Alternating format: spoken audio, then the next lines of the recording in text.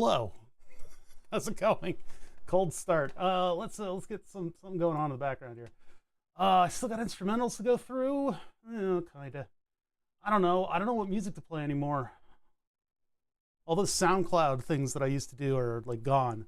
I just want some weird little music to go in the background. What's up, Proteus? How you doing? Let's see. Oh, the LED, the light worked. It changed color all appropriately.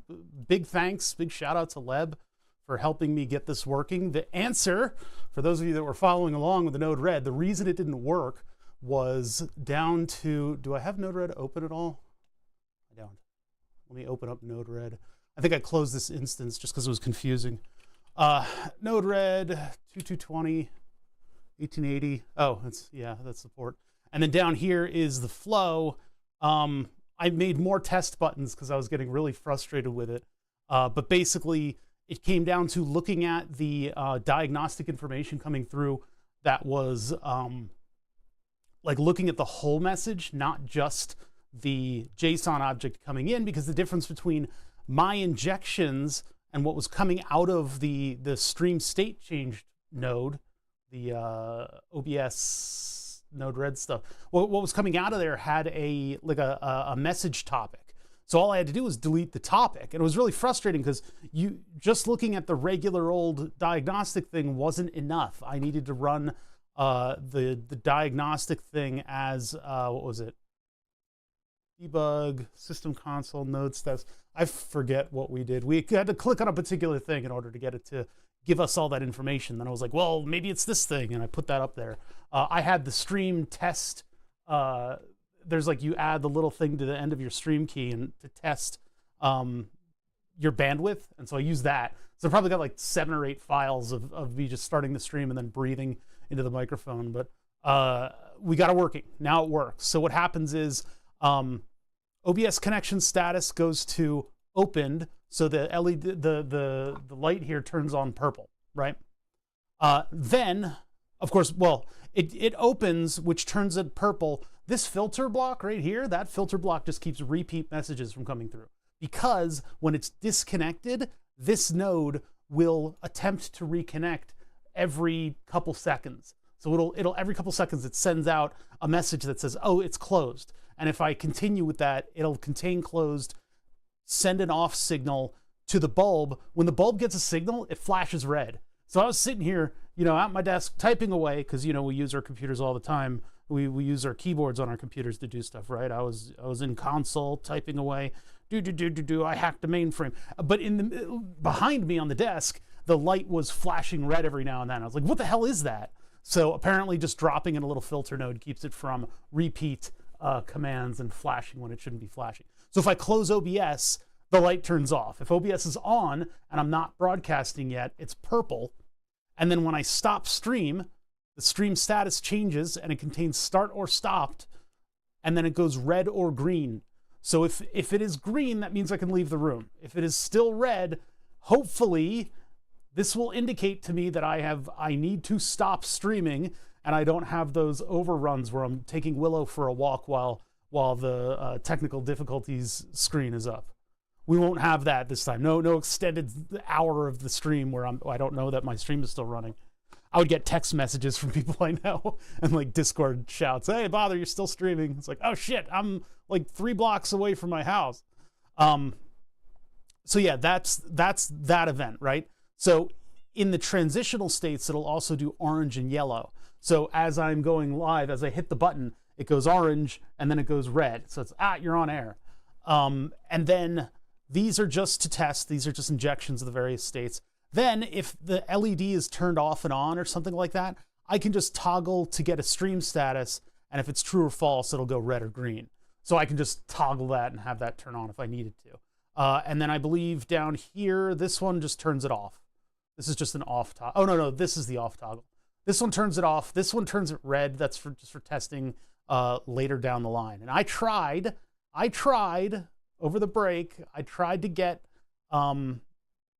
my server stuff. The server has an API. It's a documented-ish API. They expect you to be getting it through Python, and I have no idea what I'm doing with this stuff. Traditionally what I would do is find a group of nodes on the whatever it is on the node store, whatever the hell that thing is. I don't know what you call those things. What's up, Wexo? Wexo just subbed with a tier 3 for 19 months. Man, you above and beyond the Call of Duty. Thank you so much, Wexo. Wexo also sent something in. I need to update you guys on that. I was just going over my trials and tribulations on Node Red. I have absolutely no idea how to set this thing up. Yeah, the repo. Thank you. That's the word. I don't have like an API repo for TrueNAS. So I need to figure out how to put it together using either HTTP or like WebSockets. I think it uses WebSockets. I'll have to look at that. But anyway, you guys should know, Wexo just sent something in, and I don't, man, what a project. I don't know why you did this. I mean, thank you. I think we'll probably do a stream where I drill out some of these and add magnets to them, but look at this. That's not what I meant to do. That wasn't the right one. That was, here we go. That box has, I don't know, hundreds of these little guys. If I were the type to go to conventions, Lord knows I would take these with me. This is top to bottom. Supposedly there's some purge towers in here, but I don't see them. Top to bottom of the bother remotes. Holy crap. That was a hell of an exercise for a printer to go through. They're immaculate. They look amazing. So I want to add magnets to the back of some of them so I can throw them up on stuff. Yeah, it's a WTF moment for sure, but I didn't think. I thought I'd get like 5. But that is a heavy box that is filled to the top with 3-dimensional awe emotes, the likes of which we've never seen. This is also Wexo sitting in craziness. So I'm gonna have to like put magnets on some of them so I can toss them up on things like little fridge magnets. Other than that, I mean, if I ever go to like a convention, I'll have something to pass out. I don't know what I'm gonna do with them until then. Let's get music in the background. Maybe I don't want anything too busy, so maybe we go back to Aesop Rock instrumentals. Boop. Oh, that's Bandcamp. Get out of here, Bandcamp. I think some of the people whose music I was playing are like, well, that doesn't really represent me now, so I am going to purge my SoundCloud instrumental playlist. Why is Google so bad at displaying playlists? That's Spotify. I want Spotify. I guess we're limited to Spirit World Field Guide. What's up, Caravos Bane? But yeah, look at this crap. That is full of bother emotes, little 3D printed bother emotes. What API calls are you trying to get to your server?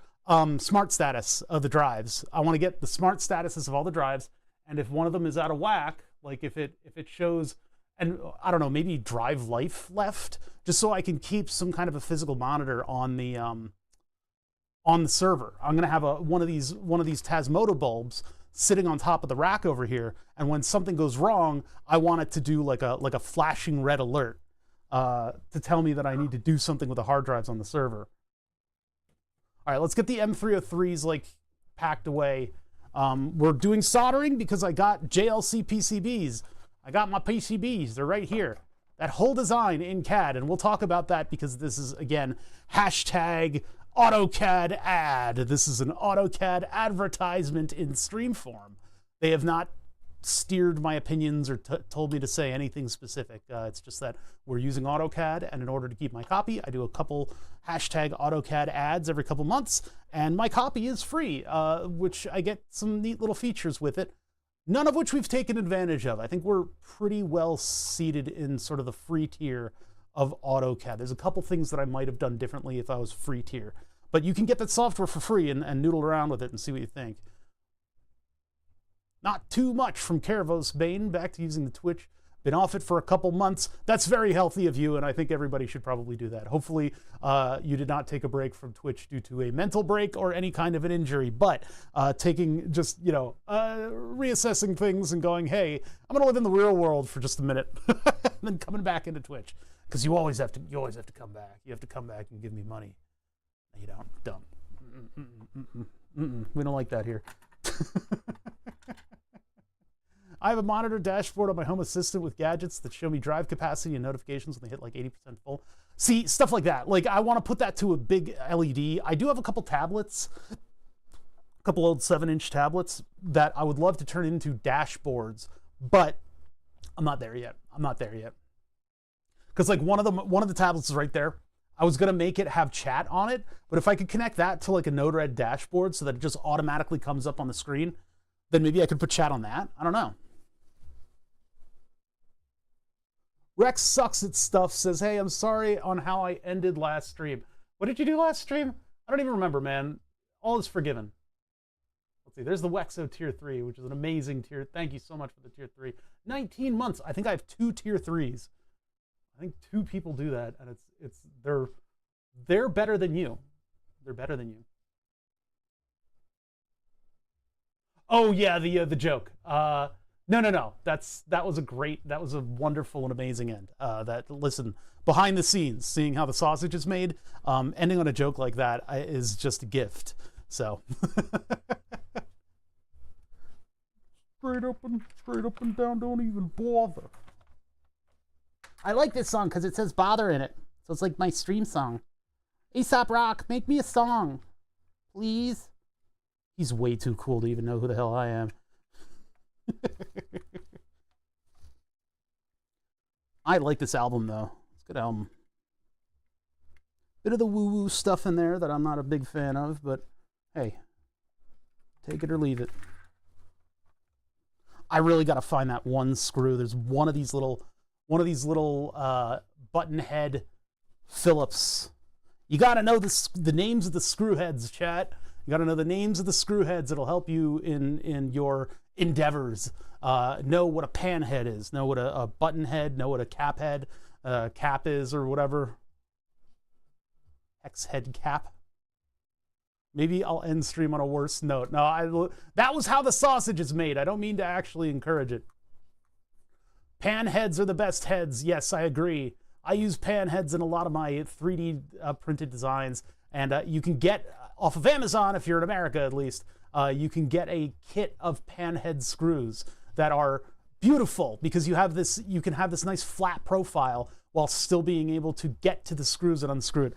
I hate Torx. That's a hot take on this stream. This stream is a big fan of Torx. We love those Germans. They make great screws. A friend of mine got a Torx screwdriver, like specifically for Torx heads, and he's like hardcore. He buys all these really expensive tools because he's always had money, and he still has a lot of money. At least he's doing it properly.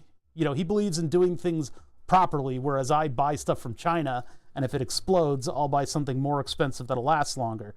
But in his case, he bought this set of Torx drivers for way too much money. And no, I haven't. I don't get cool stuff like that. If people send me things, I'll try it out. I'll give it the old college try. But LTT, I'm not on their radar, man. You're looking at the largest of the tiniest electronics streams here. But anyway, so he buys all of these crazy expensive German tools. And so he bought this Torx set, and it came with this pamphlet that was justifying all of the design decisions for the Torx bit and how it is vastly superior to all the other types of screws. And I agree with them. The Torx head is made to translate torque into the driver, and it does an amazing job of it. I don't think I've really ever stripped a Torx screw. Plus, my absolute favorite parlor trick, something that I even set up to have an example of on this stream at arm's reach, is this. Security Torx bits. Manufacturers love that on paper. They say, well, what if I use the security Torx bit on this device? The security Torx bit will enable, well, it'll keep the plebs from getting into my device. This is in fact this one's a little bit big, but when we find a small one, I'll put it on this block. Security Torx. Why don't we put a nub in the middle? That way they would have to like drill the center of the Torx bit in order to get into it, right? Or they'd have to break off the nub, or they'd have to do some other kind of unholy thing in order to undo our screw. Well, it turns out, like even so I have the iFixit kit. This I bought with my own money. I bought this for $60 or something. Totally worth it because the smaller iFixit does everything we ever needed to do. Don't mind the dog hair on it. But so these security Torx bits are the only Torx bits that come in this kit. So it's getting harder to find a non-security Torx bit these days. So first of all, like that defeats this. But my favorite way to defeat them, if you'll notice, I am using a flathead screwdriver as a pointing device. The unfortunate thing about that nub in the middle is that creates a third point of contact. And so now my flathead screwdriver has a flathead hole to go in, and I can just simply screw and unscrew my security Torx with ease. And this has never not worked for me. On any size of Torx bit, I can use one of my Wera flatheads to undo it. So we are using the Germans to defeat the Germans, but still. So I love Torx. I think they're great. As long as companies that build stuff feel they're secure in keeping me out of their device by using those, I'm happy. Because I can just get right in. I've done this at work so many times. I'm happy that you have a takeaway. Did you discover this on your own, or was it something that you learned from me? I learned it by watching you, bother. I tried to save up for a perpetual license to Pro Tools Studio for $600. That's not a terrible price. I don't think there's a permanent price on AutoCAD. They went to subscription, which was fairly controversial. Everybody's doing that now, but it's very annoying. I wish I could get a permanent copy of my software. Currently, my little maker's copy, my creator's studio copy is telling me that I only have so many days, 19 days. So I'm gonna have to send an email about that and figure out what's going on. I don't know if I need to I thought they would just go through my streams and see the AutoCAD ad. I have to email them, see if I'm doing something wrong, or what it'll take to keep my copy going. But we're doing an AutoCAD ad today, mostly because we are building the mixer. Let me open that up. Let me open it up. Mod Synth Projects, the internal working name for this project that we cannot share with the public is Julian's Absurd Audio Volume Knob. Because it's just a volume knob. So we'll open up the Absurd Volume Knob. I learned from the 360 controller the first time I tried to flathead and it worked. Oh, that's good. Okay. All right. Yeah, you learned it all on your own. You both did. Yeah, I guess it's more common than I give it credit to. It's sort of the same thing. There's a Blue Sky post today that I read just a couple minutes ago that was about getting rid of lead, right? It's like, oh, this is the last of my lead solder. I'm going to buy lead free now. And I'm excited. They were happy for this. And so the comments were all also backing this person up. And I was shocked because according to my chat, according to you guys, I guess we're all practically just chewing on leaded solder because you got Jesus fucking Christ. There were people in my chat who were justifying how safe leaded solder is. What? Why do you think we're getting rid of it? I want to make my own SSL channel strip. I don't even know what that is. Yeah. So anyway, man, I don't know. Anyway, we're going to use AutoCAD, Fusion360 in order to walk through our circuit, know what is what, know what's located where, because we did not have room on the absolutely tiny PCB to put names or markings for anything. So we're going to have to go through and basically just click on the thing to figure out what its designation is and then what value goes there.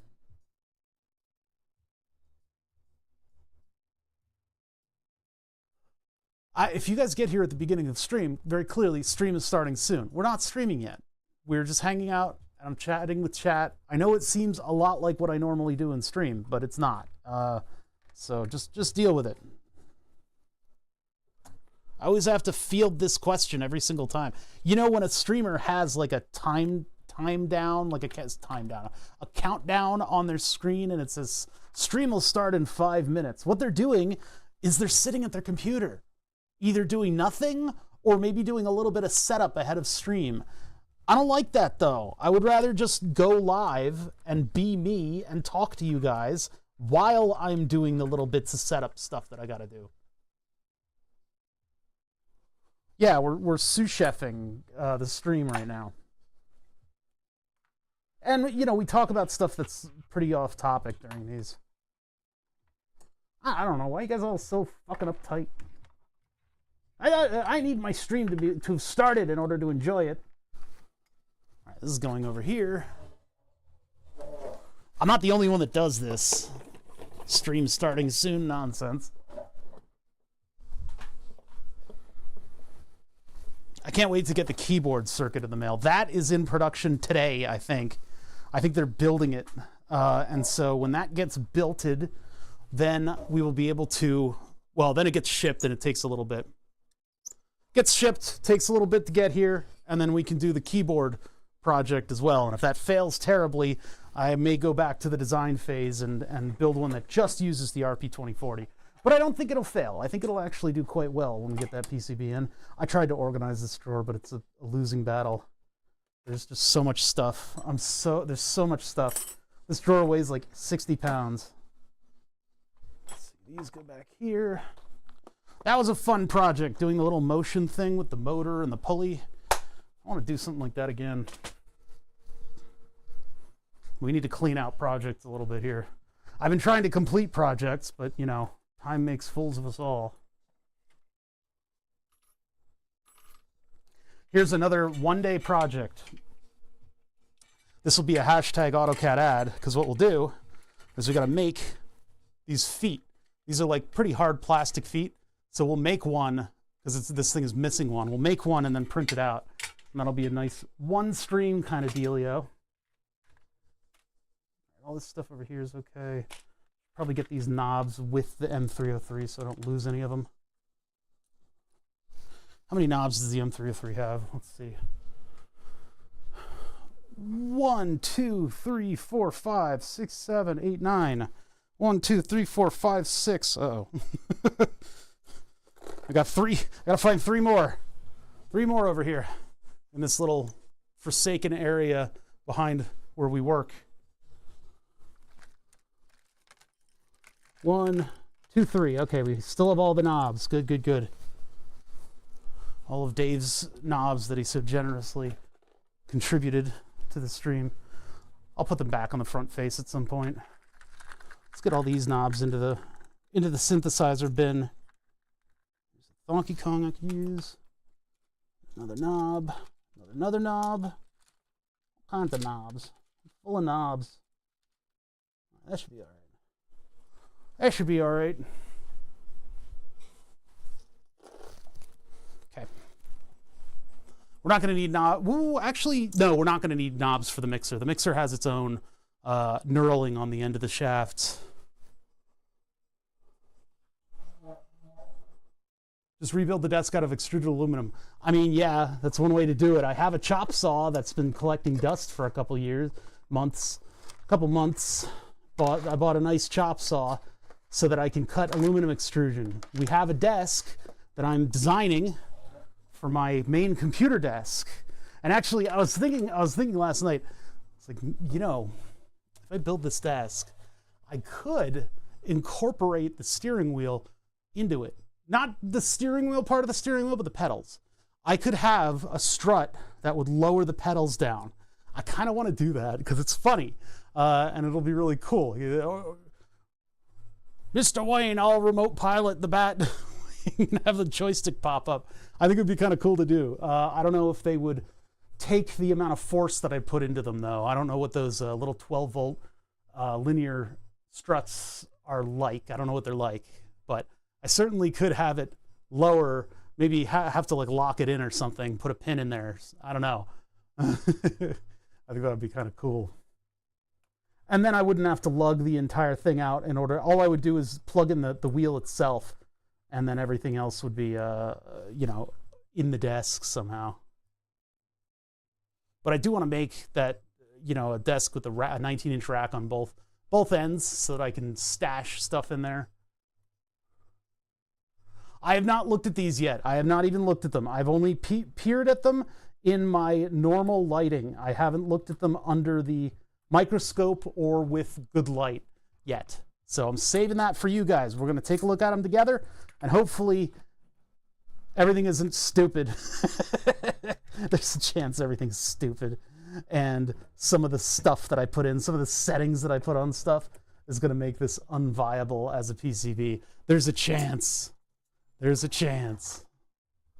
I think it's a relatively slim chance, but it is something that I have experienced before, where you order something and everything sucks, and you got to go from there. So this could potentially, all of this lead up, all of this stream starts soon stuff, and me fighting chat about the norms of what streaming is, all this build up, and I could just go, oh shit, this thing didn't work, and we have to end stream. That might happen. And listen, I don't know why there's so much stigma around streams ending soon, like early. Back in my day, I'm an old man on Twitch. I'm really not, but that's what all my friends say. But anyway, back in my day, you would have a no-death run, and a no-death run could conclude in a death. And so you would play this game, and suddenly some bullshit happens, boom, you're out. And then your stream's over, and that's it. There's a beauty to that, a fleeting beauty to that whole system. Looking at this right now, I feel like I probably could have brought these two out a little bit. I could have brought these out to the right just a little bit, just to be in this section. Unless there was supposed to be a V negative going through there. Now, there's nothing that can go through there. So yeah, I definitely should have. I think I did it just because it looked good, but I think busting this over a little bit would give us a slightly more ground in this area. Oh well. People got used to Justin TV and his sleep streams. What did people do? What did people do? Like, what did they do? They just watched this guy for an extent. I mean, it's brilliant, right? I should have done that. Except I think during the time of Justin TV, I had a government contract. I had a security clearance, and I would go into a building where, boy howdy, you better not have a camera on your phone. That was back in the day when you could still find a phone with a camera without a camera. They changed all their policies because during my tenure, it became impossible to find a phone without a camera. But I could get in a lot of trouble if I accidentally put a thumb drive in my pocket and walked out. And I was 20. I was in my 20s. How times have changed. Turns out I could have just walked in. Fuck's sake. Justin had no rules for it. People would just watch sleep streams that could go up to 18 hours and was always confused as to why you would want it. You would be chatting with people in chat, maybe? I don't, like social sleeping? I don't understand it. I don't understand it at all, but I guess it was unique in its vision at the time. I know that some furry creators that I know would have just full-on porn links in their chat. They would just link to whatever, and it was just all kinds of porn. And it's like, all right. And eventually the advertisers got to that one. I remember that as well. Yeah, it was crazy times. Good times. I liked those times. That was fun. Probably to the detriment of some people's mental state, but, you know. I don't think we're going to bring the oven out for this because this is a one-off prototype. I could do the skillet. Wexo sent me an entire oven, which is crazy. I just wish there was a bigger window on this thing.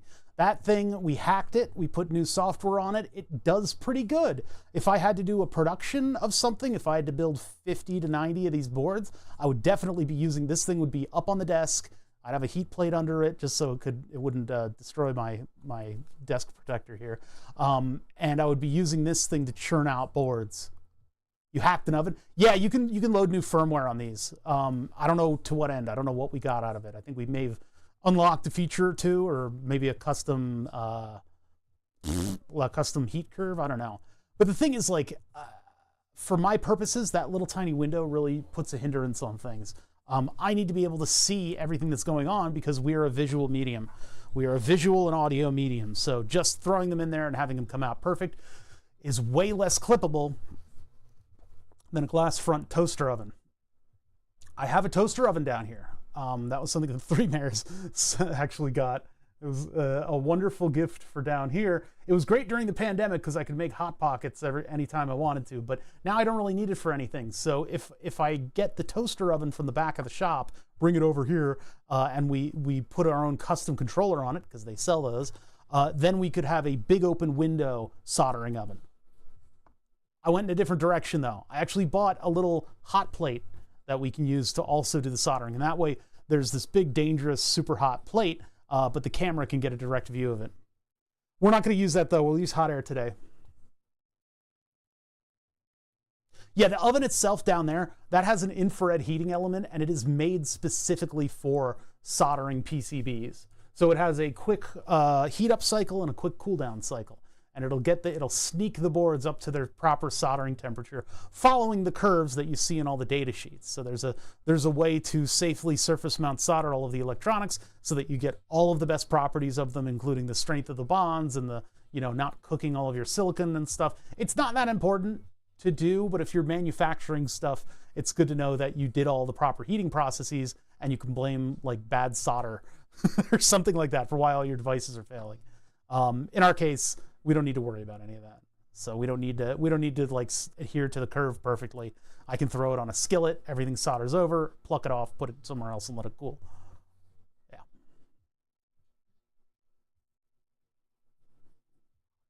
And we'll need to do another hashtag AutoCAD ad stream where we design some surround for this thing.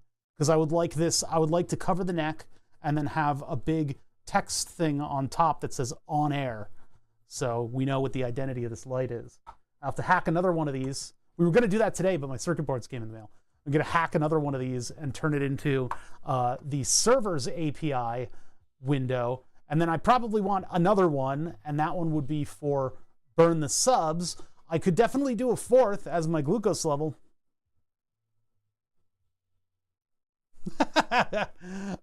Trey Pop says, I've thought about hacking my kitchen oven, but the BF vetoed that.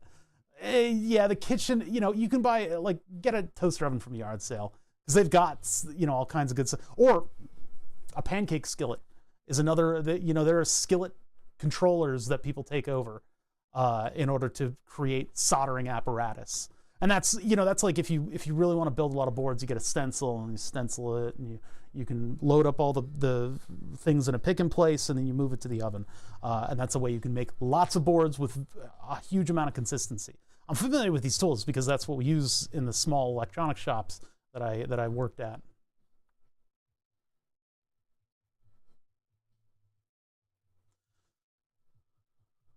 Monitor the temp to notify my phone when it's at temp. Well, with the big oven, the professional one that's at my feet, you just hit a button and it just goes through all the steps. It just does it all for you.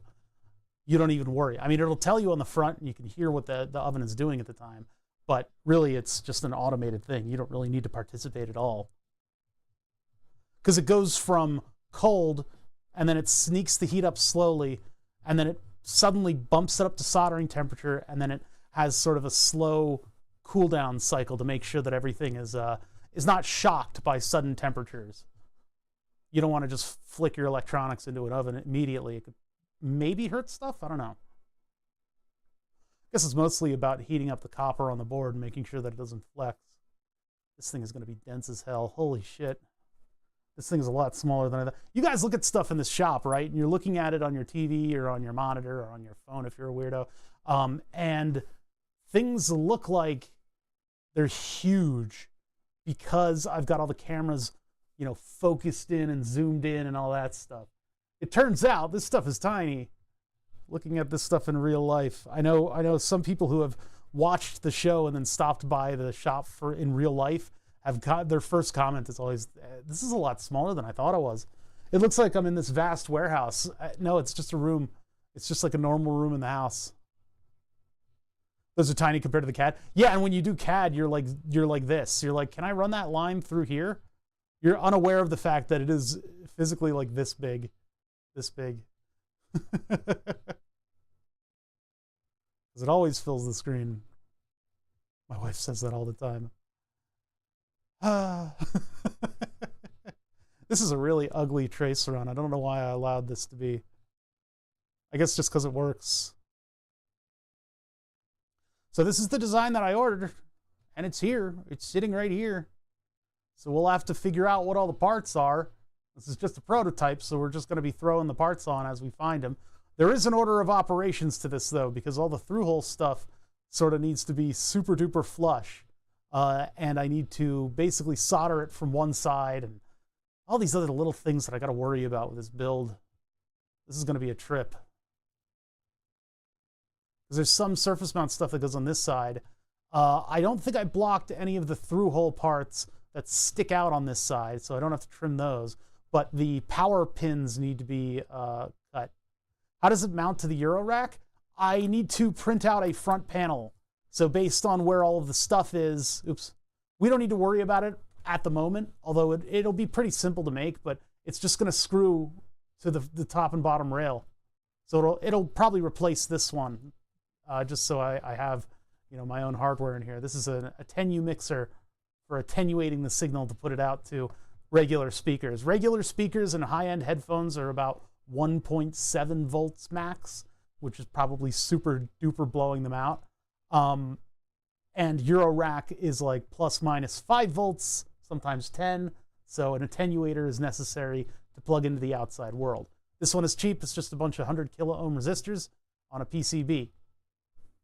This one's going to be a little bit more complicated.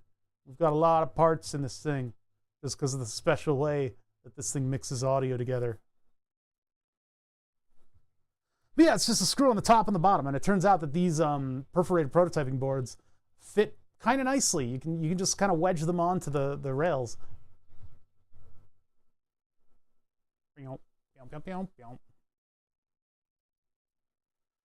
What else is going on? I do not know.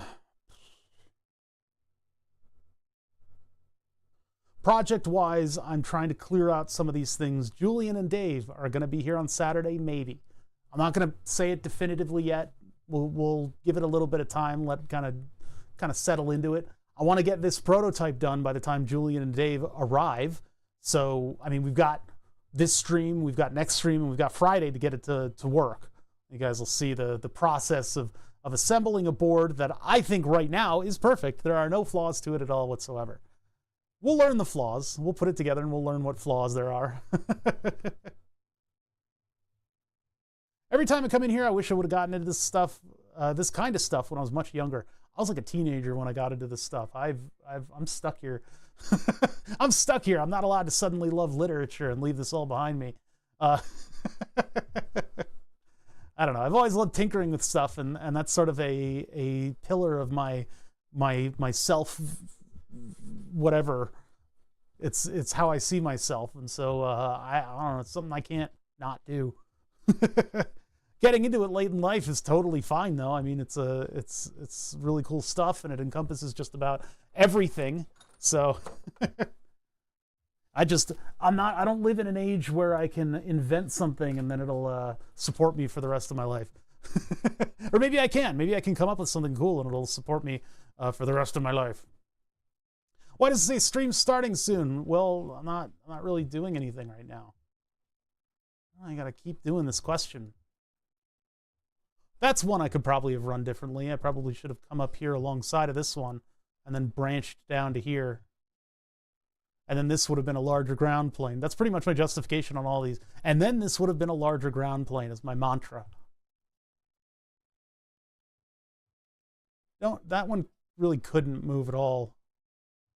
And I think it's a design rule violation. They're overlapping. They're right up against each other. I'm a slow burn. There are just so many little things about these that I would change, but I'm not, because the priority was getting a good design down, getting the design down, and then getting it produced. Hi, Celia. I can't escape this. I don't know why people don't understand it. I think my glucose level's high. Hold on. No, 182. It's actually pretty good.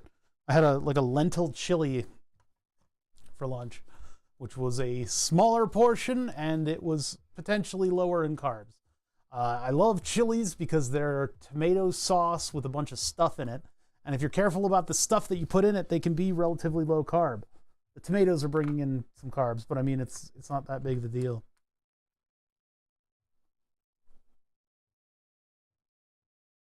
But yeah, we haven't started yet. I'm still gathering myself. Check out what Celia, check out what Wexo sent in. That bin is filled top to bottom with emotes. And I don't know if I can like give them away. Shipping is gonna like destroy me. That is some bothers. It's a couple. We got to do a stream where I drill out the backs of some of them and add magnets so we can magnet them onto things.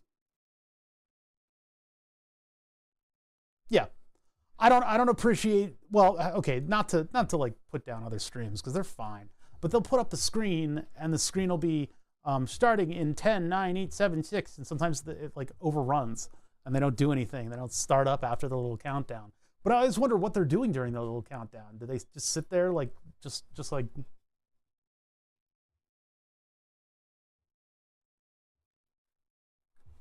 Or are they doing stuff? Like, what are they doing? So add a vibrator motor to one so you can have a shaking one. ESP8266 might fit inside of one, yes.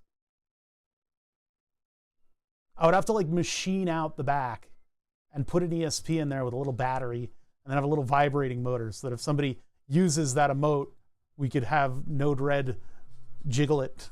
And I can stick it up my ass. That is so many bother emotes though.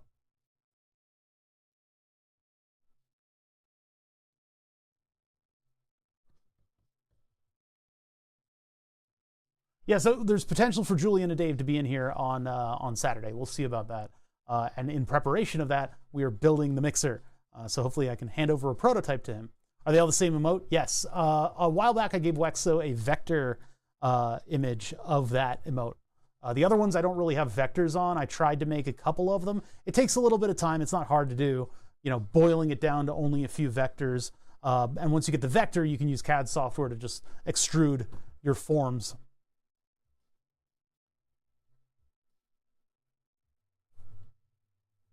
The 10 to 15 minute countdown that some big streamers do is something to do with the contract, either with Twitch or sponsors.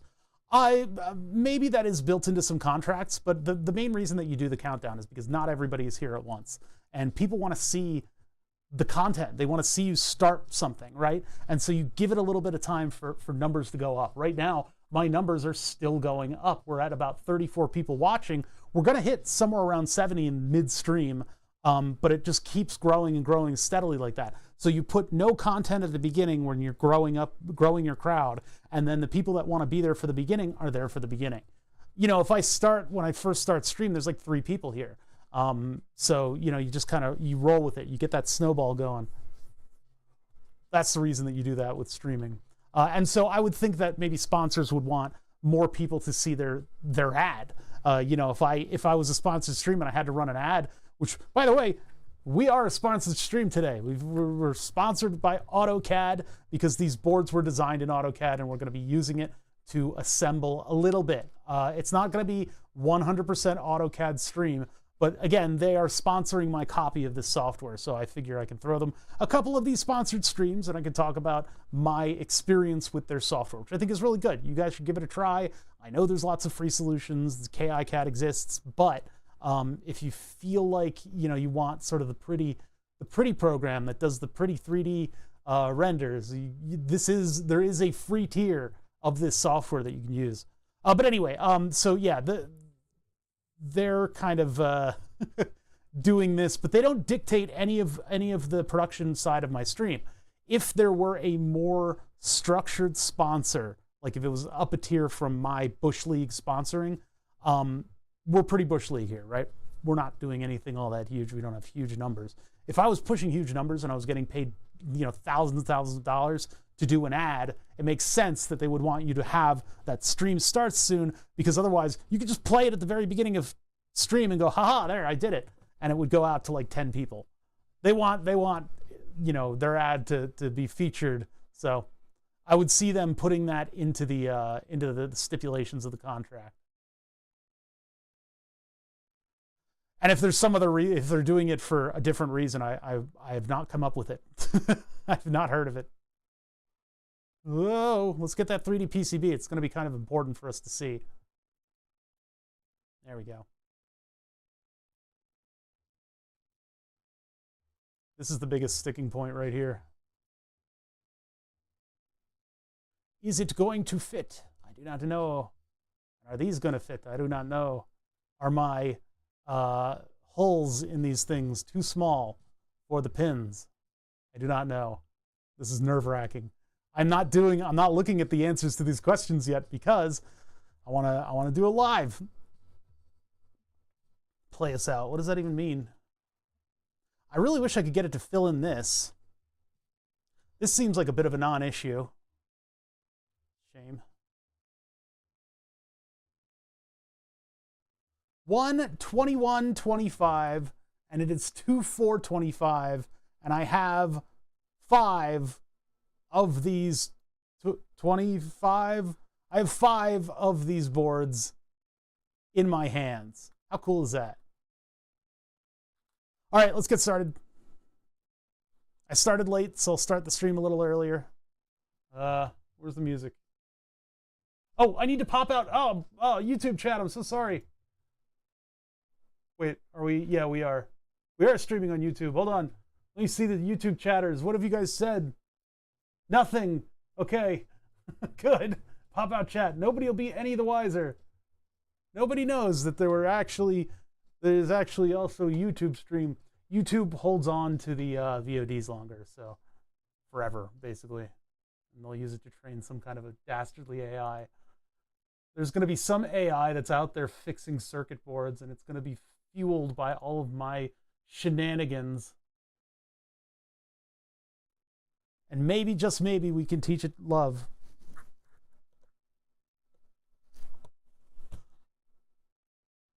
Hi, I'm Obother, owner of lots and lots of 3D printed awe emotes.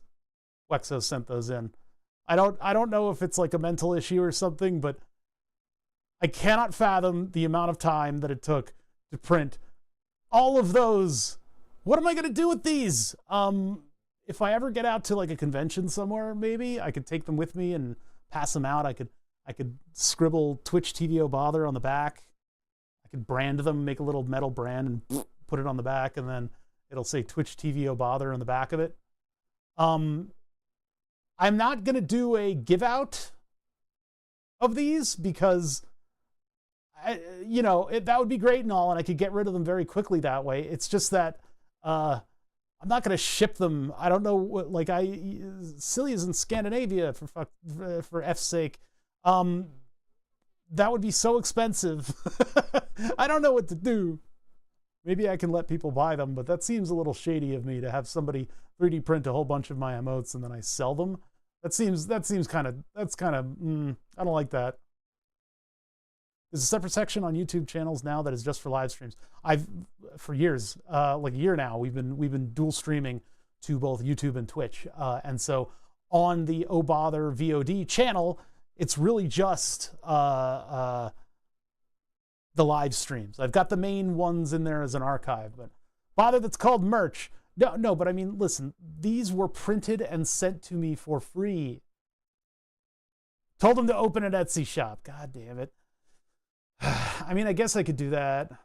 I could look into that, maybe. We'll figure it out eventually. I'm not gonna jump on anything to do with this, but I feel like open source would be your kind of con. Yeah, those stuff like that. I mean, that's stuff that's happening all over the place. There are maker get-togethers and gatherings and stuff. Last one I went to was at the park in Philadelphia, Fairmount Park, and there were like 4 people there. But I did get a card from somebody who worked at the Franklin Institute. So I could always call them up and they'll be like, "Who the hell are you?" And I'm like, "Do you work at the Franklin Institute?" They'll be like, "No," because it was like 10 years ago. But still. It was kind of a neat little thing to like network with people. So I could hand them out at stuff like that, maybe. So we are building this mixer PCB, and we're not thinking about what I'm going to do with 10,000 bother emotes at the moment. I will do small term stuff with them, like drill out the back and put magnets in it. Maybe if the Node Red stuff goes really well, the stuff we're building up to burn the subs with, we can make like a little vibrating emote for the awe emote, and I'll upload the animated awe to my Twitch channel. I'll finally have an animated emote. I asked GPT to make me a Zigbee air quality sensor. It made the PCB and said what sensors I wanted, but it didn't make any traces on the PCB. Weird. I saw a post on Blue Sky that was having ChatGPT describe a circuit to them, like a transistor circuit. And what they came up with kind of looks like a real circuit, but it's also just not functional. It's bad. So I don't know where that stuff is. I'm sure there's a different AI that has different training data that can actually poop out a circuit for you and potentially make a PCB, but a language model is not the right model. And that's the thing that everybody's learning about AI now, is that it depends on, your task depends on the model. With PCB software, they have been talking about using AI since the 2000s. Altium was talking about AI being used in order to figure out where the traces go on a PCB. And even AutoCAD has a method, Fusion360 has a method of auto trace layout. It sort of goes through permutations in order to figure it out. While you can call that an AI, it's differently purposed. It's not a language model that you're trying, oh, this language model can replace people in every facet. No, that's not how you should be using AI. Anyway, so we took the time to actually lay out all the traces on this thing, make sure it didn't violate any design rules, and get all of our hardware down on this board, looking good, looking fly as hell. Look at that shit. We designed the board, we did a design rule check based on jlcpcb's capabilities, and we sent these out to manufacture. And since this was right at the time of the Chinese New Year, they wouldn't be able to build it in any color other than green. They probably had a skeleton crew running the machines for only the green process during the new year, so everybody else could have at least some kind of a break in their working schedules. And I'm happy for it. I'm glad that they have a time to unwind and not worry about the world around them. But that means that we had to get them in green, which is totally fine for a one-off prototype. This is, at the moment, is a one-off prototype. Will I sell it? I don't know. Do I want to be the next person to have a mental breakdown and quit synthesizers forever? I mean, if it means a huge sack of cash that I can take away from everything, then maybe. Carvos Bane is leaving already. Don't you know you're supposed to be here for a given amount of time? You're going to lose me all my sponsors. Just you alone. It's good having you. I ordered some vacuum bags for 3D printer filament on the first day of the Chinese New Year. Mistakes were made. Well, things will be a little moist for a little while, and then you'll get the bags and you'll be able to vacuum them in with a big silicon packet. You take a shot of silicon beads. You need a multimodal mouse.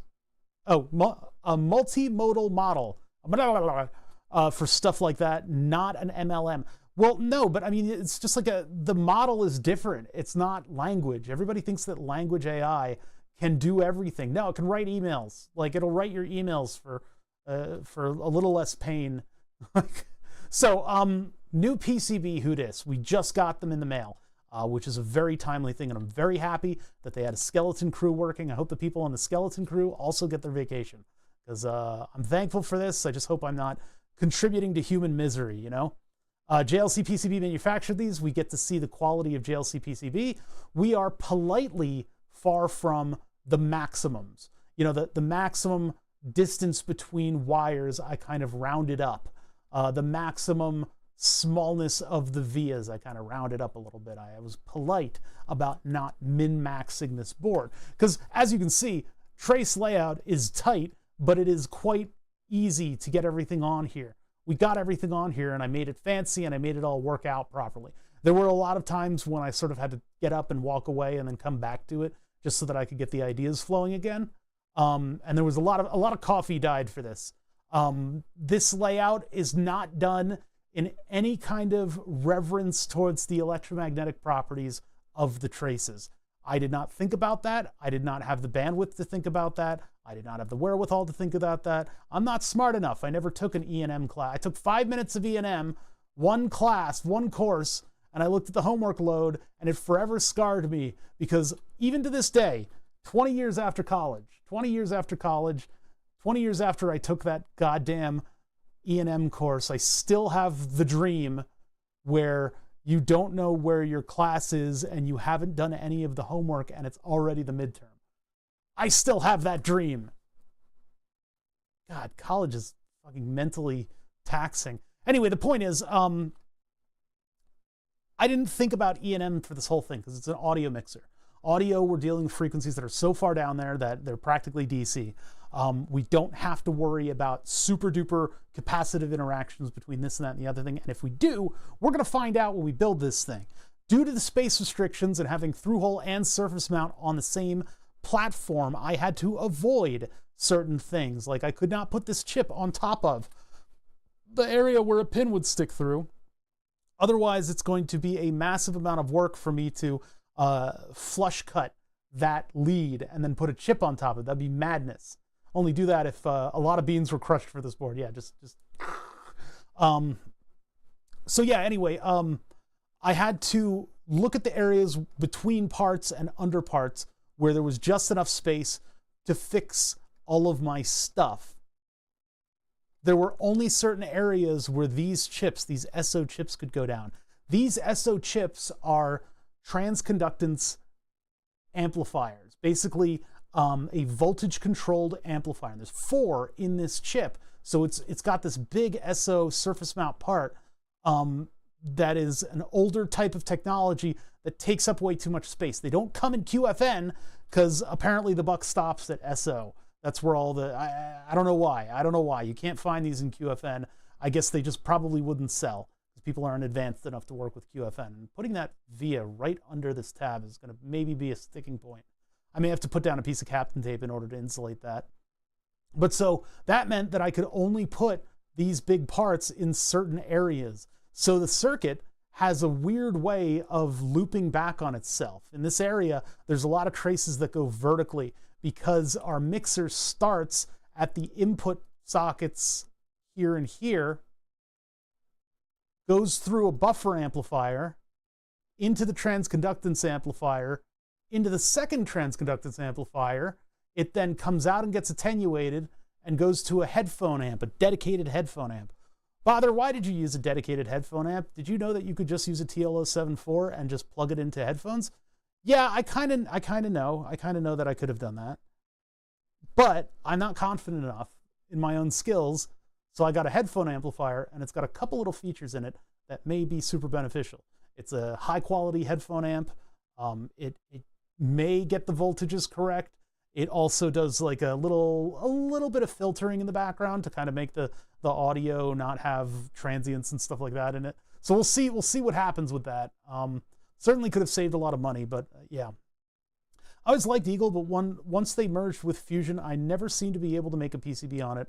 Most likely ID10T error. It's largely the same as it was. They are slowly fusionizing Eagle. Eagle's sort of melting into Fusion. And the more it does, the better, because some of those Fusion sketch tools are legitimately very powerful.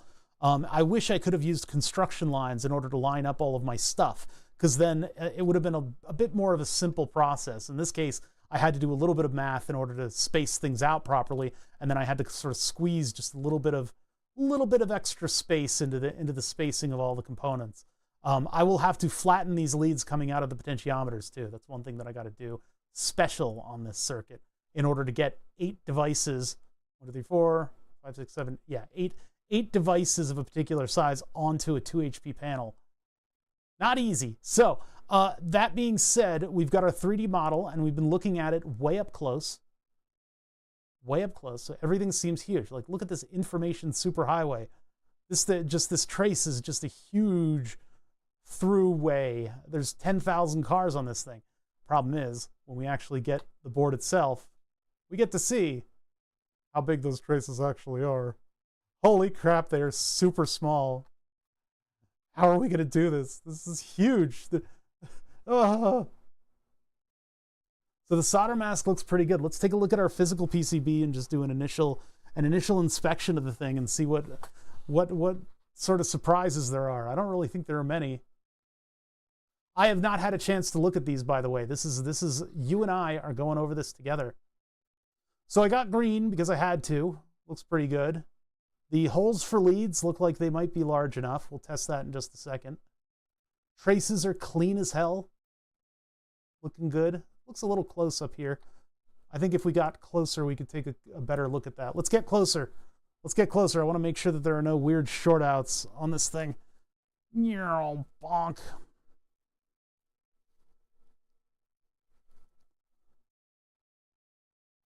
It is kind of tough making PCBs on an Eagle, but it's getting better. It's getting better.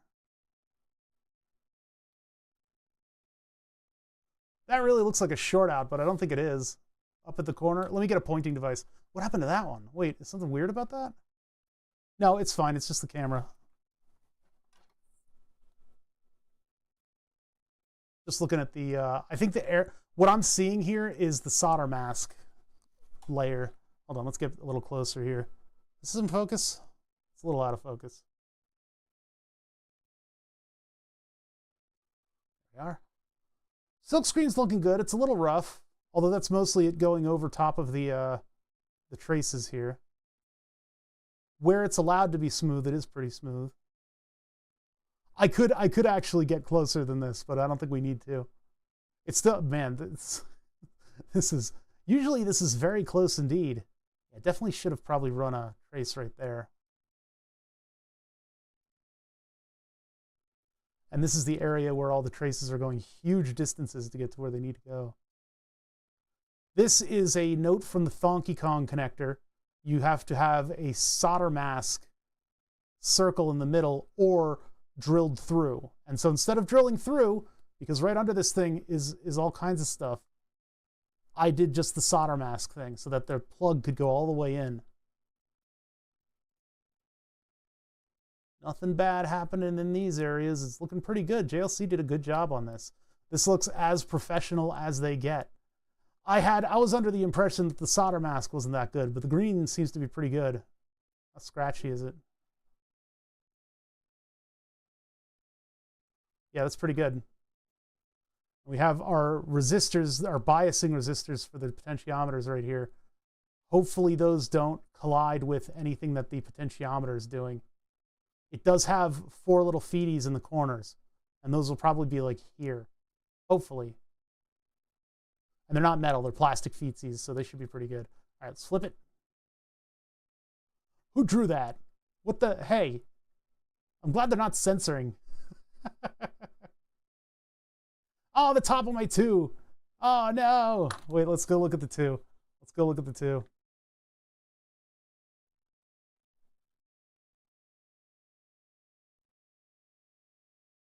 Oh yeah, okay, so we should have predicted that. I guess that's part of the charm. Did the underscore get in there, or is that even my underscore? That ain't my underscore. What's that doing in there? What the underscore doing? Is that part of... Hold on, let's take a look. Where's my date mark? Should be up here.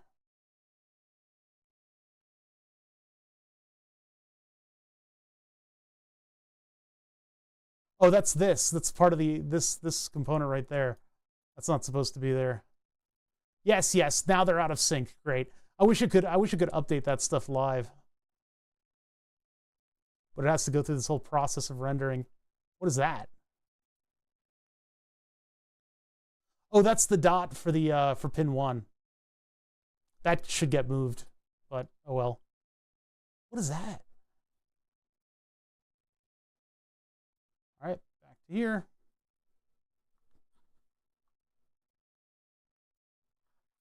Oops. I'm just looking for stuff that might be too close, stuff that might accidentally be making contact. Sort of errors in the printing. I don't really see anything. I could make this component, I should probably edit and just put a line in the middle. Not really seeing anything. It looks pretty good. That's part of my being polite about the distances kind of thing. But hell, I mean, if they can work at this size, then we're just permanently going to be using this size, as long as none of these traces heat up. Typically, I'd be using traces this big on all my stuff. Are there any vias inside of those? No. I kept from doing that because it throws design errors when I do that. These are looking pretty good for what it's worth. Those just connect to the ground plane. Pretty good. Hey, I'm pretty impressed. This is a nice PCB, and they were able to do my small text pretty well. It's possible I could have gone smaller. Here's the headphone amp. It's supposed to have a lot of heat sinking, although it really doesn't get a ton in this location. All of our ground signal is going to be going through this little bottleneck right here. And this chip heats up. So putting it underneath the jack is not a great solution. It's possible I could have gotten away with like offsetting it or something, like put it over to the side, but I'm not sure. Let's use jlcpcb and have good luck with them on the cheap. But I've ordered from PCBWay a couple of times as well. Where'd you say you got yours from? These are jlcpcbs. It's in the title, actually. Did I update the title? I think I updated the title. Did I hit done when I was done with everything? Yeah, I did. I always second guess myself on that one. Hold on, I'm reloading the page. Yeah, we've got that going. Welcome to the chat room. But yeah, these are jlcpcb. Unsponsored. I was not sponsored with them. It sure is in the title. Reading skills. Sometimes you just don't look at this title. I understand. I understand completely. This could have used a little bit of room to breathe.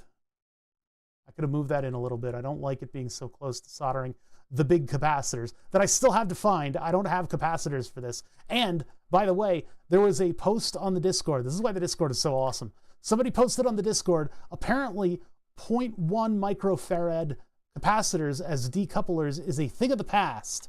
It is a thing of the past. You can get like 3.3 microfarad capacitors for ultra cheap, super ultra cheap. That's a ton of capacitance, and it'll help back up your systems when there's a big current draw, right? It has all kinds of advantages to using different decoupling, like larger value decoupling capacitor. Back in the late 80s, early 90s, it was like, well, what can we manufacture that's going to be kind of good enough? 0.1 UF kind of took that mantle, but apparently nobody's bothered to really like dig deep into the reasons why. They just kind of put them in there. So putting a big capacitor like 3.3 as your decoupler is apparently really good, because I mean we've come a long way in terms of being able to manufacture surface mount devices. We can build them pretty nicely. So I may have to take advantage of that because the test board, the one that you would buy to evaluate the chip to see if it was worth using, the one that we never got around to, this test board, look at all these caps. These are on the input voltage, and then these are on the output voltage for the various systems. That's a lot of capacitance to run this amplifier. So I don't know if I need to be following in their footsteps and including tons and tons of capacitors in this design. If you guys haven't noticed, I am taking my time with this. I would like to get all the discussion done and all the inspection done and just kind of have a nice time about this. I'm not going to rush to do anything with this. And I'm not going to be working on this on Wednesday because I'm going to be playing Abiotic Factor. I don't like this. I didn't notice this. This little break in ground. You can also, with Fusion, you can delete all of the components. And so this is a better representation of what our circuit board looks like. I probably should have gone over this with a fine-tooth comb before I ordered, because there's those couple little things with like stapling the ground to itself would have been nice to notice. This one I probably couldn't have done. But there's some areas here where it's like, maybe I could have kind of milked this. I wanted that ground there to connect on this side. So that one maybe not. Although nope, couldn't have run it anywhere else. You know, places like here. Oh, that put us into the board. Where did that place go? Oh, right here.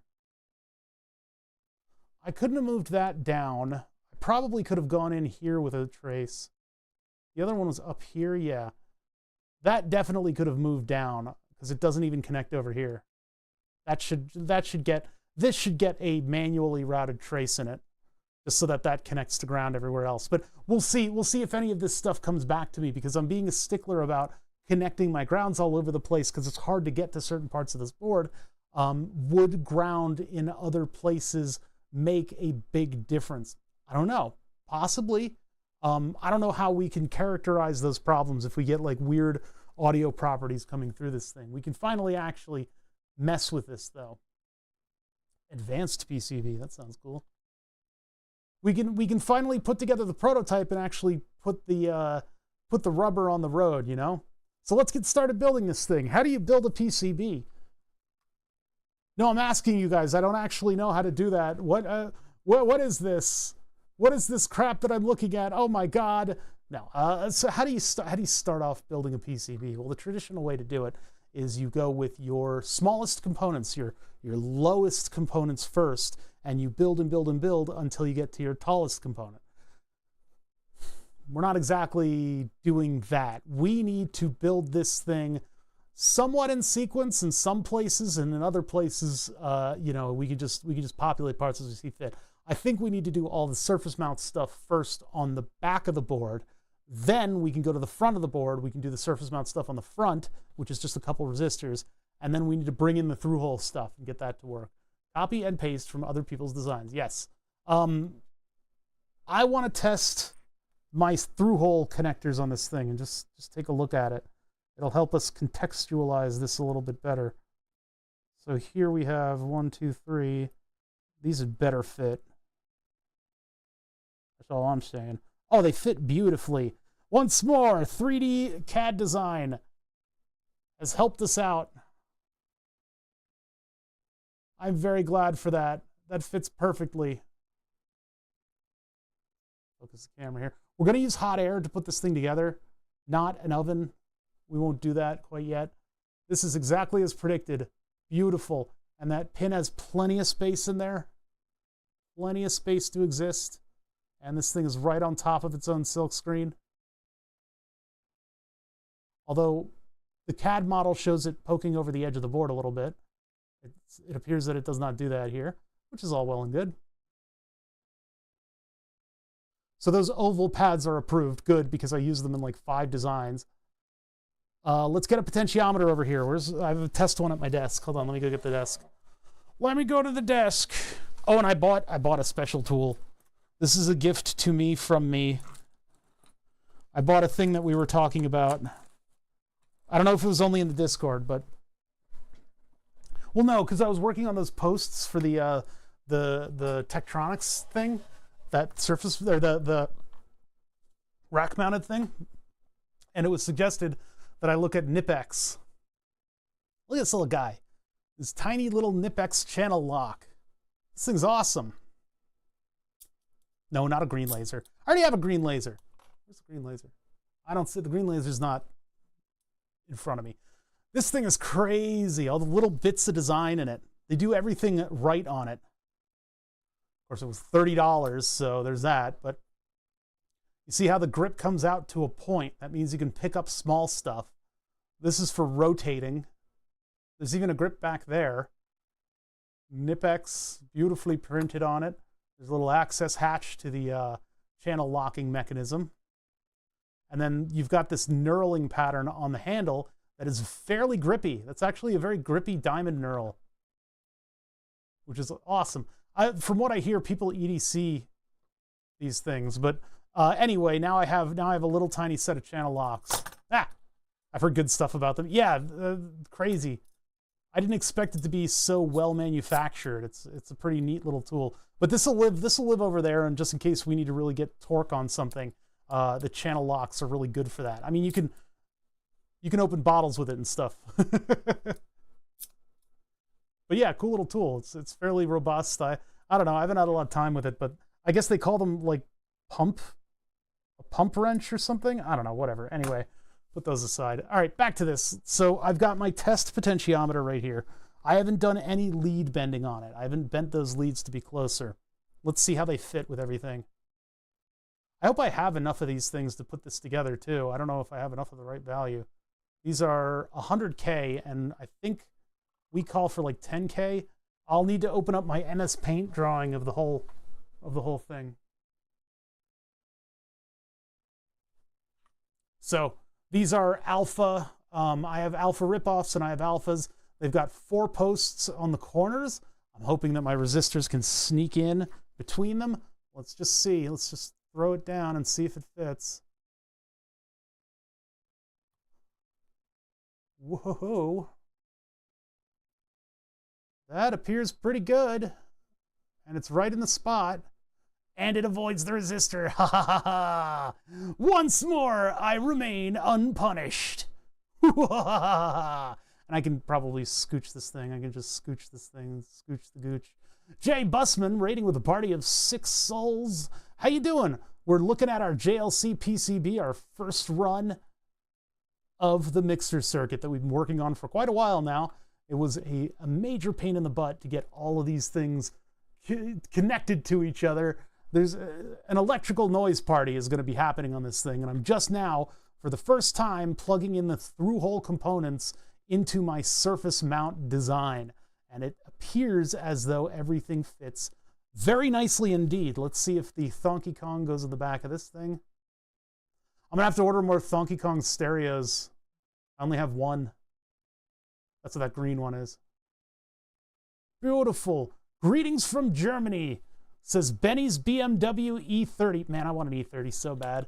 I have a 528i wagon from 1999, and we did a couple streams where I actually took apart the anti-lock brake system of that car, because apparently hot hands you've got. Yeah, we have a thermal camera on the thing, so it looks like my hands are made out of lava.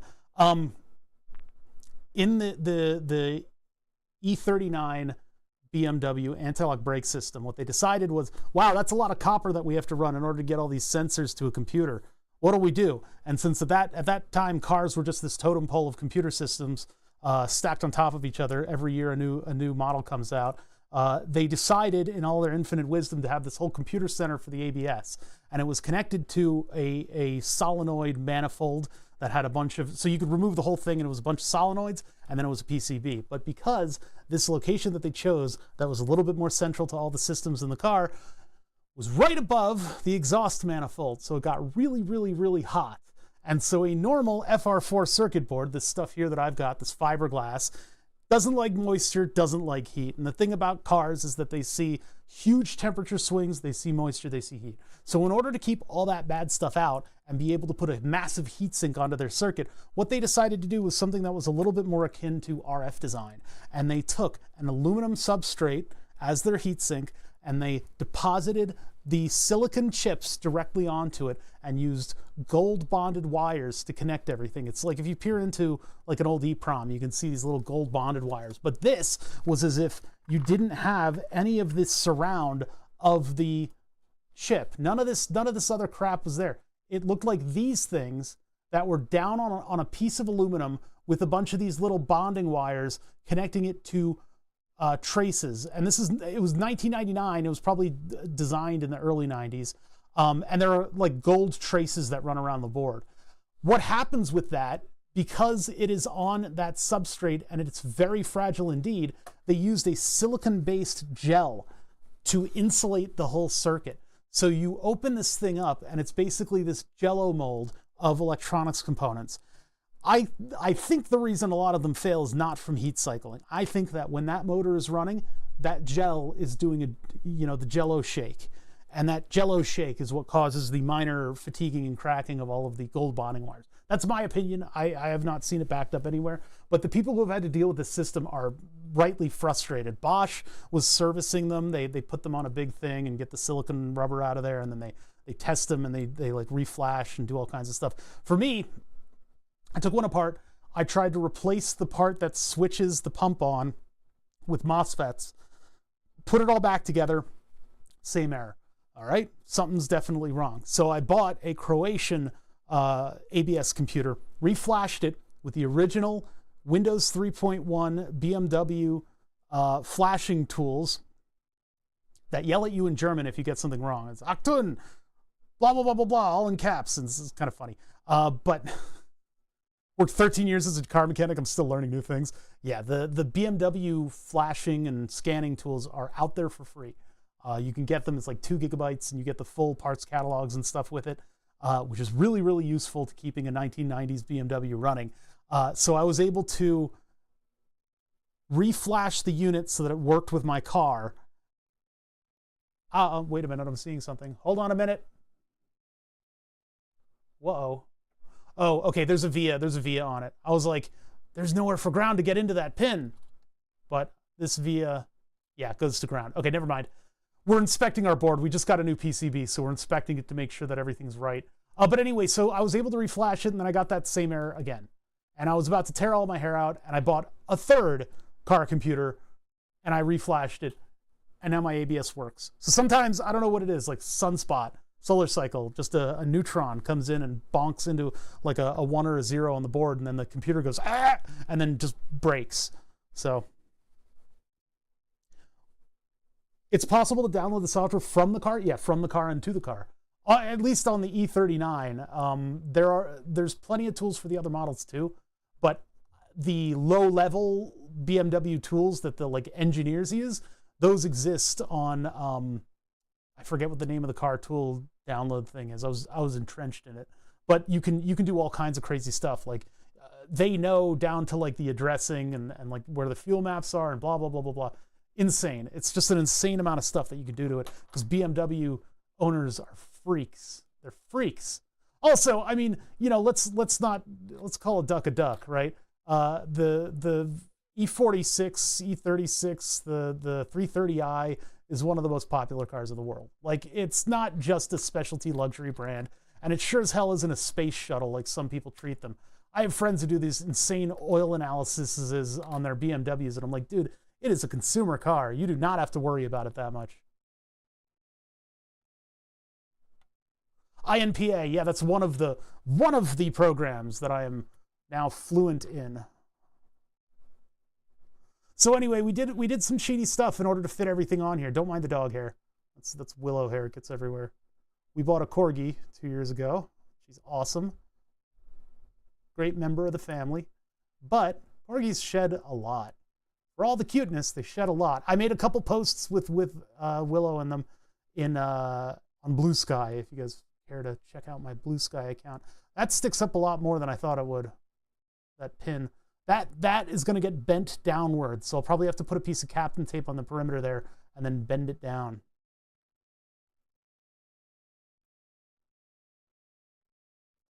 Yes, sir. Yes, sir. Looking good. All right, well, we can start assembly then, because all the traces look like they're on there pretty well. My through-hole sizing, the thing that was keeping me up at night, is perfectly fine. And here's the thing, is like I used to build circuit boards, you know, and send the designs out in the very early days of doing this, right? Oh yeah, we saved every single iota of space on this thing, because I mean, look at how dense this is. Like, it required a lot of electronics to get this mixer running. The reasoning behind it is that we have 2 channels coming in as one thing. So you're mixing the 2 channels simultaneously. I didn't want to have dual potentiometers because we don't really have room for something like that. These alpha knobs are a certain size. They're a good size for the 2 HP, 2 rack units. And so we have those 2 channels coming in and getting mixed, and then we have an independent volume knob on right and left. This is a stereo connector. So we have right, left, right, left. Those right, left pairs get their own fade in, and then the overall volume of your output is on this one here. So due to that specialty mixing, I had to use transconductance amplifiers. That allows me to have one voltage level control multiple different independent amplifiers. And so there's 4 in here for the 4 input channels, and then I'm doubling them up so that I'm having 2 output channels. Sorry, it's down here. This is the output. 2 output channels, right and left, and those are doubled up amplifiers. Apparently that gives you a little bit more something. I forget. I don't fucking know. But yeah, over here is a specific headphone amplifier. So let's get some of these parts. Don't mind the pins over here. That's not actually how I made the footprint actually reflect what it was. It's just Fusion's auto chip builder can't deal with this wackadoodle pinout on this thing. So let's start getting things down. So the first thing that I want to put in are these chips. Not the resistors, not any of this stuff, because I can hand solder all this. What I want to put down are the quad flat no lead chips. We're going to do it using hot air because I don't want to involve an oven at this point. I mean, we can eventually, but we don't have to right now. This will be one of the last things that goes in before I do the front through hole stuff, because this one is going to be very tricky. I can't solder it from this side. I want to put down a piece of Kapton tape to keep these flat, but I don't think I'll be able to. So I probably need to file this down instead of clipping it. If I clip it, it could over torque itself and blow up this header, because these headers are notoriously weak. Or I could, I don't know, solder it into something else and then file it down and then desolder it. That's too much work. So I think maybe just filing them down is going to be the way it goes. Oh, Raider from Jay Busman. Everybody's highlighted, all the people chatting. Well, thank you for the raid. This is going to be kind of an interesting build. This is a first time in a little while making a really nice circuit board. But I used to do a lot of these, and we've done plenty of these on the show. We've done the early version of Fusion360. You've been learning a lot of CAD. I've been learning like layers deep in CAD. You don't listen. Those of you that are interested in this kind of stuff, and maybe you're just starting out. Recently as in like 5-10 years, the whole design process has been flipped on its head. That's not to say literally flipped on its head. It's just some of the stuff that we did. Could you widen the PCB by 1/4 inch and create a ground plane on the edge to solder the bots? No. It's 2 HP. So 2 Euro rack width sizes. That makes it 10 millimeters. We're 9 millimeters. I could add a 1/2 millimeter on either end, but is AI to blame? No. Okay, here's the thing. This has been built to within the maximum amount of space that we are allowed to have on a Euro rack module. The pins, the tabs of those potentiometers are potentially too wide, and I need to investigate that. We have 10 point something millimeters. Why did my video just freeze there? We have 10 point something millimeters. The legs of these pots are going to be a little larger than that, and so I don't really realistically think that we can do anything to help the ground plane. Everything we've done is to kind of min-max it. The only other way that I could potentially space things out properly and have this all make sense is to have another board, have a daughter board. And I didn't want to do that for this design because this was going to push my ability to min-max PCB design. And I've learned quite a bit, like staying within a millimeter grid the whole time and all that stuff. But my PCB should be arriving soon. Yeah, the anticipation was killing me with this one. I had to go do a bunch of stuff. I will not be working on this tomorrow, though. You guys will see the whole process of building this thing up. And we're going to start in just a second here. I'm just getting very distracted by everything, which is sort of the way that streaming goes. But yeah, so the 3D model is a little bit different from the Alps potentiometer, and I thought there would be a little conflict with those resistors and those pins. It turns out I was wrong. There's plenty of space. That's beautiful. These are biasing the potentiometer because for some reason, the transconductance amplifiers go from a range of 3 volts to negative 300 millivolts. And you don't fade stuff out fully unless you get there. So I had to connect these to the positive and negative supply, do some dead reckoning math in order to put, basically the stack of resistors and potentiometers is 70 kiloohms.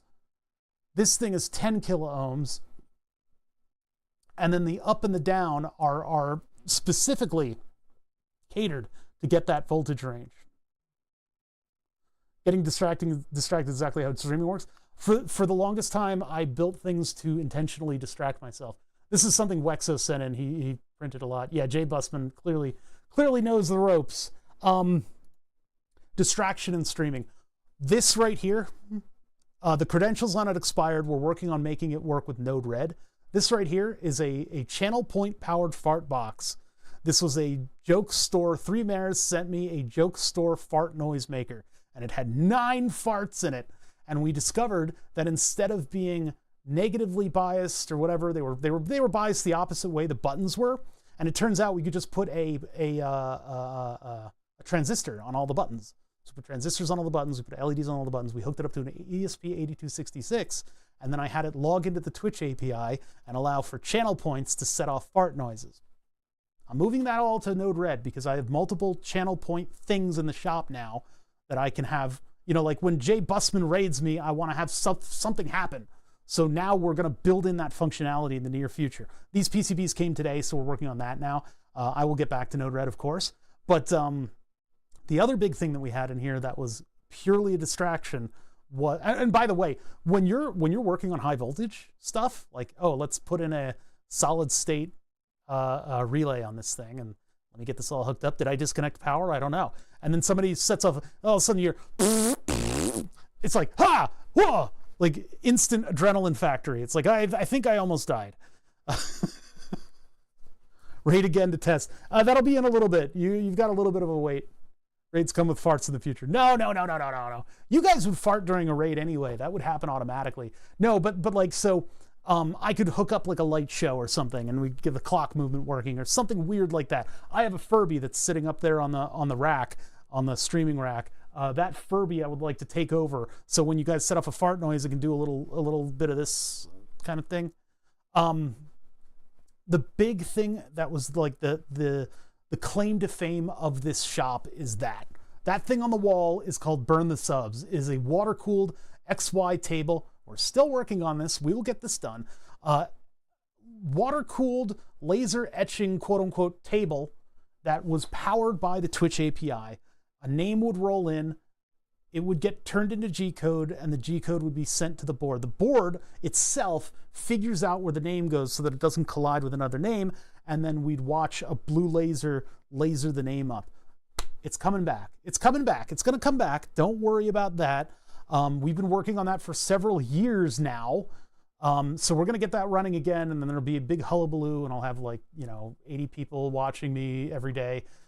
But it's a lot of work to get there. I'm trying to put my best foot forward because I want this platform to last for a couple boards. This current one is a live edge. It's a little bit too thick for my liking.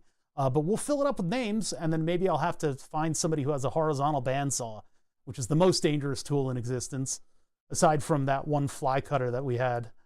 What was that? It was some kind of a weird saw that was super positionable. It was like a big wide, it was like a table saw, but the saw was just sitting out in space with nothing around it. G-code ain't easy. It's not that bad. We had to do a little bit of deep level converting and stuff on it. So anyway, you guys are in my shop right now. It was home of the board. It will be again, but for right now, we are working on modular synthesizer stuff, which is a friend of mine goading me for about 20 years to build him a synthesizer. Finally discovered that you could buy circuit boards for these things, and they would give you no instructions at all on how to proceed, which was great for me. The problem is, if you don't have something like a module testing module, you're kind of SOL for the the tuning and the testing and stuff. So another project that I have is I'm building up an actual modular synthesizer testing circuit that'll be able to calibrate itself and then measure some properties of these things. The radial arm saw, that's what it was. That thing was monstrous. Just the freakiest tool ever. I just got nervous looking at it. But anyway, this is sort of a quick little project that my buddy Julian was like, hey, I need a mixer that does this very specific thing and I can't find it. And I'm like, I can get that done. And so it's getting me back into building PCBs. It'll give me a better output interface for this little test rig that I've got here. Just all kinds of good stuff. And then I could shut up Julian for a little while and work on Burn the Subs. All kinds of advantage. Anyway, thanks for the raid, Jay Bussman. I hope everybody's super entertained by my machinations. So we are going to solder a couple QFNs on here using hot air. We need solder paste, and my solder paste is old. Let's unplug this for now. I need to get to these tools. We're going to be using some tools that I haven't used in a little while. Is it a real-time synth? What does that mean? Real-time? No. We're talking about Eurorack modular synthesizers. So this is a mixer. It's just one component of a larger synthesizer.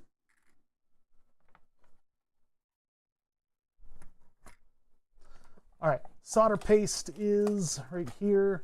I have not kept this refrigerated. I don't know how well this stuff flows. We need solder paste for these, what do you call them?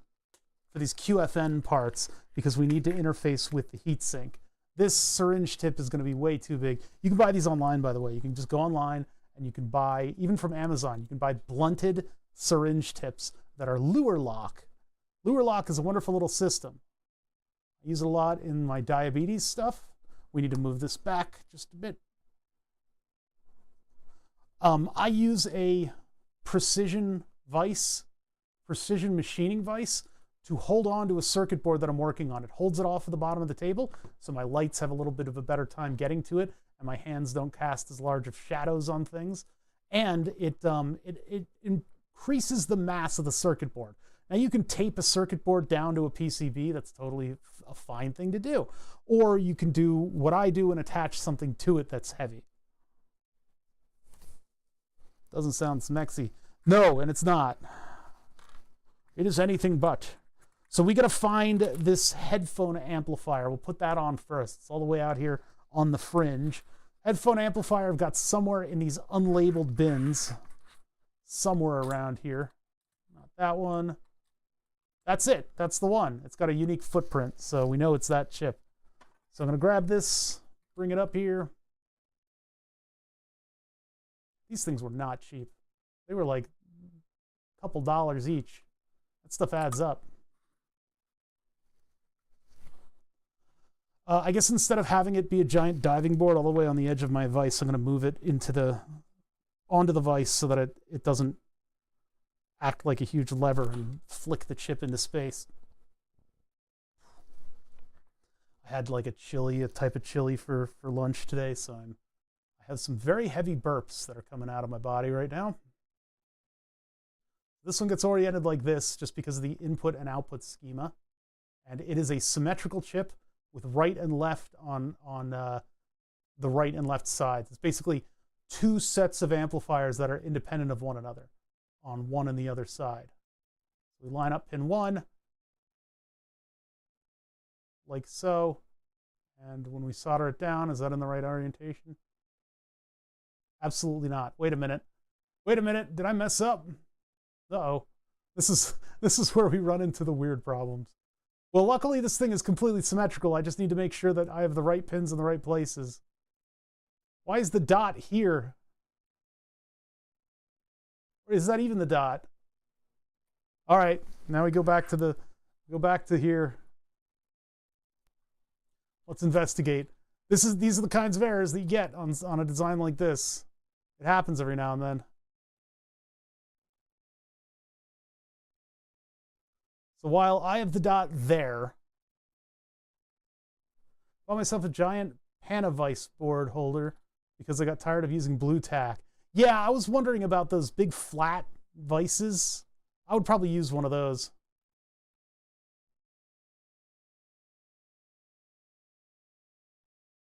I said, all right, man. Looks about the same size of a buck I've been working with. Amazing how it handles 20 amps. Huh. A buck converter this big for 20 amps? Holy crap. So what did I get wrong? Why is my pin 1 over here? Let's double check all of this stuff. This is a part that I had to create. So I'm going to go back to the schematic, and we're going to go over to this TPA6120 A2QFN, and we're going to look at the properties of this thing. TPA6120. So we need to look up the data sheet if I don't already have a window with it.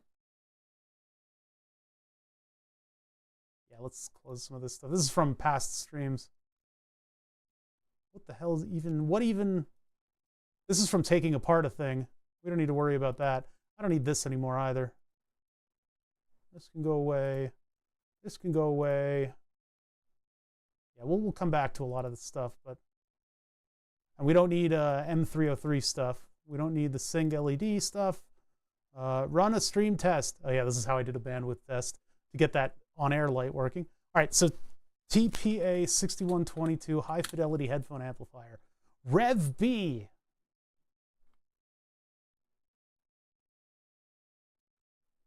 Where did I go wrong? Pin 1 is here. Did I just get it mirrored? Is that what's going on? Because this dot, where's the dot? The dot's in that corner. If the dot's in the corner in the silver spoon, Little Boy Blue and the Man on the Moon, then this has pin 1 to the left, and I have it to the right. Which is okay because they are symmetrical. So this will still solder in and work just the same if I've gotten it flipped. But let's check out what's going on in AutoCAD so we can make this correction. Although that's going to mean I'm going to have to do a swap of the whole thing. Edit component.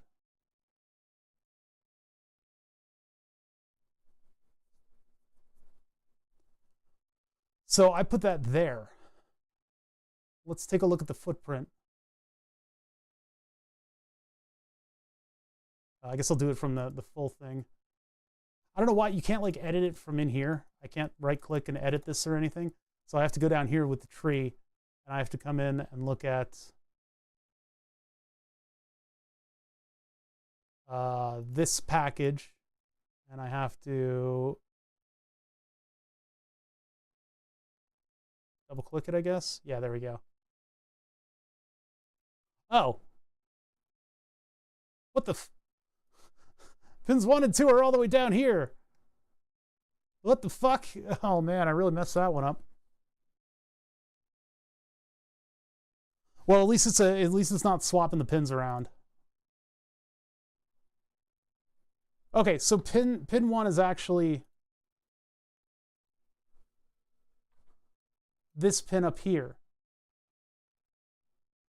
So we just moved that in CAD. We'll have to update the designs of everything. I guess I can do that right now with the power of AutoCAD. Create, blah, blah, blah, keep going. So what this is doing is updating my stuff, uploading it to whatever, library.io, downloading it from library.io, and then resaving all of my stuff again.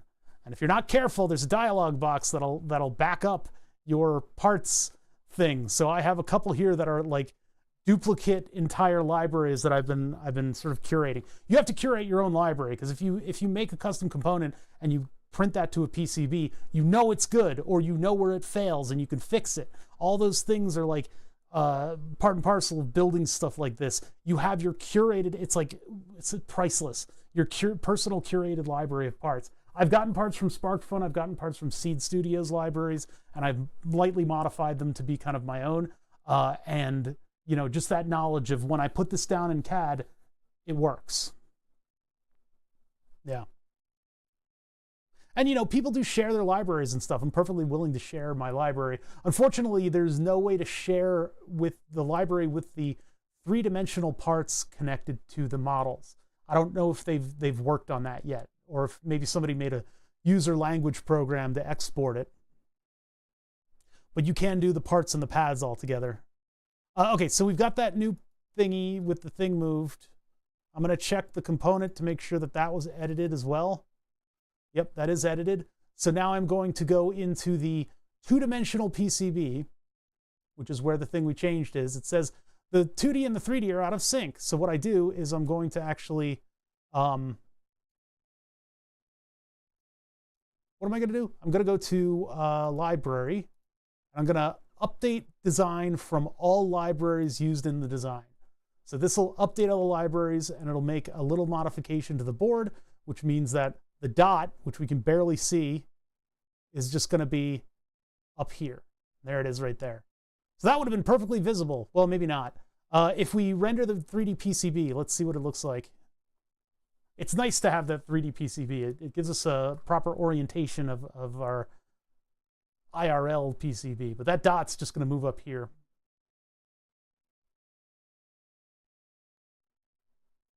And I can take a mental note about this. I could take a little whiteout pen if I had one. Do I have one? I think I do actually have something that. Yeah, here we go.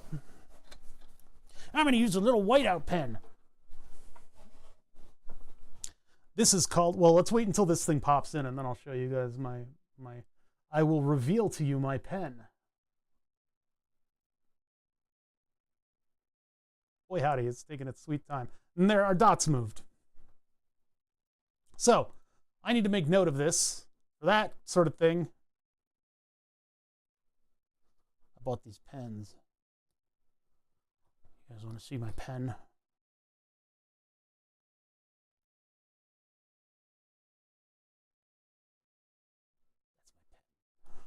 These are hole marking pens. They have a very long neck. I don't think this thing's going to really work out.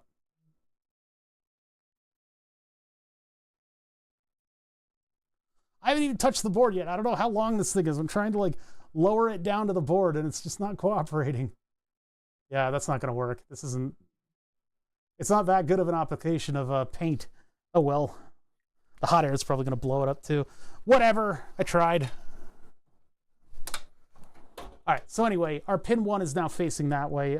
Crisis averted because the pin numbering was correct. I just didn't bring this into the right spot. No, I mean, the tip of the Sharpie is way too big. So yeah, the spaced out pins are on that side, and then the rows of 5 are on those. So just like that. So what we need to do, back here, Chip, is lay down solder paste. We don't need to get it exactly right. All we need are dollops that are near the pins. It'll sort itself out. So I actually need to prime this a little bit. That's a lot of pressure to get that out. Ugh, nasty. And the tip of this is still a little gross, so let me clean the tip. I'll get a paper towel. Hopefully a paper towel that doesn't light on fire.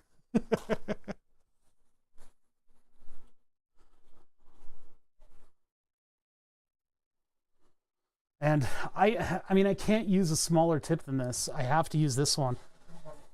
The smaller tip doesn't really let the solder paste out. It would be nice if I could just lay down a little line of the stuff. This is going to be way too much solder. Maybe I just give it a little dollop here. And here. I may have to come back with the soldering iron and clean it up. Because, yeah, that's not really going to leave.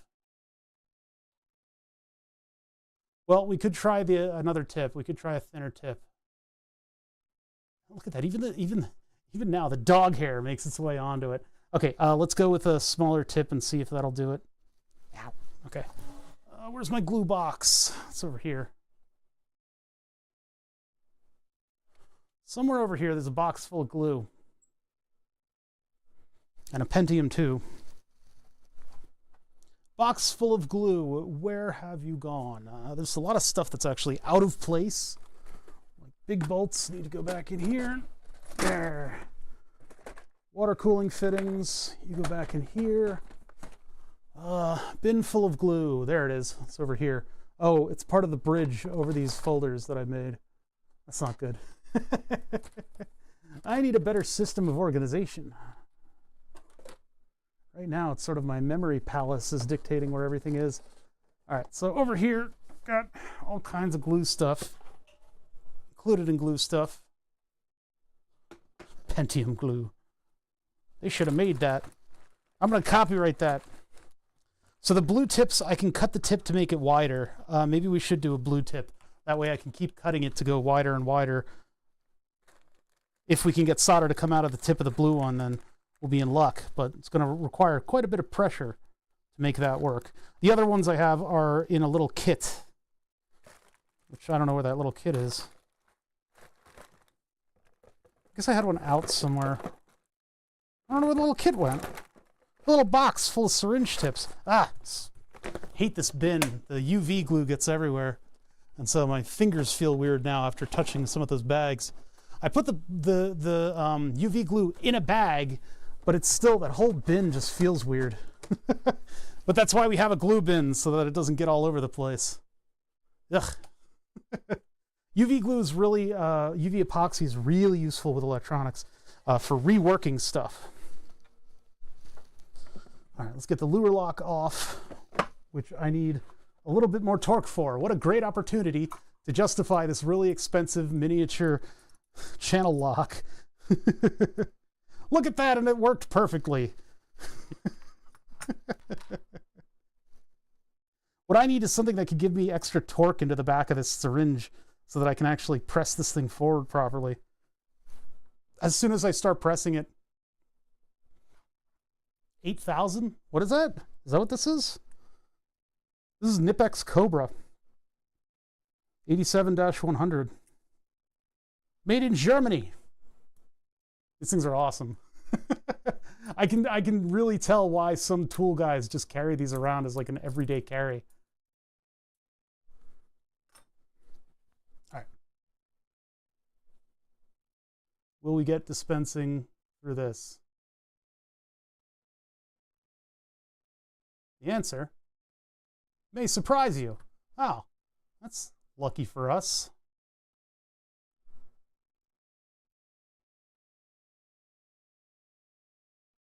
I'm just going to lay down my poop. I'm going to poop this out here. All right. So we've got a goldfish issue. We've got kind of the classic goldfish issue. Damn it. Where'd the paper towel go? It's over here. I'm neck deep in my own replacement parts site. I'm going to really have to talk to myself out of messing with the kitchen oven. Yeah, 3D printed like oven controls don't really do the job, do they? I mean, they work, but they don't look right. So you really just need to go to the parts place and buy a new one if you have like a knob break. That didn't work at all. That didn't stay down. Stick to the surface, you freaking solder. This isn't working out that well. This is why having like a little manual pick and place machine is nice, because you could do stuff like this with more regularity. For the resistors and the capacitors and stuff, this is perfectly fine, but that's all I wanted to do. What happened right there? And this might be too much solder. I'm not too certain about this. These, I think I'll just have to come in and solder manually.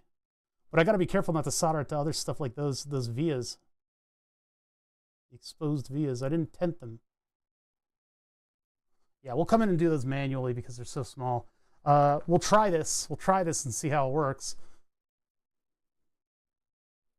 It's possible that I could actually just take a little bit of this, put it down here. No, it's not leaving it behind. It's just sticking to my stuff. How annoying. This is where stencils probably would come in handy. Would have been nice if I'd gotten the stencil for this.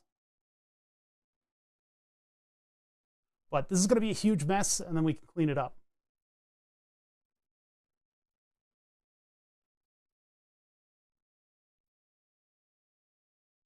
Tap, tap. All right, so hot air. I have my hot air set to 500 degrees Celsius, which is a lot, but it works. And this thing is standing off of the base of the table. So if I'm careful, I probably will not burn my table. Let's get the hot air tube over here. Now I have the special Louis Rossmann Quick 8610W with his expensive 45-degree angle tip, which allows you to have the microscope be vertical. Those were expensive. I didn't buy them. My chat did. They got together. They created my Discord way back in the day, and eventually handed the keys back over to me. But they created that Discord specifically to pool money to buy me a 3D printer because I hated 3D printers so much. That eventually led to me becoming an expert in 3D printers, which is a little bit strange. So right now I'm 1,000 miles away. I am very, very far indeed from this board. Let's get a little closer with this. Let's make sure that we have light. Hold on, I'm going to get the light in here. Light in here. Let's get the camera focused. So I'm going to actually go over to this one first. We'll just zoom, focus in on this.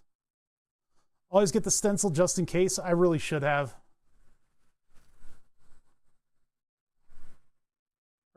Yeah, it was great. Well, I was negotiating with another friend to buy, or to rather be given, his old wooden 3D printer. And so they were like, oh no, we're not going to buy him a 3D printer. What do we do? And so they got me kind of a grab bag of stuff that I had been unable to procure, like the hot air station and a desoldering fan and some other little goodies. So it was really nice of them to do that. But that gave me my beautiful hot air station. Now, if I were doing this on my own at this point, I probably would have gotten something cheaper as a hot air. Look at that, boom. That little shift right there is what it's all about. When everything's up to temperature and the hot air has penetrated everything and the heat is in there, your device shifts into position. Yeah, it was. I mean, it was just a simple little 3D printer. It's instead of using like aluminum extrusions, it just used pieces of laser cut wood. That's not all that crazy.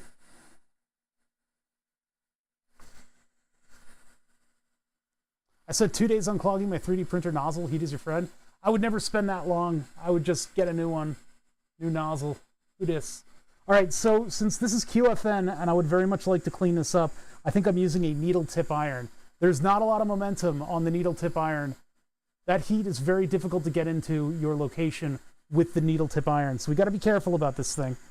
But on the paste station, at least I have 300 watts behind the tip itself. Let's wake up my iron. Wait for this thing to get up to temperature. Okay, it's up to temperature. Okay, I believe you. Jump in the line. Your body on time.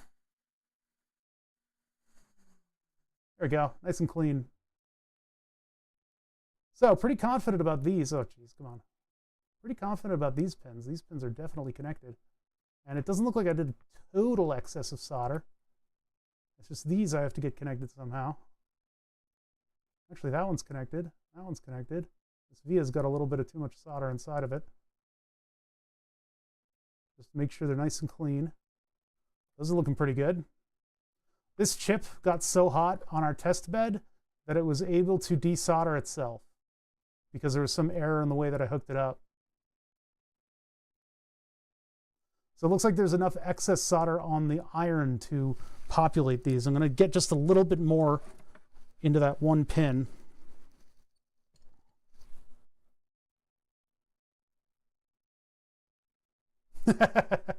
This one comes with a little silicon tipped like tweezer that you use to manipulate what the hell is that?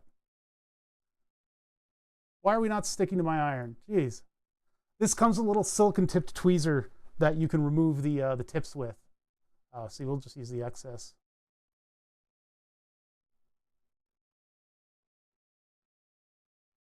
How's that looking? We used to use these Scorpion branded 3-dimensional inspection scopes. So you get these side views and everything would be 3-dimensional by looking into this little hood. You see them in like Star Trek and House as like scientific equipment. All right, that's down there. I mean, that thing's soldered on nicely. I don't know what the interface to the heatsink is like. We need an X-ray to figure that out.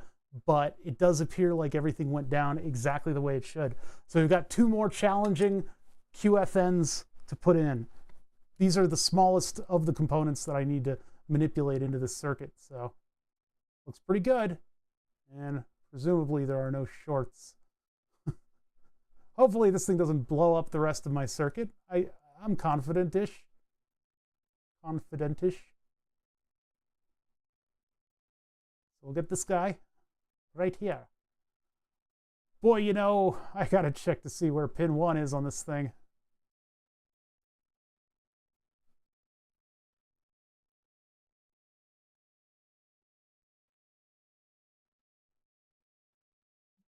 Yeah. I always hated the ones where you have to undo the, what do you call it? Like that collar in order to change the tip out. And these, when I started working for as a contractor for the FBI at their electronics shop, they used the PACE station, the ADS-200, the previous version of this one. This iron has 300 watts to it. It always works. It was expensive. I use it like daily though, but it comes with these little things here, and to change tips, all you do is rip one out and put another one in. What I'd like to do, and what I tried to do with this setup here, these are 1/4-inch fuse clips that I'm using here, but if I was able to get them to grip properly, I would have wanted it to be so that if I push the iron down, it'll clip onto it, and then if I pull it back, I want it to grip that a little bit and hold on to it so that when I pull it back, it'll unplug, and then I can plug in a new one and rip it upwards in order to keep it connected. That would have been great. It would have been a total hands-off tool change, but it didn't really work out. Didn't really work out, and I didn't spend a lot of time refining that. This works just fine. Yeah, fuse holders is great iron holder. 1/4-inch fuse holders. And they're through hole, so you just put them on a proto board. Wish I got paid for these innovations. Why don't I get paid for the innovations that I make like that?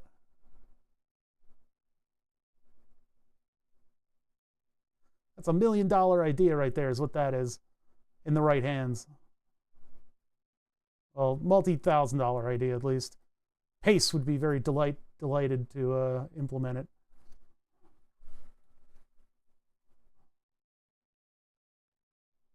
Try to get this solder paste down.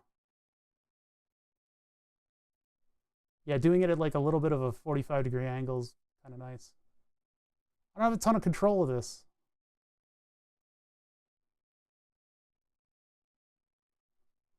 Why is it not sticking? I possibly could have cleaned the board with alcohol before this, just to make sure that, you know, stuff would actually stick. I didn't do that. I'm not really that smart.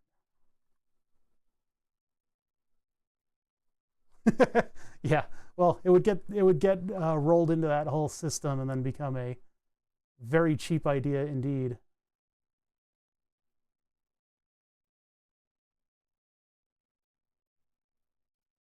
With some of these, I might be better off just hand soldering them. But I do want a little bit of solder to be on these pins in order to have it automatically align itself using surface tension.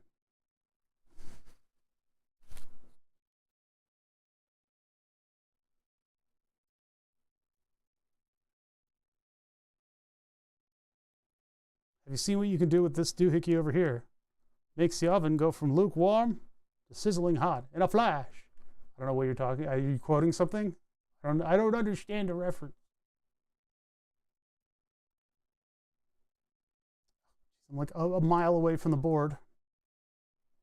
What's going on here? Clogged. Yeah, come on. Ugh.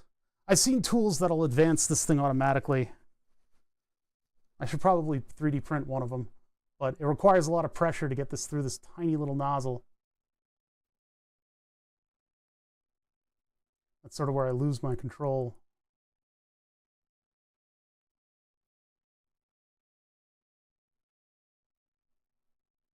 All right, whatever. I'm going to have to come back with a soldering iron on this. Now, where's pin 1? Let's make sure that we're on a pin 1, because if these are wrong, it can be catastrophic. So that's where the dot is. Let's double check to see that that's actually pin 1. And what we'll do is I'll view the bottom layer of the board. So what I can do is in the layer stack, I can go to a preset bottom and then hit F to flip it. So now we're looking at the bottom of the board. Pin 28. What? 16? Why are the dots in just wherever? They just don't care. Why did the dots, maybe the dots didn't move when I flipped sides? Pin 432. Oh no, there's pin 1. Okay, that's just N28. That's what the connection is named. Okay, so this is pin 1. Pin 1, N28. That's where the dot is. Okay, so we're good. Maybe we'll double check. This part is 884062.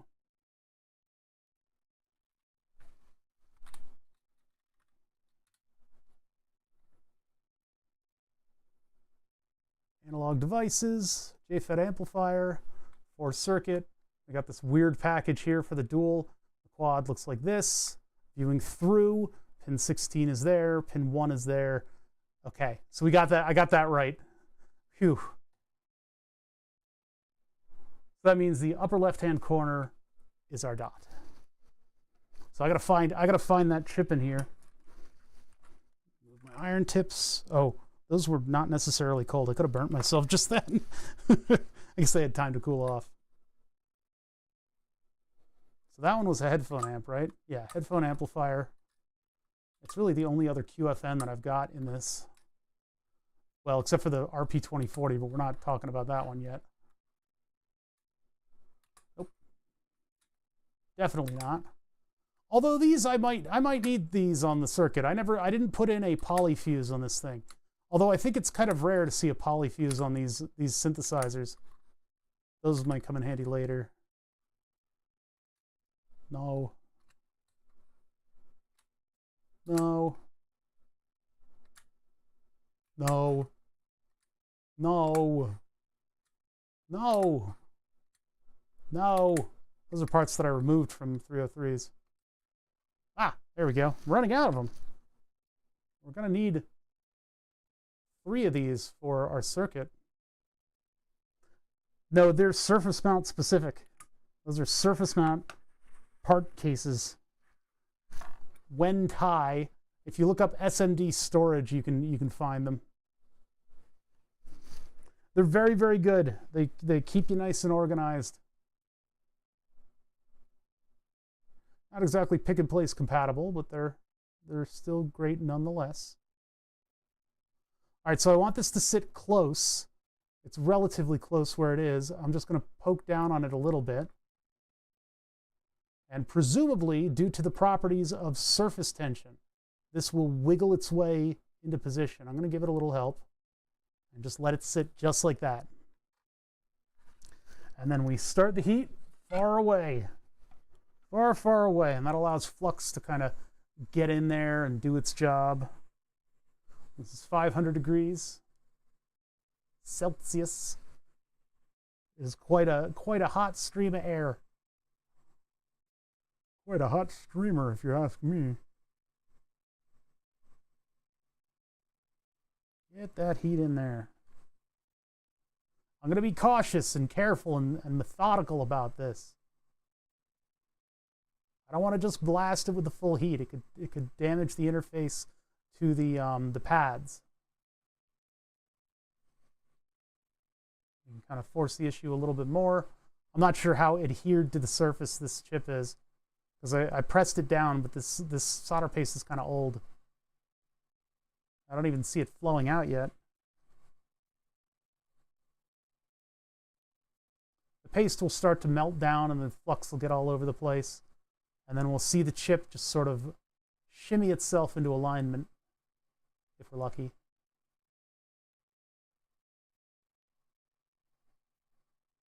I do want to make sure that it gets hot on the center pad as well. Oh, there's one moving.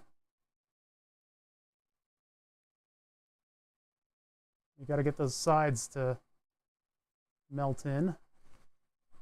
I'm still very far away from the chip. There's that side.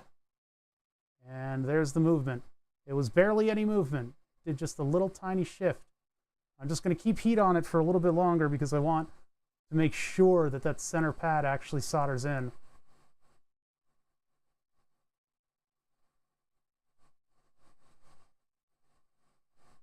All right, and I think we're good. I think we're good. We'll let that cool down a little bit. I don't want to burn myself or accidentally knock into this thing and have it desolder itself. Now, it is still rough around the edges. This is air, hot air soldering a QFN. No stencil. I should have gotten a stencil. I'll have to make a note about that for the next board.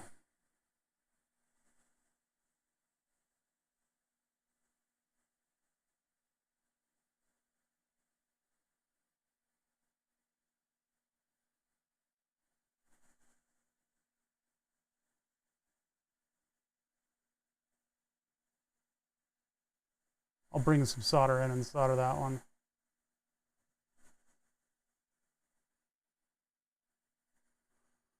Yeah, but I mean, whatever, you know.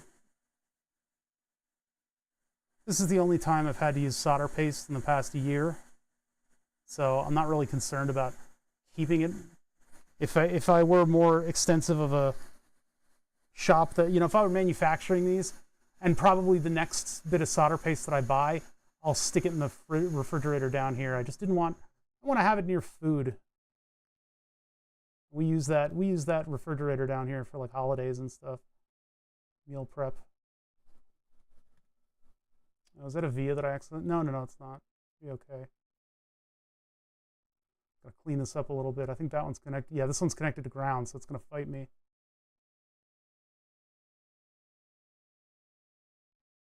The horrible thing about these is the connection to the pins. When they go bad, you can't see it.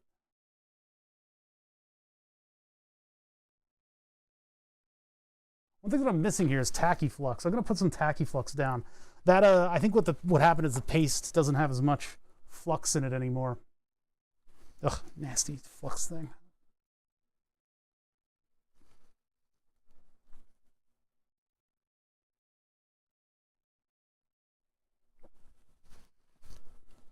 That'll be enough for both sides, I think. Did you know that flux holds in heat and prevents oxidization? Wow, flux seems like the future. It's so good.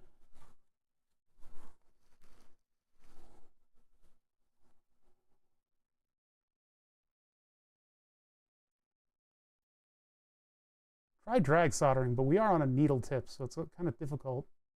And is the iron up to, yeah, it's up to temperature. The needle tip loses its heat so quickly.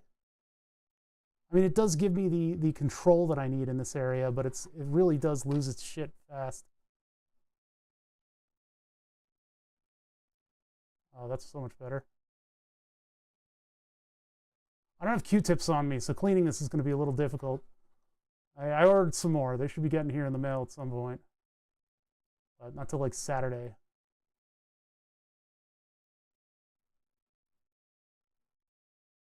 Very small knife tip that I like to use for these. That would be very useful if I had a little tiny knife tip. I need to look up some paste tips and see if there's more that I can get, because we had one. This one's about to shit the bed. I mean, you can see that it's a little crooked at the top. I mean, Pace also sells ones that have like the C channel of steel on it in order to solder a whole chip at once. I don't really need that though. Those are kind of dust collectors in the shop. This looks pretty good though. I think this is all soldered. And hopefully we've got a good interface to the heatsink below. These don't get as hot as the headphone amplifier does.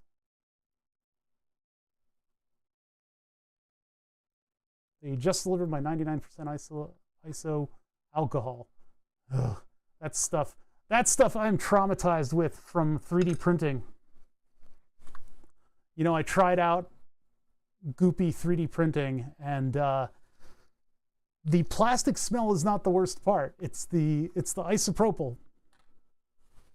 No more junk 70. Oh, that's the stuff that's like really offensive. The 90%.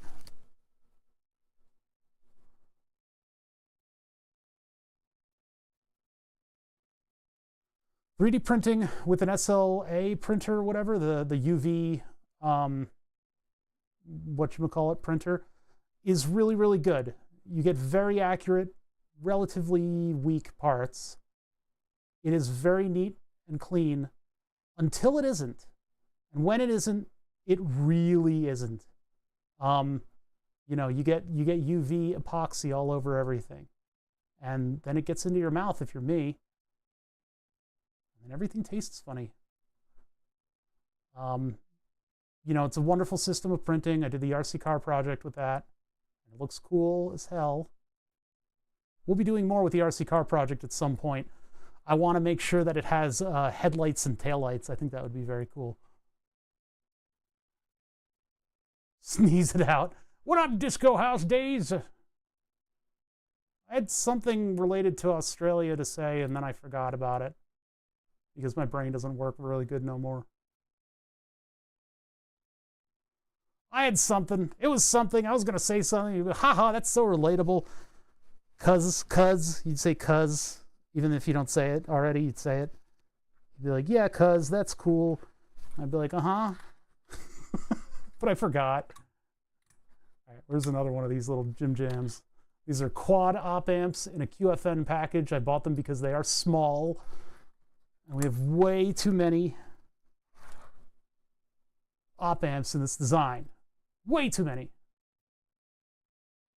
Pin 1 on this one is right there. Is that where the other pin 1 was? Same spot. Okay, yeah, I kept them all in orientation with one another. I watch Wheelie Yellow all the time. I love Wheelie Yellow. That's one of my favorites. It's I think, in my opinion, Wheelie Yellow, the YouTube channel, you guys should all check it out.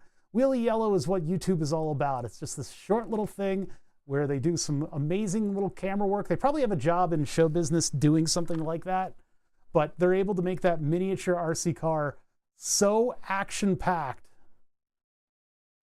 And then it's got just that little philosophy to it. Oh, it's so good. It just makes me happy. Yeah, it's just, I mean, I could, like, whenever I watch it, I think about the production, I think about the production of it, which it's like just this British guy goes out to a town, a little sleepy little village that has some nice little paths, and ends up just wailing his RC car all over these roads, knocking over his own cameras. And then you just cut that together with him shaking a little glove puppet. Beautiful. All right, so that's mostly in alignment. There's a lot of solder paste that got all over the place there. So we'll have to make sure to give this plenty of heat so that it can orient itself properly.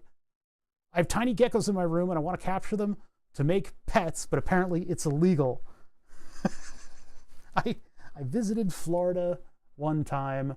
That was the only time where I saw people living in conjunction with lizards.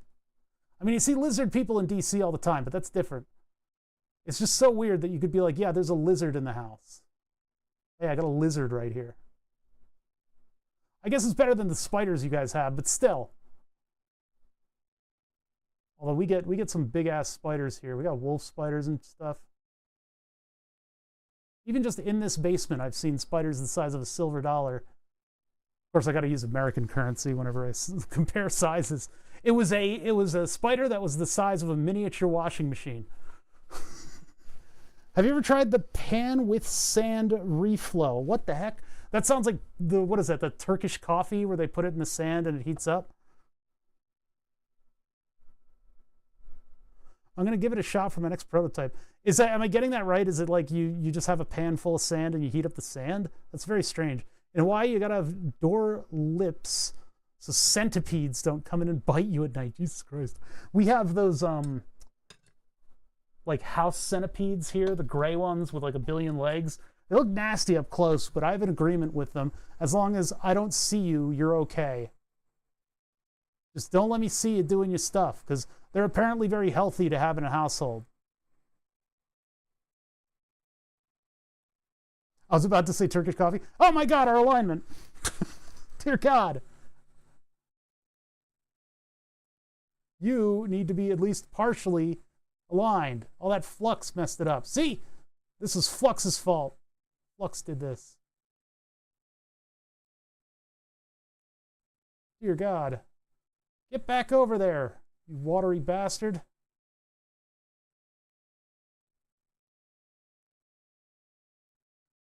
I have a feeling it's going to walk around once it heats up, too. Now, we're not using Tachyflux next time, for sure. For sure.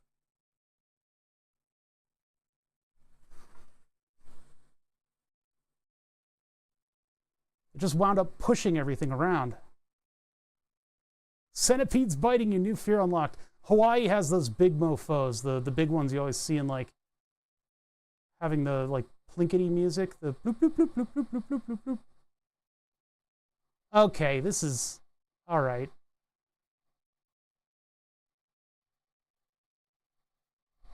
So we're playing this game today, huh? It's soldered a lot faster. There.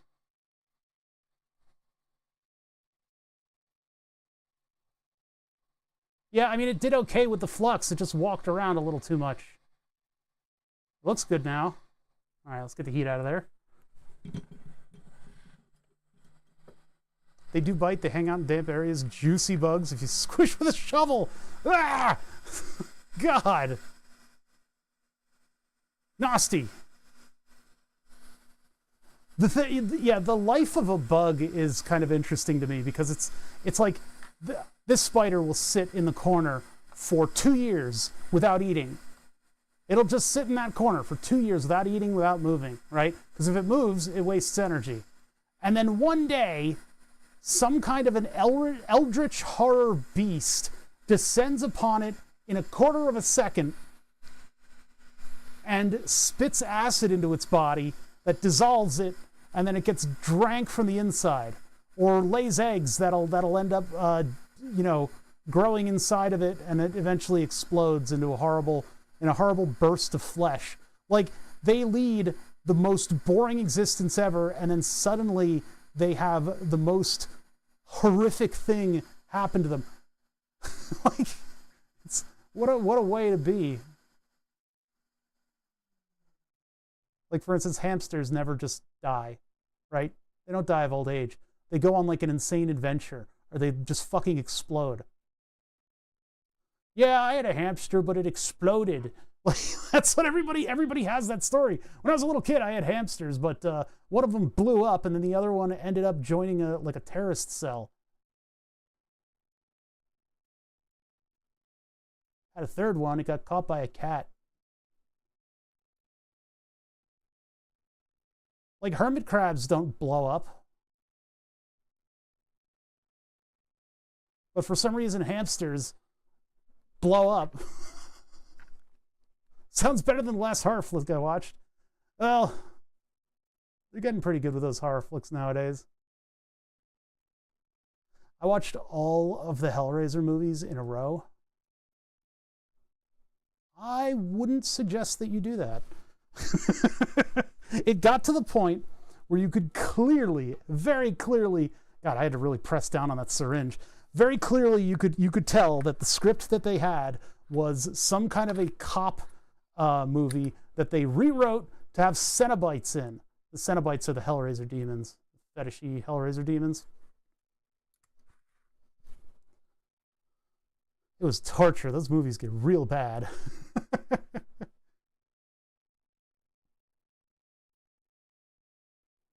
Listen. I'm not saying, I'm not talking I had a hamster. I'm talking in general. Had a hamster get ate by a shark. Jesus. Botflies, yeah, that's, ooh. No thanks. Saw some Reddit posts about those freaking things. Researcher comes back from Africa, is super excited. I got a botfly. Ugh. They make this enormous gaping wound.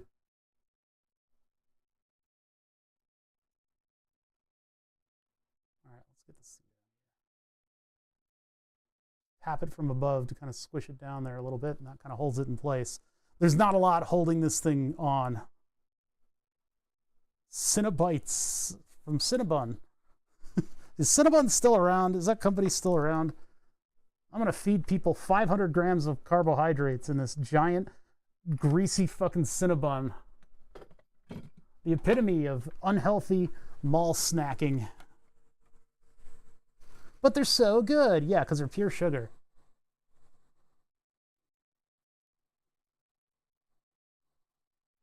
And give you freaking type 3 diabetes. Actually, apparently there is a type 3. I forget what it is, though.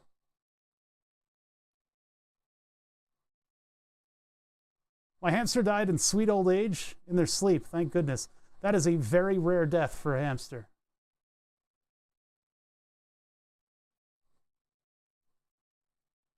That is a rare and honorable hamster death. We did have hamsters when I was a kid, and I don't remember what happened to them. I think one got out. None of them exploded. I was being hyperbolic for the sake of comedy, which some of you don't understand. Oh, there's the shift. I got in the way a little bit there. That's what we're looking for, is that little shift where the chip just orients itself. I'm going to keep the heat on for just a second here. I want to make sure to really saturate this thing, because we need to make sure that that heat sink on the back makes a connection.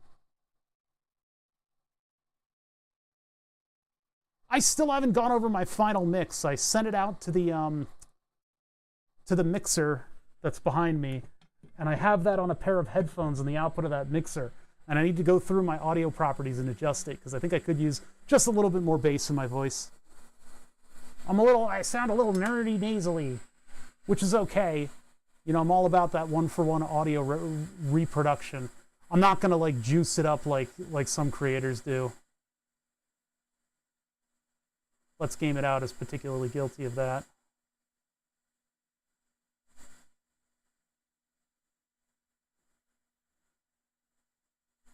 This is a nice chill stream. We got a nice chill stream building up the circuit board. If you'll notice, you guys can see what my hand position is. I'm putting another finger on my thumb. I can't put it on the tip because it'll burn my finger, you masochistic bastards. But putting just one extra finger on the iron gives me an anchor point, and it allows me to manipulate this tip more finely. I'm not using my finger to move the tip. I'm using it just as stabilization.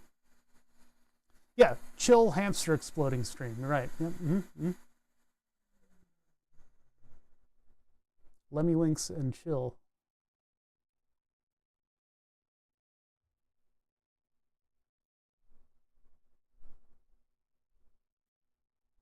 Just want to make sure these look like the solder is going up to meet the pin.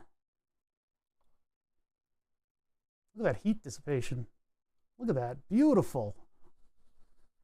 Kicking it out to the ground plane.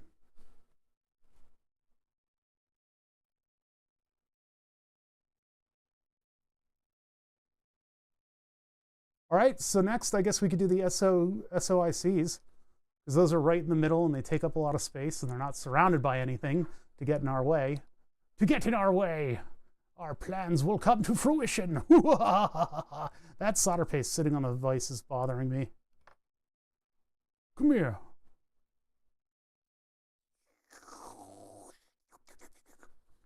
No, that didn't have much of a slurping effect. We can slurp on that later. Let's get the... I'm going to use this tip, the rounded tip. It's probably not the best one. A wedge would probably be better for a lot of this stuff. But this one is a little bit larger than the needle tip. It's got a little bit more heat in it. It's not this one, which probably is going to be...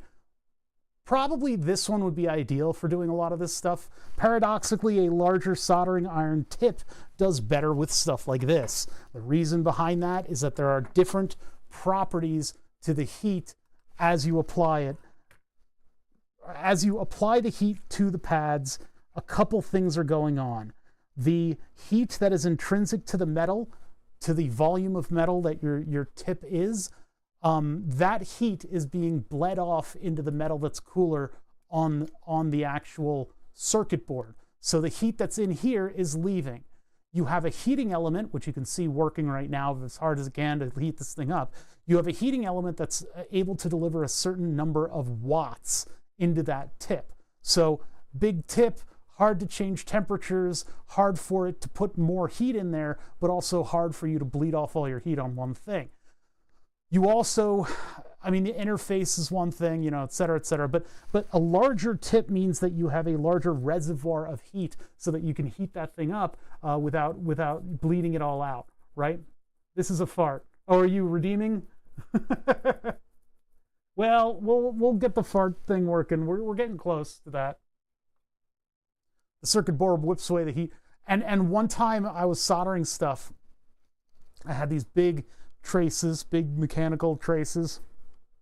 I was soldering to them with the iron, and the solder bridged to the pin next to it. And in doing so, added a huge heat sink to what I was soldering. And so the whole thing solidified, and the iron was just stuck. It was unable to produce the amount of heat to get that solder to be molten as it bled off into other parts of the circuit. So what I had to do is come in with a gas-powered soldering iron. Gas-powered soldering iron has just BTUs upon BTUs flowing into it, making it excessively hot. And so you press that in, and it gets everything molten very quickly. You got to get it out of there quick because it'll damage your circuit. But whoops. Yeah, you got to solder your solder. Heard you like solder. We soldered your solder while you solder your solder. Okay. This Jam. This is a CD4016, I think. No, that's not right. We'll look up the part number in just a sec. So with SOICs, we do not need to use hot air. What I'll do is I'll just add just a tiny little bit of solder to this pin here, and this pin here is going to be my anchor pin. And all we need to do is slide the IC into place. Is that a Jurassic 5? I haven't listened to Jurassic 5 in a long time. All right, so what are you guys? Properties. V2164. I don't need a data sheet. V2164. Those are 303 parts. I'd better not just have one. That can't be it. Which one did I just open? This one. LM3046. The V2164 is an expensive chip, so I'm not going to have a lot of them. That's not V2160. CD4016, 4106. My dog is, Willow's barking at stuff right now. TLO54. TLO54, which one is that? I forget what that chip is. These might be it.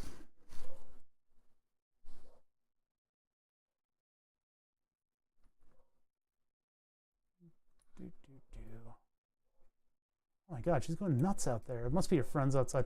V2164. Okay, we need 2 of these. These are expensive. These are like, it's like $50 in chips that we're looking at. It was, oh, I think it was like 30. Still, it was a lot for chips. When you buy low quantities, you got to pay exorbitant prices. I guess that's not going to get better in the future. There we go. The jlcpcb has exceeded all of my expectations, by the way. And of course, Fusion360 with all the right settings on it, I was able to make this extraordinarily dense circuit work perfectly. Father, how do you know it works perfectly? Shush! You get your fat mouth out of here. How's the PCB working? It works perfectly. There are no errors at all. It's immaculate. It's perfect in every way.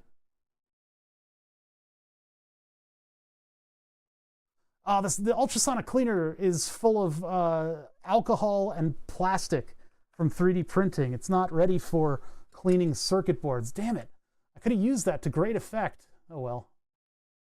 I'll just manually clean this. I'll spray it with alcohol. Okay, so what we're doing right now is we're just aligning the chip. We've got 1 pin soldered, and that's it.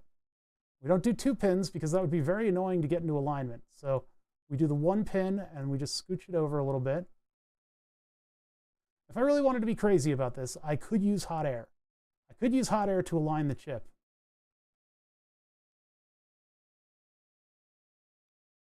Even after I've soldered it this way. So now I push down on the top of the chip and heat this up again. Hello? Whoa, okay. And then the whole thing shifts and I get angry.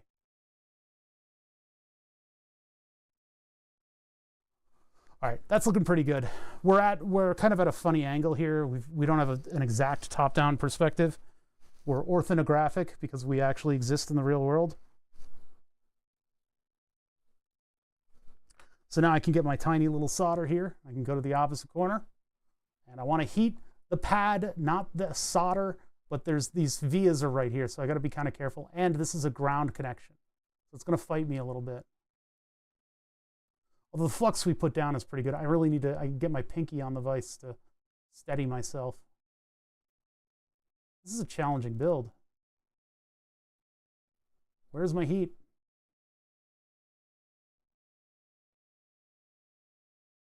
Oh, you know what, Groovy? I was thinking of you because I got an old MP3 song stuck in my head.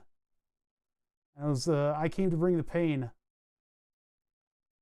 I had a Chemical Brothers remix of that song. And that was on my MP3 player for a long, long time. That's how I knew that song. So this still seems to be like moved up a little bit. I'm just going to push down on this and heat this one up. I think that'll settle it. Okay, or not. Yeah, I think that's good. Okay, so that should be ready for me to solder the rest of them. I could drag solder this, but I'm going to go with individual pins on this just because SOIC, the pins are just far apart enough that it makes drag soldering kind of annoying. See, if I just get in there like that, and since we've got flux down, this should be super cooperative. We're using the smallest amount of solder that I can to make it look like it is wet. W-H-E-T. Wetted.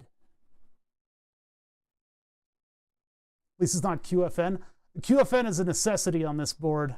I wish it could be QFN. I wish this part was QFN. I could have made this board so much easier to lay out if I could put these between the Donkey Kongs like I wanted. And then the circuit flow would have been much more linear. Wouldn't have had to jump back and forth. It works okay. Everything works fine. Should be okay. I hope it doesn't make a lot of noise that we can perceive. If I really want to, I could come back with hot air and heat this up, and it would shift itself into place. And just to demonstrate that, I'll do that now. I'll just do it to demonstrate it. It's another kind of long process where I sit out here with the heat a million miles away, and I just kind of slowly descend on the chip. And if there's a lot of flux around, it should be nice and neat.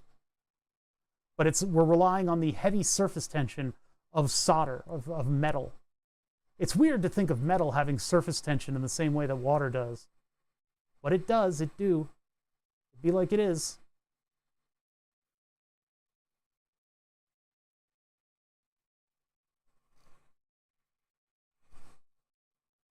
So far, the jlcpcb has held up very nicely. And I'm proud to report that AutoCAD has all of the tools that I need to... anyway. Technically sponsored.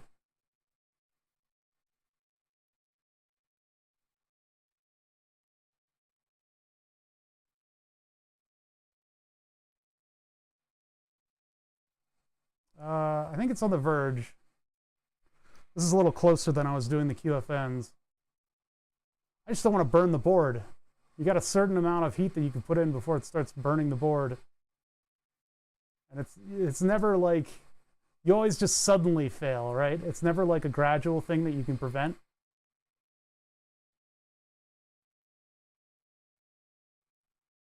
I'm going to say that that's molten, even though I don't think it is.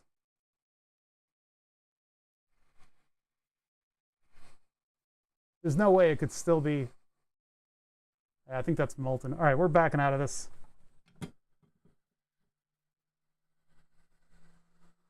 We got it so right before that I guess it was in the right spot. Okay, on to the next one without touching that hot spot on the board. That one's way up here, even though they're both next to each other in the circuit.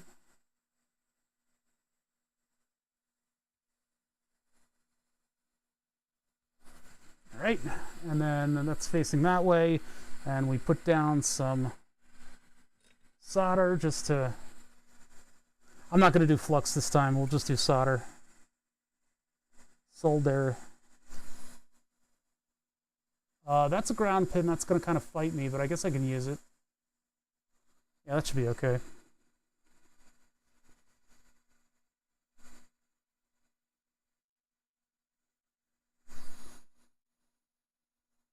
The venerable V2164, darling of the modular synthesizer world. It's one of these application very specific ICs. It's so specific that no big manufacturer makes anything like it. So you have just this company, or there's a couple different companies, small companies, that do audio chips. Oh boy, this is bleeding off all of my heat suddenly.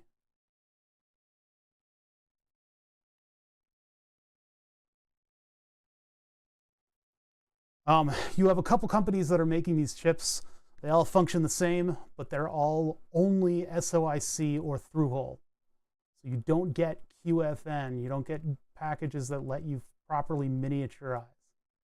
And so I'm stuck here using this thing.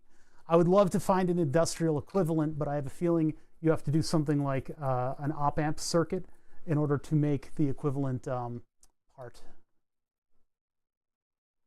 Get the same functionality. You probably need like a couple op-amps to do it.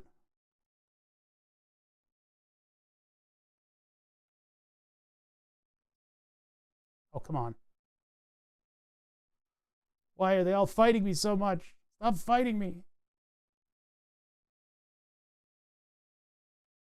Probably could break in the tip a little bit more. Board I'm working on, I can't use thermal reliefs on the ground. Not looking forward to soldering it. It's just an exposed. Yeesh.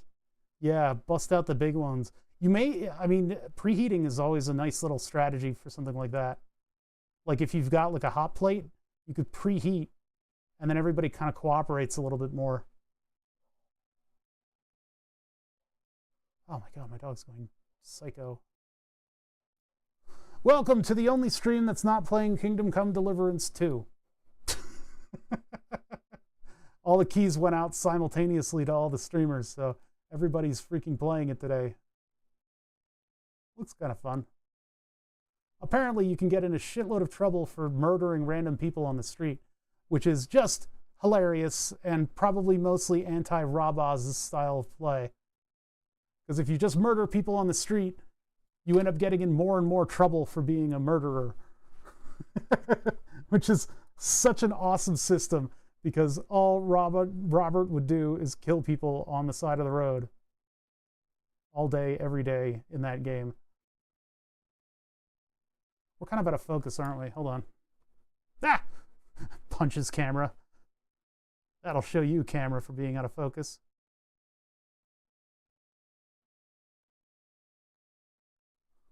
That should be pretty good. That should be pretty good. Yes, good, good. I can't wait to get the rest of this thing built, but it's going to take us a little while. You know, I don't have a pick and place machine. I don't have a manual pick and place, which is really what I would love to have, is a manual pick and place. And then I could get stencils and pick and place and get all my ducks in a row. I've not gone into manufacturing in a little while. That's how I would do manufacturing. We're doing a one-off prototype, so it's hand soldering, and we're doing all individual components and everything. Murder, She Wrote theme stuck in my head. I used to watch that show, unironically.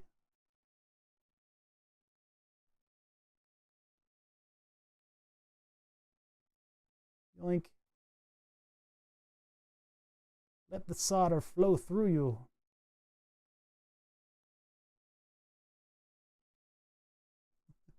I don't fully remember the song. Ugh, that soldering is that via right there is really close to my pins. I gotta make sure it doesn't short anything.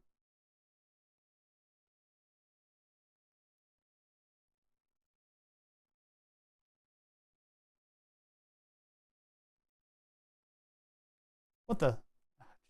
That was not useful.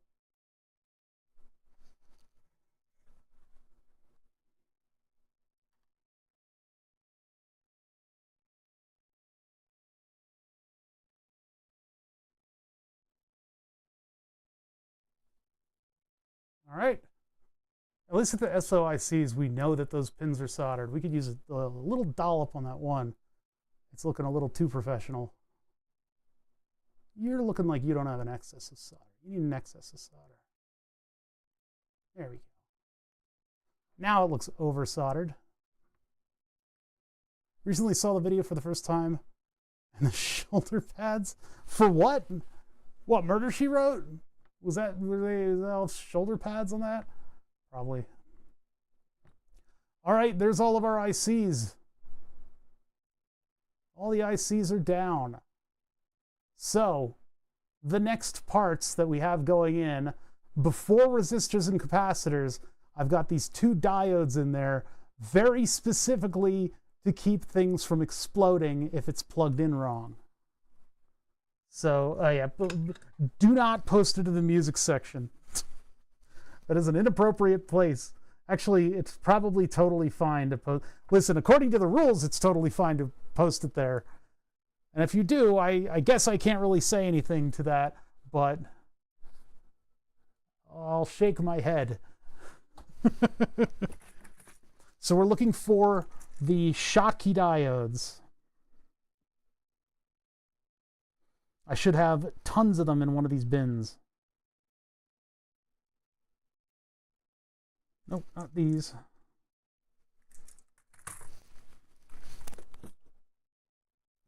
Should I not? You can just post it. It's fine. I was gonna say it should go in the funny section, but that's not true. It is actually a legitimate song, so it's when you have meme music like dogs barking the national anthem, that you should not put that in the music section, because it's not music. It might sound like music, it might look like music, and you may think that it is music that is worth listening to, but it's not. It really is not. You put that into the funny section because it's a comedy joke bit.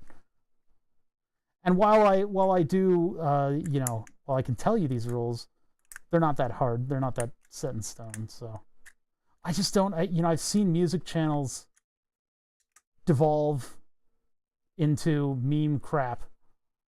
I don't want it to happen to mine, because when I'm doing stuff like designing these circuit boards, I'll put on music. Really bother you? Put on music? Yeah, I put on music. That's what normal people do. That's all physical stuff. Don't need that one.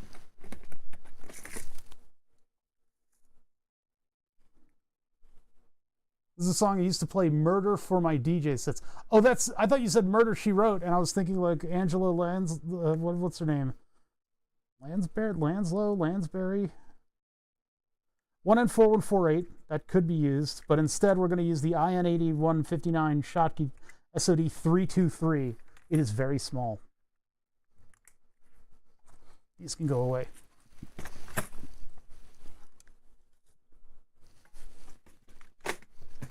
I see. So this is a totally. We were talking about two totally different things.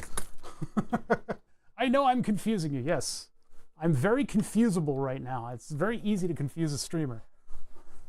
Very easy. Our minds are on several things at once.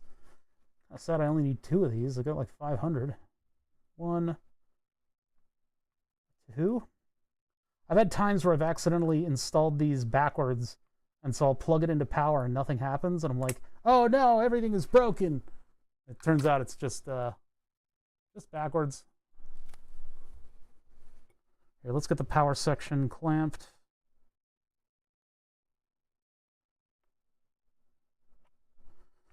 I mean, it's possible that we could find those big capacitors. I might have something that can go there.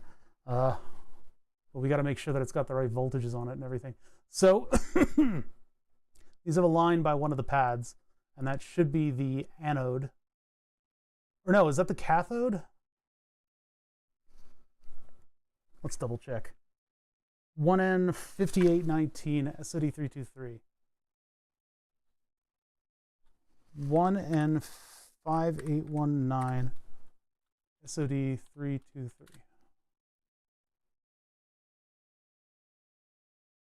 Datasheet.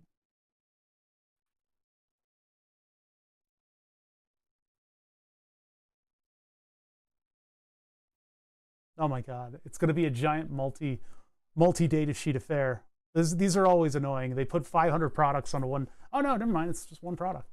It just took a long time. Yeah, so the cathode is the one with the stripe, because it's the symbol is an arrow pointing into a bar. And so the bar can be thought of as the same bar that's on this. So it points down into that. It would be very cute if they would shave off the edges and make it actually look like a diode. That would be super cute.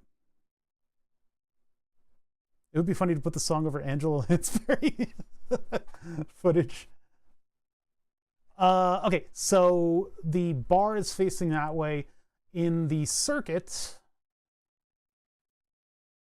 you know, if you don't check things over, they're going to be checked over during assembly when you're working on these things on your own.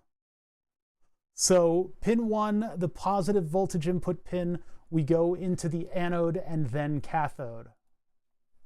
So the opposite, not the opposite of stripe, it's actually just, well, no, it is opposite, because we've only got 5 pins. So it's stripe, ground, ground, ground. This is minus, this is plus. Plus goes into the anode out of the cathode. So these are, in fact, in the right orientation. They're doing just fine. And then, of course, since power goes into minus, it comes from the anode over here. It goes from cathode to anode, basically, is where your signal flow is going. Okay, so those are correct. We just have to solder them with the stripe.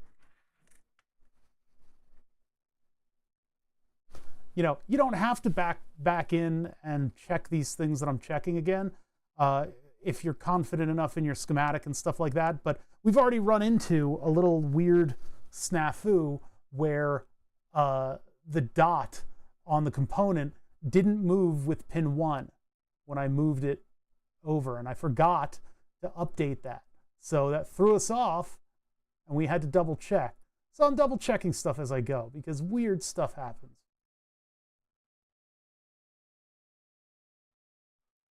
And, you know, Poverty's Nerfect, all that stuff.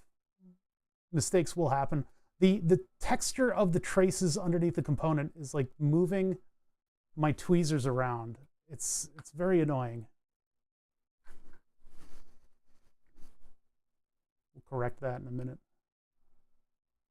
In a minute. Isn't it? So here's the special move. And if you watch the hand cam, grab the component, keep it tweezed very gently, and do 180 degrees with the tweezers by walking it over. So that one's in the right orientation like that. And anchored.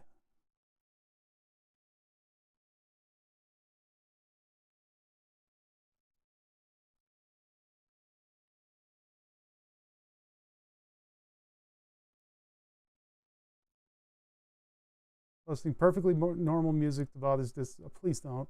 I can't moderate right now. Don't do weird music. I'll just come in and delete it without telling you. All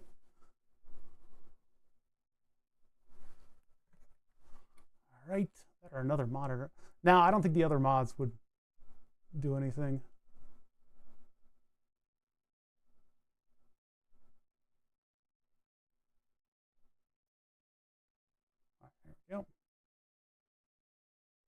I had people get mad at me because I wouldn't allow them to post their joke music.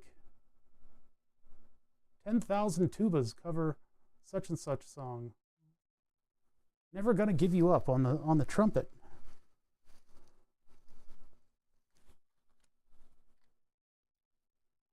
It's like, I don't want to hear that. Put it in funny. Comedy bit.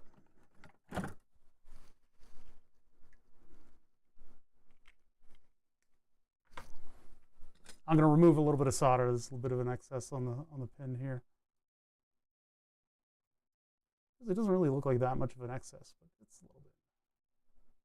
There we go. Look at that. Deftly skilled. Actually, I think I want to put a little bit more on there.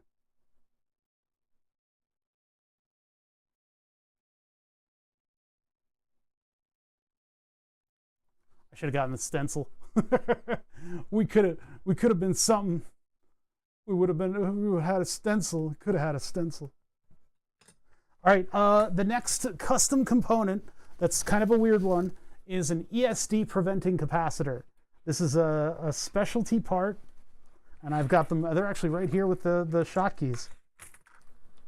These I bought an excess of. I think they're obsolete, but I put them in the circuit so that you wouldn't static shock this thing into space.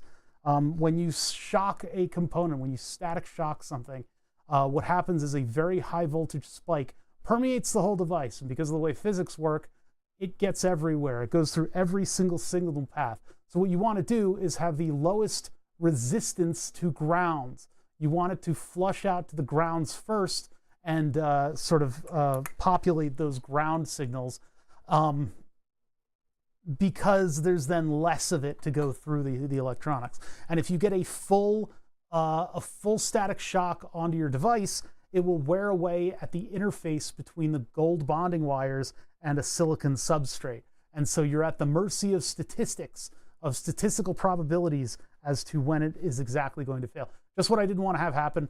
That component just used this outcropping as a diving board, and it flew off into space. Why didn't you get a stencil? I don't know, because I didn't think to.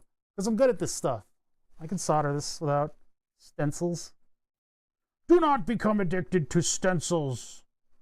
No, stencils are great. I should have gotten one. But this is a one-off prototype, and so if there's something wrong with this, like, I don't know. I just didn't.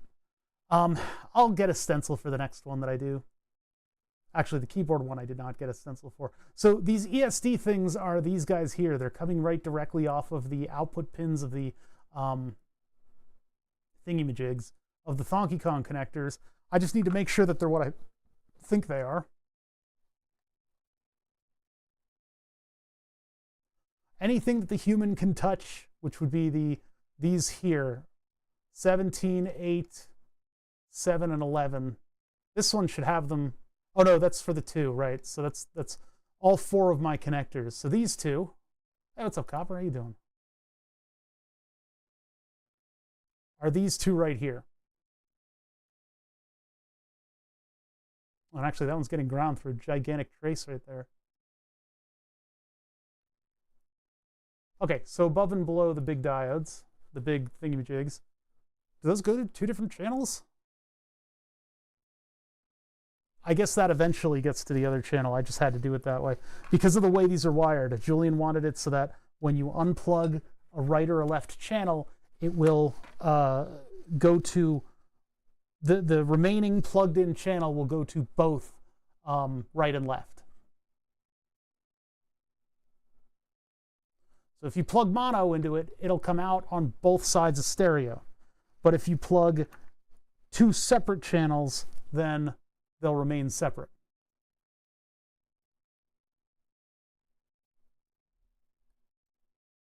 And this is all just in an effort to have a method of mixing Dave and Julian's setups together. They can go into this mixer and then balance themselves with each other, and then the overall output can be balanced as well.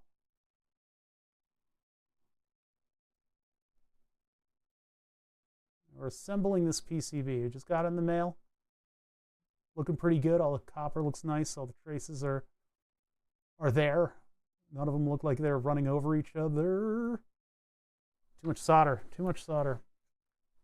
Dr. Plugger. Hey, it's been a while since I heard that name. Subbing with a prime for 56 months. Thank you so much, Dr. Plugger. Hey, I appreciate those primes. By the way, you guys haven't heard this already 5,000 times from every streamer on the planet.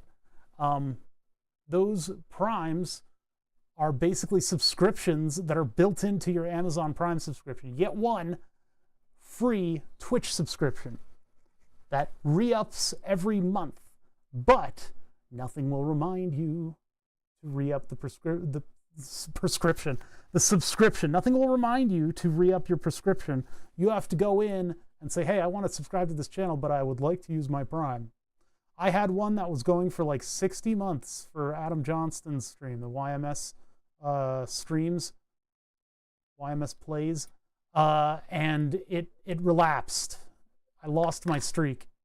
So, and if you don't use it, there's probably some kind of evil accounting in Amazon that puts the funds to something else, like funding their human cruelty project or making a robot replace a real person.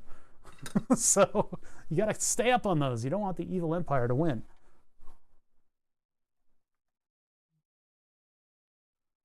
So Fusion360,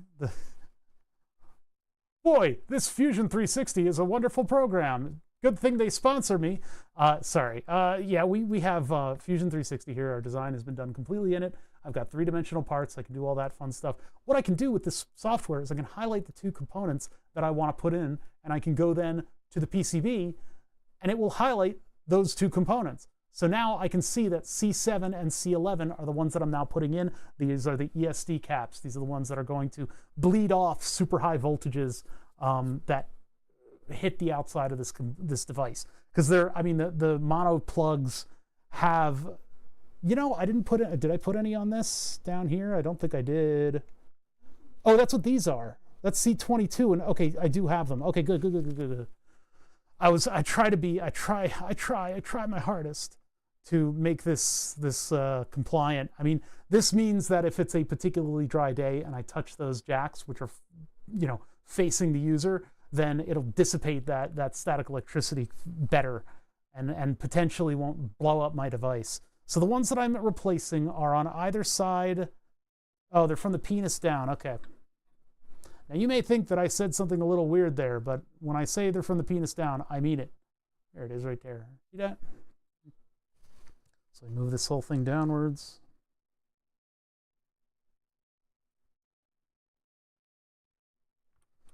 Okay, and then I'll open up my bins again. Right nearby. We got one sitting there we can put in. So this would be the one that's right next to the text there. And it goes, get the dog hair off of it. Right there. Is that correct? No. Yes. It goes diagonally up and into this guy. Okay, cool. Oh, I'm glad I remembered all of these.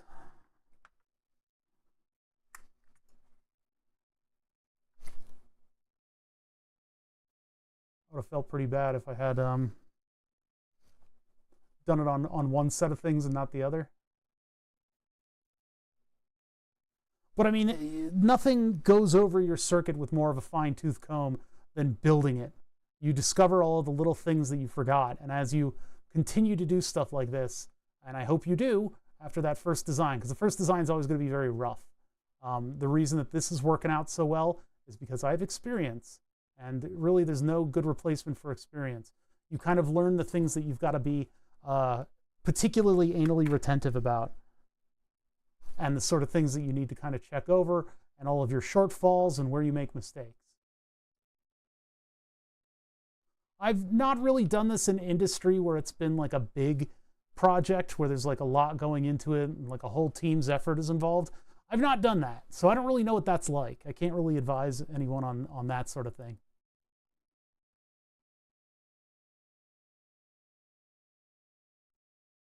Like this one all the way over here is the ESD cap. That's a little bit, it probably should be between the two things.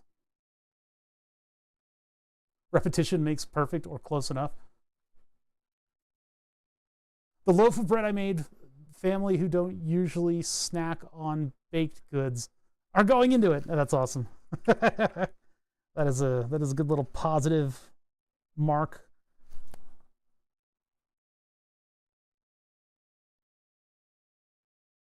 Yoink. Okay. It's in here. Move that out just a bit. These are 0603 sized. All of the stuff that I'm doing is 0603. 0402 can go F itself. It can go F off and die. Oh, that didn't actually solder. Funny joke. What a hilarious prank. I love bread. Copper's been working on his sourdough conjuring abilities.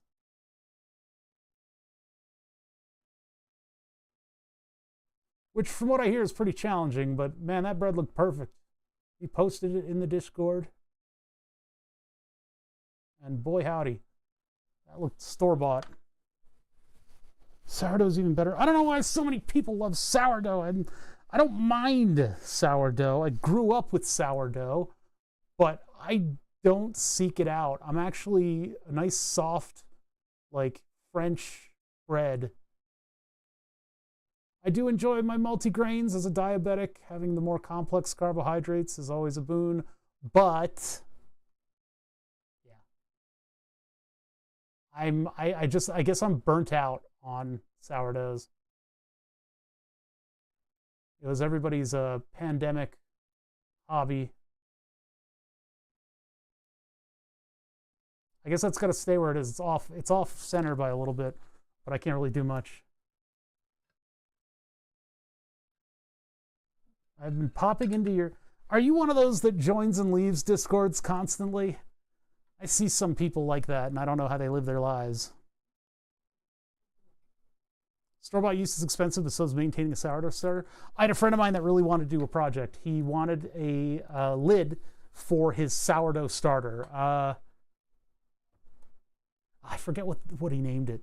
You got to name it. You got to give it a name. But what he wanted was a distance sensor to the top of the sourdough.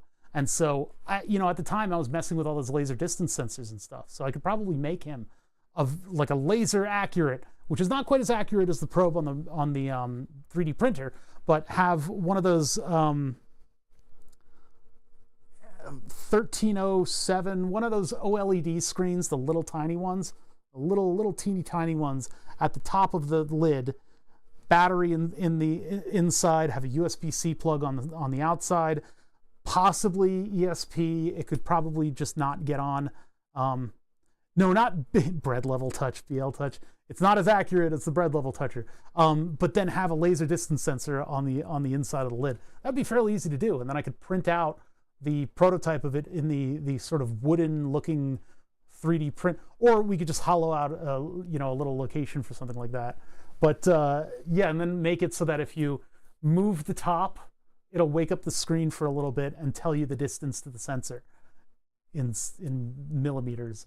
And I think it's like 0.5 millimeter accurate, maybe a little bit 0.2, I think is what it's not quite to where it can rival the BL Touch, which is very annoying for me because I would have liked to be able to laser scan my bed of the printer. All right, so we got 2 more to go in. Wait, did I get the 2? Yeah. Yeah, that's 2. I really want to take hot air to this and make it shift into position. No, let's wait until we get more of the components in, because it's possible that I could actually put it through a cycle of the oven at that point. Let's go to the output, and on the output we've got this one, and I hit the shift key, click this one. So now these 2 are being highlighted. Go over to the PCB and find the parts that I'm going to install. This is hard to kind of like, why is this a hashtag AutoCAD ad? Why would I count this as an AutoCAD advertisement? Well, because the selecting and highlighting of parts and jumping from page to page, from schematic to 2D design, allows me to release a part of my brain where I'm memorizing a number and just look at the screen and go, computer said that one. It's very, very, very helpful to kind of have just like this instant representation of where the components are located. So while I'm hunting around for where the stuff is, and again, we didn't have room on the silk screen to put D1, R6, and R all those identifications. So I can go from the schematic, which I'm very familiar with, and I can say, oh, that's the part that I'm installing, click on it, click on the 2D design, 2D design says it's there, okay, and then find it with the microscope. It's something that I think is maybe a little bit unexpected in the sort of ways to use your CAD program. I don't know, maybe if you guys been doing this since the Stone Age, because for me this is a new thing, and it's very helpful. It was especially helpful when assembling the mutable instrument circuits, because Emily Gillette used, and I still don't know if I'm saying her name right, and I know it's her now, but so Emily used Eagle, at least Eagle. I think it might have been Fusion, but I'm not sure. They at least use Eagle, and so the designs, the .brd file, can be imported into Eagle, and then I can use it to click on a location and identify a part. And so that helped me immensely with assembly. This is very tight in here. I've got to be very careful about this. I do really want to make the sourdough starter bread cap. That would be another thing that I could put on Etsy.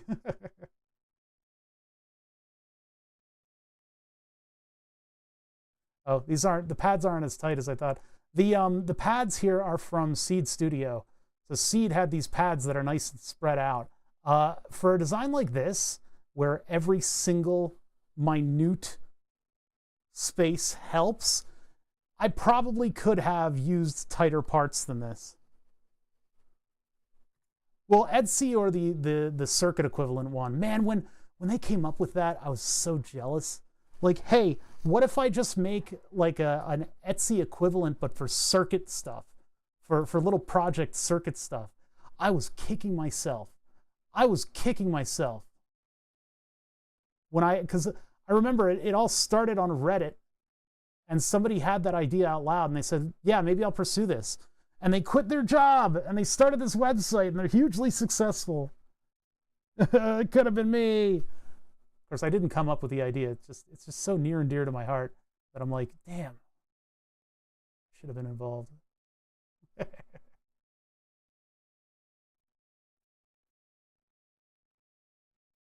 Yeah, maybe I can start up. What is it? Is it Tindy? I don't know what it's called.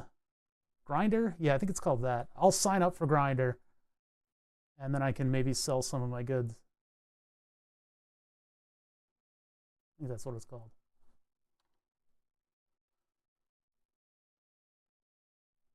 Discord down for anyone else. Oh, did we lose Discord? Are they having some server hiccups? It is Tuesday. Tuesday is server day, right? At least for Valve it is.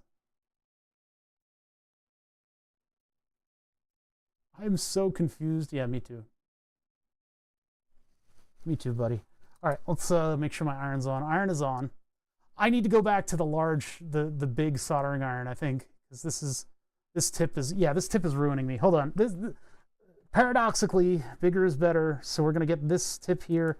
I had a better tip, but it blew up because I used it too much, but this one should be okay. So these quick change tips are really quite usable. They're quite useful. I broke it posting that video. You shocked Discord HQ to the bone.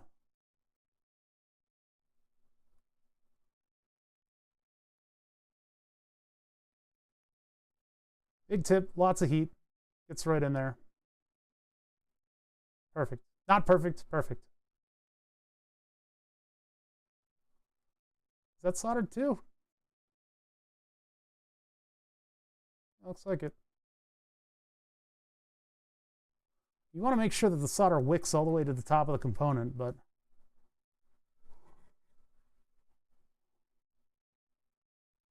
internet down, pursuing blacksmithing.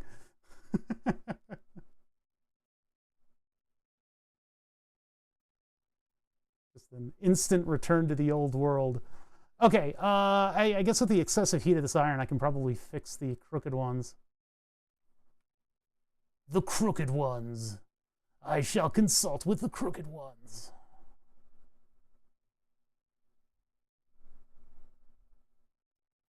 Actually, that one doesn't look too bad. There it goes. See, this iron is able to put so much heat into it that it gets both ends to melt down. Okay, so those are the ESD protection capacitors.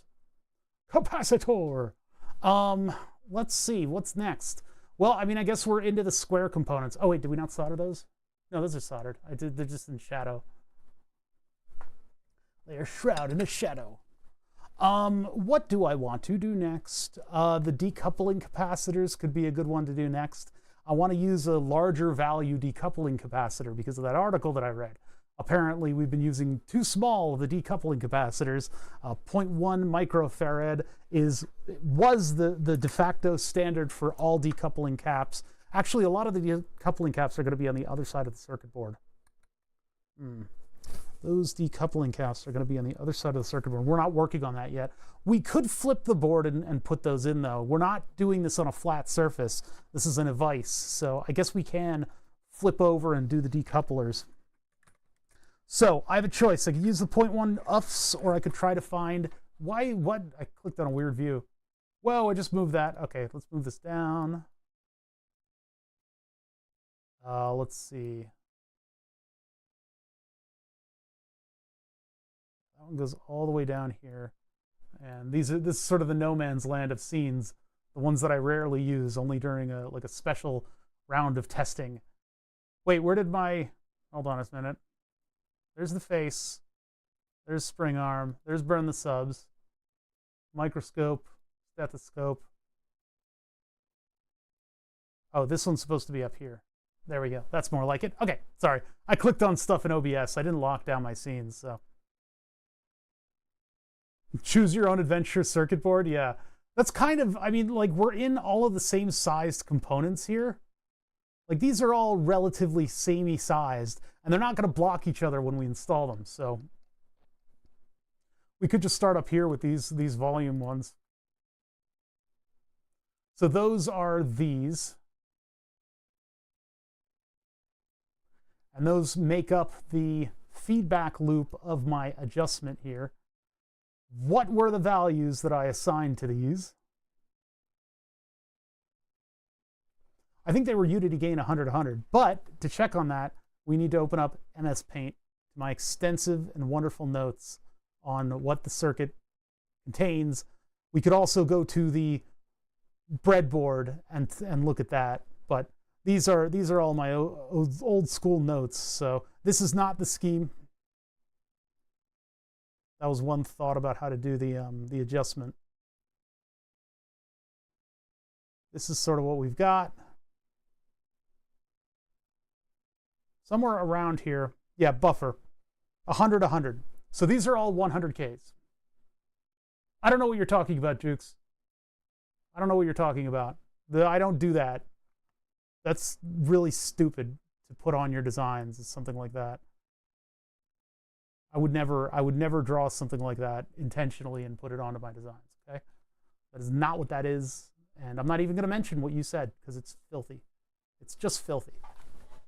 Now, where are my 100Ks? Did I order a bunch? I think I ordered a bunch of 100Ks.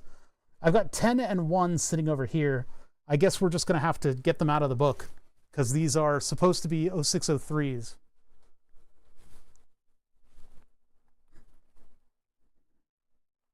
Grab this. All right. This book is kind of excessive.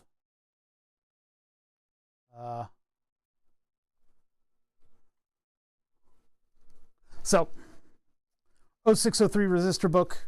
It's a little bit thick, unfortunately. But we're going to go to 100K on this. I'm probably going to have to order resistors after this because these have been looking a little bit more sad. No, we got enough. So I need 6 for just that part of the op amp.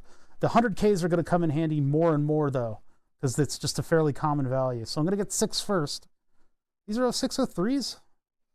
Did I use 0805? No, actually, I did use the right size. The microscope distorts everything. 1, 2, 3. Nope, that's only 2. Am I missing one? Where did it go? 3, 4. 1, 2, 3, 4, 5, 6. There we go. Got a little pile of resistors in that square right there. Now I'm really good at identifying tiny things from far away. I've gotten good at that. You could also use one of those silicon mats that has the little bins in the side. I could very carefully arrange them up here. I could use a blank bin and empty it into that blank bin. But I've gotten good at identifying these things from far away. I've got just a little hold pattern over there. And most of these are going to go all the way up at the top here where I've got my unity gain amplifiers. What these are doing is providing a buffer for the volume control. Ice cube trays, that's an interesting one, although it's kind of big. You'd also 3D print something. Yeah, that 3D printer really pays dividends when it comes to electronics design. But so, what we're going to say, what I was doing. Oh yeah, so in order to have one knob control multiple independent channels, you have to attach the potentiometer to multiple outputs. Now that would be great if these chips' inputs were what is called high Z, which is high impedance. It's got a lot of resistance on the line, so it's not sucking down a lot of that power in order to ascertain what voltage level the system is at, right? What voltage level that pin is at. It can know that without sucking things down. That's not how these work. These, unfortunately, do suck the golf ball down the garden hose. So when you attach your voltage to it, if there's not enough current behind that voltage, it will end up altering the voltage and pulling all of the power out of your system. So the suggestion is to run it to a buffer. All right, Proteus. So what I've done is I've run the potentiometer's voltage to an op amp at unity gain, and on the output of the op amp, when the 2 or more things that I've connected it to start sucking on it, it's able to actually give it all of the volume of voltage that it needs and steady that voltage there with something that's actively pursuing a balanced system at a certain voltage. So that's how that works. Okay, so let's highlight the things we're going to be putting in. Burp. And then technically I probably should have built this piece by piece. I keep learning this lesson over and over, old man, is that I probably should build this bit by bit, like system by system, and make sure that everybody works together. But we're just going to yeet all the parts on and then turn it on and wonder why it exploded, because this is a stream and not a professional operation. Did I forget to click on one? Oh yeah. Okay, so it is all the ones in this area. It's just all these guys right here. These are all 100K. So now I can go back to this one. And all of these things right here are just 100K.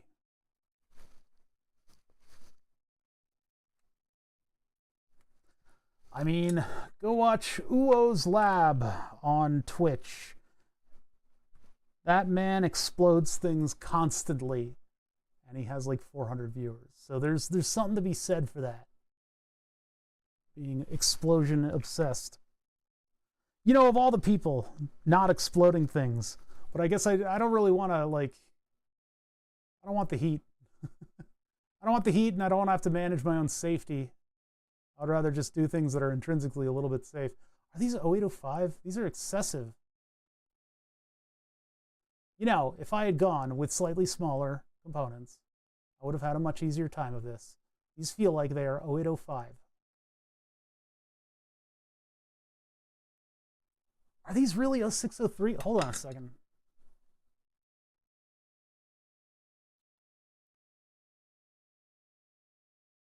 Properties. No, they say they're 0603, and I guess they have it highlighted here that there's this huge overrun so that they can be hand soldered. If I were truly evil, and if I really needed to have that extra space, I could have used tighter 0603s. I could have just had a little tiny overrun from the pad. That really would have opened up things a little bit here. I have some issues getting traces in and out where these pads are getting in the way, but I managed, so I guess I'll just keep them the way they are. Nice and easy to hand solder. Everybody Wang Chung tonight? What even, why did they choose that? I mean, everybody was on drugs in the 80s, so I guess that probably is why. Everybody have fun tonight. That's not the right progression. That's not the right progression.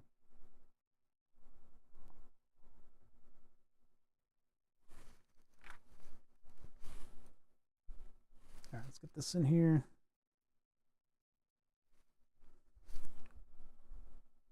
O1D, huh?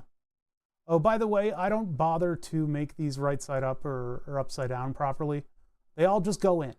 They just go in whatever orientation, and you guys are usually the ones that are a little bit too weird about the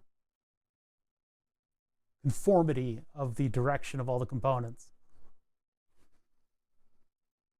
So pick this one up, it's upside down, so I do the maneuver. The maneuver is where I use my thumb and my forefinger to just very carefully turn over the part so that it's facing the right way. Damn it. And then it just flips itself because there's a hair in the way. But yeah, that little maneuver right there, it's a skill. This is why I don't like using flux, because then stuff will stick to my tweezers. And this is hand soldering a circuit. I mean, this is just what we're in here for. If I really wanted to, I should probably 3D print something to go around that solder dispenser and then use that to populate a little dollop of solder on all these pads, and then I can just tweeze them into position and throw this whole thing into an oven or onto a skillet, and we could watch it solder itself. If we ever have to manufacture stuff a little more, or if I get a stencil for the next one, we can do that. For now, we're not. We'll just do it this way. All right, come on. There we go. Okay, something's knocking on the floor. Why was there somebody knocking on the floor like it was a door? I don't know what's going on up there. Everybody's OCD is different. Yeah, I've had them complain about it before. But then again, you know, I mentioned earlier, and I was talking about this on Blue Sky, is my chat thinks you should be chewing on solder, leaded solder all the time. They're a little bit weird. I don't really trust them. What does the mixer mix? Mixes. It mixes the mixes together in order to make even mixier mixes. It's so this is a 2 stereo channel mixer. So there's 4 inputs, 4 mono inputs. 4 mono inputs, 2 rights and 2 lefts, and the right and left channels are mixable with each other. So we have 2 knobs, right, left, number 1, right, left, number 2. So if they're coming from 2 different modular synthesizers, you can mix them together, and there's an output on a single stereo channel. So you have a right and left output that's controllable in volume with one knob. So that way, you mix your 2 in relation to each other, and then you divvy your output to the right amplitude. And then, what do you call it? Whatever you're broadcasting your modular synthesizer to, whether it be your own headphones or some kind of a mixer for a studio mix or whatever, yeah, that's somebody else's problem and not yours.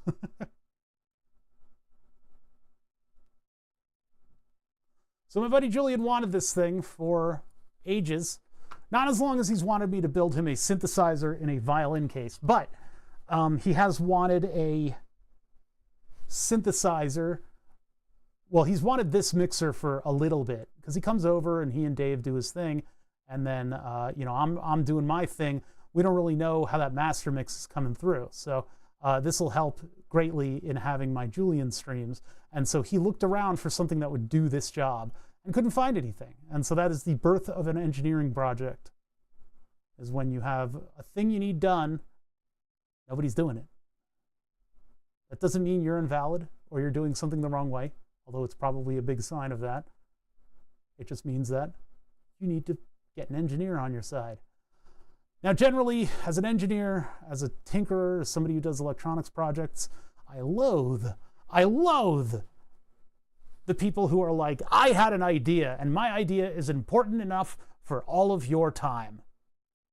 Right? You run into those people when you do this kind of stuff, who think that their ideas are valuable intrinsically. And they are not. Ideas are completely worthless. Ideas are completely and utterly worthless. Everybody has them. They're like belly buttons or assholes. Everybody has them. Get over it. If you've got a cool idea, that's on you to figure out what you're going to do about that idea. And if you want to pay me to build your idea, I will gladly accept the payment. But people like to just, like, you know, my time is money. You know, I hate to think like that, but. Random question: if money and time wasn't an issue, would you be able to make a coffee maker shaped like a cat that also talks? Shaped like a cat is the tough part, because I'm not good at 3D modeling. That's not insurmountable. You could take apart a drip feed coffee maker, because it's very simple. There's a valve and a heater, and then you could build your cat shape around that. If you can find a coffee maker in like on GrabCAD, you can drag that in, and then you can do all your 3D modeling in Fusion360. Look at this wonderful program that's sponsoring this stream. We're using Fusion360 on assembly, but the cool part is I can develop a 3-dimensional PCB, and then I can bring this PCB into a 3-dimensional design, and I can 3D print parts that fit around the PCB. For instance, the front panel for this is going to be modeled in 3D. Now, Blender might be a little bit more easy to do the design with. Blender you can do kind of like sculpting with. With Fusion, you can use quadrangles.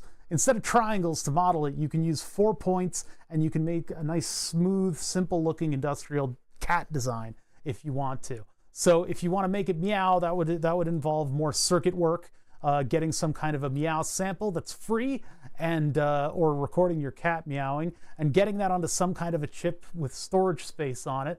Now, China can do that very, very easily, because they'll just deposit the chip on the PCB and put a dollop of epoxy on top of it after bonding all the gold wires, and that'll contain their little flash element or whatever, the very low quality kind of noise to make a meow. I don't know, you know, if you were doing this as an independent project, of course, you could use some better stuff. You could use an SD card, microcontroller with an analog output that would be able to make a cat noise. But again, all of this stuff, I am basing all of my recommendations and advice here based on experience, and time is money, skill is money. If I were a lawyer, that would have cost you, right? I think engineers need to treat their time and ideas with more respect, because the creativity that I put into somebody's inane, what if you put hamster on space? Like, that is so easy. It's all of the connecting of the interstitial tissues of a design like that, where you rely on the experience and the you know, all the time that I've spent studying engineering and living in this stuff. I don't know, they've, for some reason, engineers have gotten like totally fucking shafted in terms of like working hours and getting paid and all that stuff. Absolutely fucking annoying to come into that so late and nobody respects your time. It's crazy. They expect you to spend all of your waking hours in an office. Ridiculous. All right, anyway, sorry. I'm getting all heated about random stuff. Those are our 100Ks. Did I solder the opposite ends of them? I think I just did that. Yes. Okay, 100Ks. We can come back with hot air and make this look pretty if we really want. I'm more concerned about functionality at this point. So let's get down into some of the other resistors here, like our 14 and 16. No, wait, we just did those. What about you? 19, 21, 18, and 20. I'm just going to hit shift and click on those and then jump back into the schematic. When I do that, we've got a highlight of what all these values are. So these are the buffer amplifier components.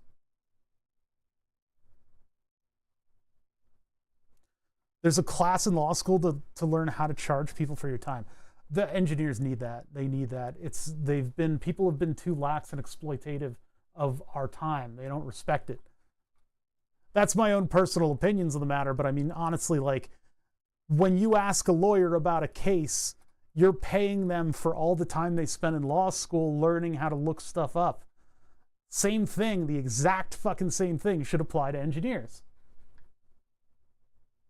Cat-shaped espresso maker. Ah, so you could have the tail be the little espresso, the milk thing. So these 4 resistors here, what are the values? What are they? We go to MS Paint, which is our master working document, to see that, nope, that's not that one. That would be, is this my master working document? I don't know if this is. No, this is. But I did buffer these, so what am I buffering these through? I think unity gain. I think these are also just all 100Ks. We're using a lot of 100Ks in this design. Let's double check that with the actual circuit. I haven't taken it apart yet. It's still right here. We can check our input versus the working model. So we've reduced this goes all the way up here. There we go. We've reduced all of this to this. It's crazy. Whoa. Crazy, crazy, crazy. All right, where is my multimeter? Multimeter, go. Take my money. For what? Oh, for the cat espresso machine? Damn, I go on this whole diatribe about how ideas are totally useless. And then one person mentions a cat-shaped espresso machine, and everyone in chat goes bonkers. I would buy that. That's something I'd purchase. Totally and completely disproving everything that I've just said. All right, so our inputs came into here, into this amplifier, and this amplifier is using 32.88K. What? 32.8? What the heck? What did I do here? 32.8. Is that actually my input? Yes. Yeah. Although, where's my output? Because I've got 4 channels of input over here, and then we were looking at the mix on the oscilloscope. So yeah, it is 33. Yeah, 33, and then the feedback is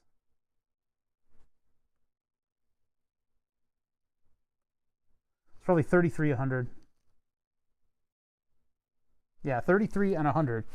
So the feedback is 33, but the initial input is 100 to make it 1 to 3. 1 to needs to be less. So the initial input is coming into, hold on a sec. Okay, yeah, it's 100, and then the feedback resistor is 33. Yep, okay, all right. This is why we keep this thing built until we have our first working prototype. This stays together. What's up, Ingo423? We're actually, believe it or not, we are actually building this circuit. I am using Fusion360 to figure out where my parts are because I didn't put values down on this drawing. I don't think it's necessary to do.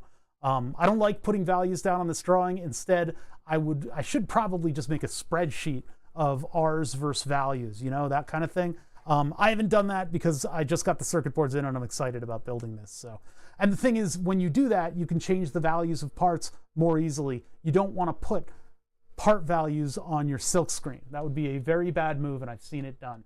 Hey, Wonky Robot for 12 months. Has it already been 1 year since Wonky Robot has graced us with their presence on my stream?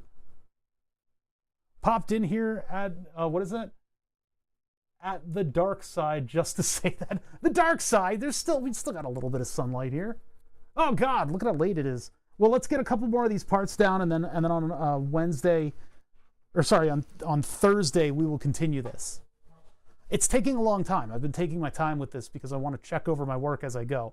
We're going to go from one end to the other and just install all these tiny parts, and then we'll be able to plug it in and see if it blows up. Luckily we have thermal imagers to help us with that. So what is the I'm usually here? What is the, oh, you had your phone like deleted a whole word, didn't it? So anyway, these 4 parts we're putting in their 100Ks. We go over to the PCB and now I have them highlighted. So it's the 4 on the fringes of this next op amp. And I'll have to figure out what components I'm going to use for the decoupling circuit, because that's going to be, I'm going to need good values in that, not just 0.1s. I want to have something that'll have a reserve of power, because this thing is going to be working pretty hard with those volts. I guess it's really the headphone part that's going to be working pretty hard.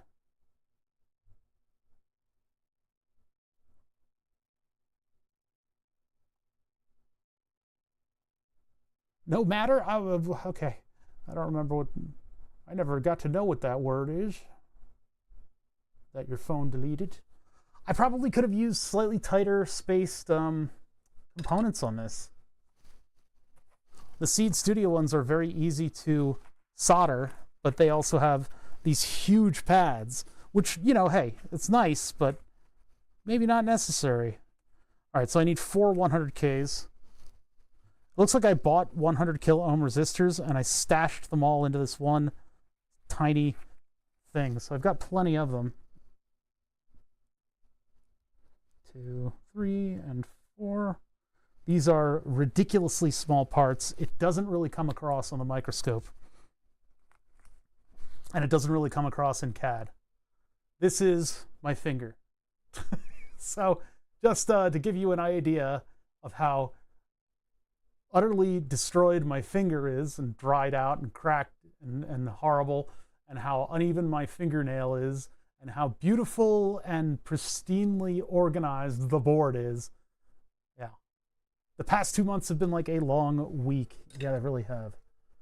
I do not like going back to the state of wake up, check the news, face palm, hope that it doesn't personally affect you, move on with your day. I'm not happy that we're back to that.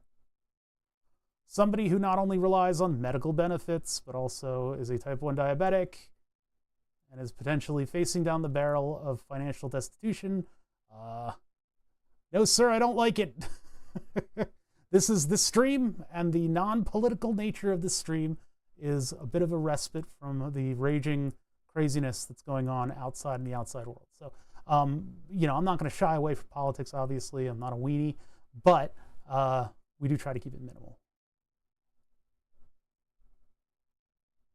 Aren't you triggered now that we've all lost our health care? Ha ha ha ha. I'm swimming in the triggeredness of you all. You're so weak, and because of my manly sensibilities and my assignment of macho sensibility to politics, I remain in the manosphere. It sucks. Over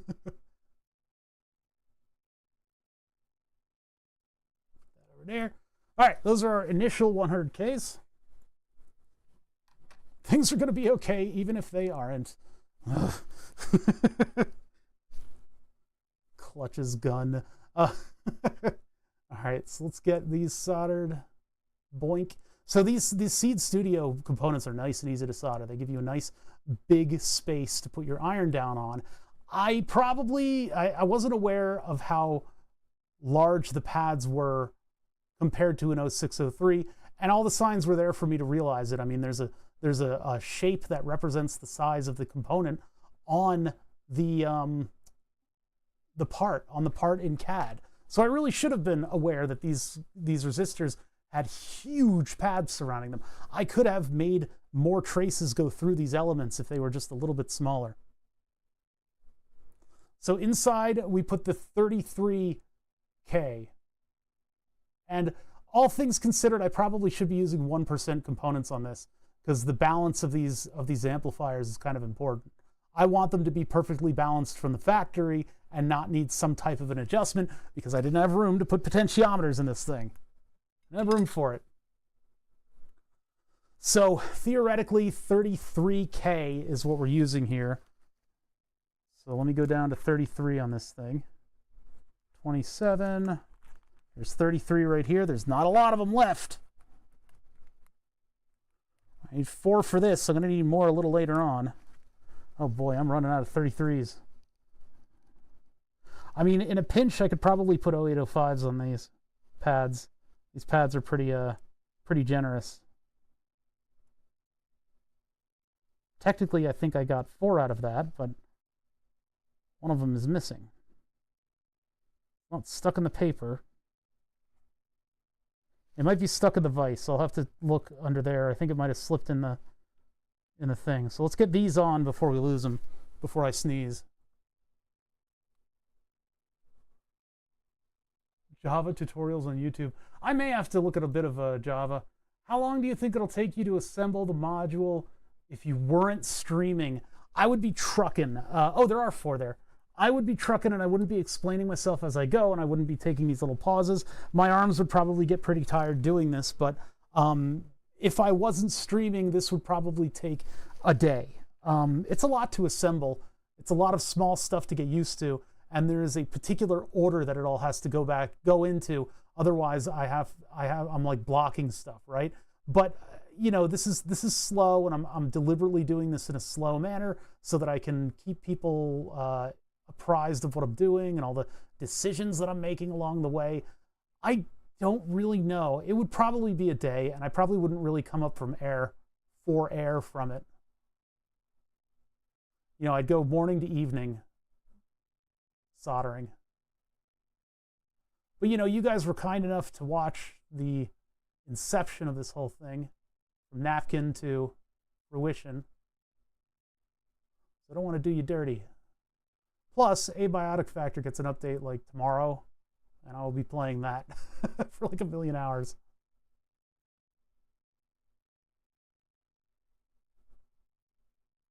I missed the past bunch of videos. The A2K is an op amp. Yeah, these are QFN op amps, so the part number is...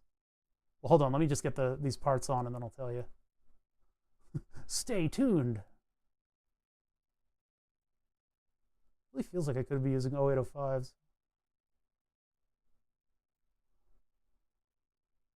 One more, and then I'll look up the part number. It's I looked up this op amp, and it was in, I think, the new items for DigiKey, and it looked like a pretty good equivalent to the TL074. I don't know exactly how it stands up, and I don't know, I didn't min-max the cost on it. It's got a weird pinout, but it's a QFN, so I'm able to fit a bunch of them on this board. And from our breadboard testing, they seem to do pretty well. Properties. It's an ADA 4062, ADA 4062.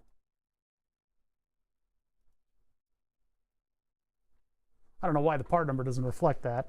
These companies, they don't have pride in their products anymore. They don't put a Googleable part number.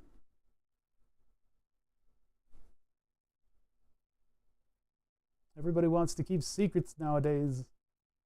That's not true, but still. Did this turn off? What's going on? Whoa. Oh, jeez. Come on. Give me some of that. Nope. It's all on there. It's just a big blob. That did the trick? Yeah. I don't know. If you think there's some shortfall to it versus the TL074. Illegible spec sheets. The illegible spec sheets are the ones that come from China because I can't read Chinese. You can translate some of them, but... And then sometimes it's like an internal data sheet that doesn't give you enough information. Screens are like that. LCD screens are like that. You can't really find any information on them.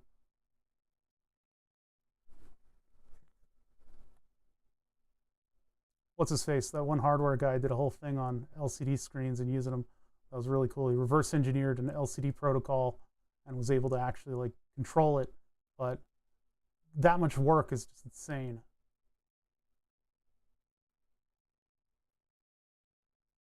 So what I try to do is get that solder to go all the way to the top of the chip resistor. That I left heat on there for too long and it bled to the other side.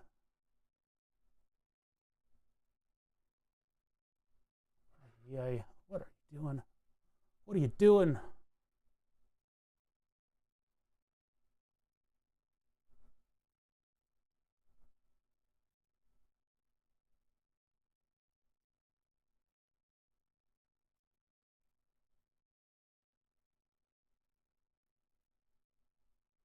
I'm just doing a very light touch on this thing. And that is way over to the side, but we'll wait until we like put a hot air on it or something. Yeah, Ben Eater, the guy who did the was the portable Wii or whatever, portable GameCube back in the day. He did a whole thing going into the LCDs, but it's just way too much work for what it is. Nobody really tinkers on that level. All right, that's a lost cause. I'm just gonna leave it where it is. I don't want to move it. If you had those pincher soldering iron attachments, you could have done that.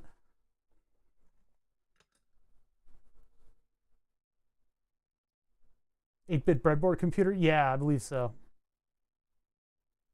Next. All right, so this next part is the turning of the voltage signal, the voltage waveform, into a current waveform. Not really like FM and AM, but it is kind of interesting that it goes into a different space. It goes into a different domain. It goes into current instead of voltage. So I guess it's measuring current across these guys. So those, and let's double check on the value. Those are 30K, 30 and 500 ohms. And we'll double check on the values that we've got on the breadboard.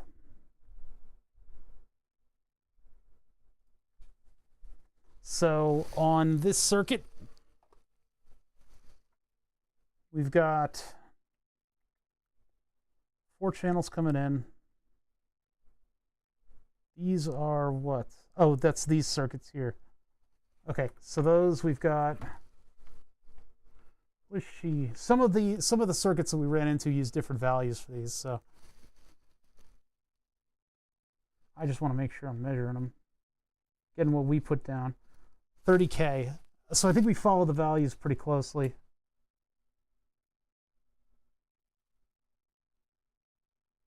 Yeah, 30 and 500. So we'll do that. We'll follow that thread. So 30K we've already got. It's right above our 33s. And I'm going to need 4. 30K being the initial value. 1, 2, 3, and 4. 30K.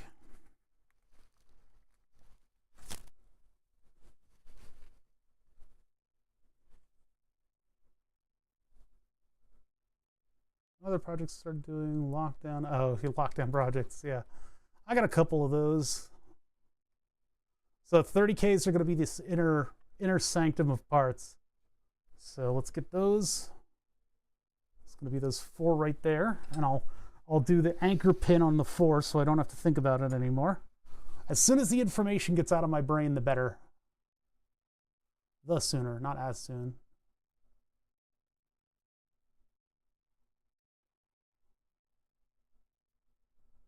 I saw some really cool things on Thingiverse, which were for like a pick and place.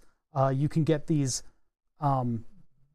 bins that hold on to the tape that has the parts on it, and the little bins clip into each other, so you can have this whole setup, this big block with all of your individual components facing you.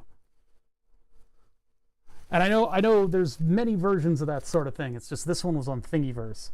Where are my tweezers? They're there, way far away. All right, so let's get these down here.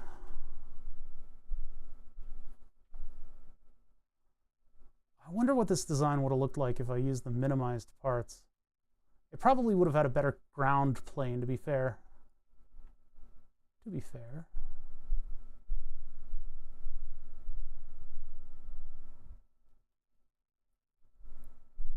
Ugh. Sticky tweezers are a pet peeve, but I don't want to take out the goof off right now. I don't have Q-tips. I think those get here probably today, maybe. I had to order a new thing of them. My ears are so dirty. You're not supposed to use Q-tips in your ears. Yeah. Whatever.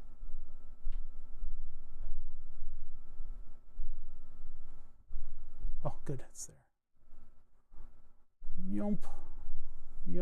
The Q-tip lets me kind of drive the cotton into the thing, and since cotton is renewable, I feel better about it. There's a whole class of electronic swabs that are made out of foam and plastic, which is horrible when you clean circuit boards with acetone like I do. Acetone in a tiny dose, I'm not talking about submerging the board in it for 48 hours.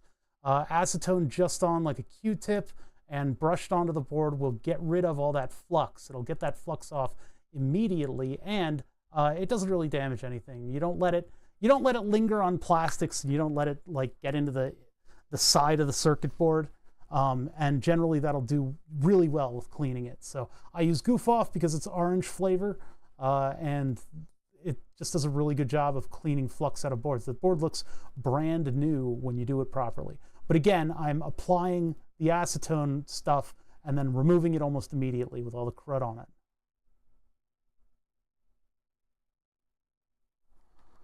All right, 30. Our next one is 500 ohms. Oh, that's the wrong one. 500 ohms on this one, this one, this one, and this one, and this one. There we go. Back over to the PCB. Okay, so it's just the next one in line. Is 500 ohms, so I got to flip way back in my book to 500. 510 is as close as I'm getting to it. And I guess that's okay. It's either 470 or 510. So we'll just put 510 in here. And,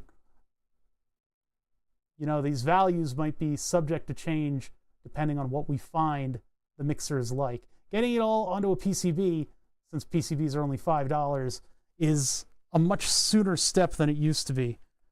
I would do all kinds of other characterization of the circuit board before I went and made a PCB.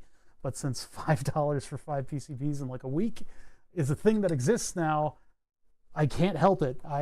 Putting all the parts on something that holds them in an organized fashion and zeroing in on all the issues there, I guess is a way to go. I don't know how much alteration to the actual design is going to be necessary to get this thing into a fully realized 100% working sellable state. And if I sell it, what do? I mean, I guess I'll sell it without the Funky Kongs on it and be like, it's a project kit, so anything that goes wrong is your fault, right?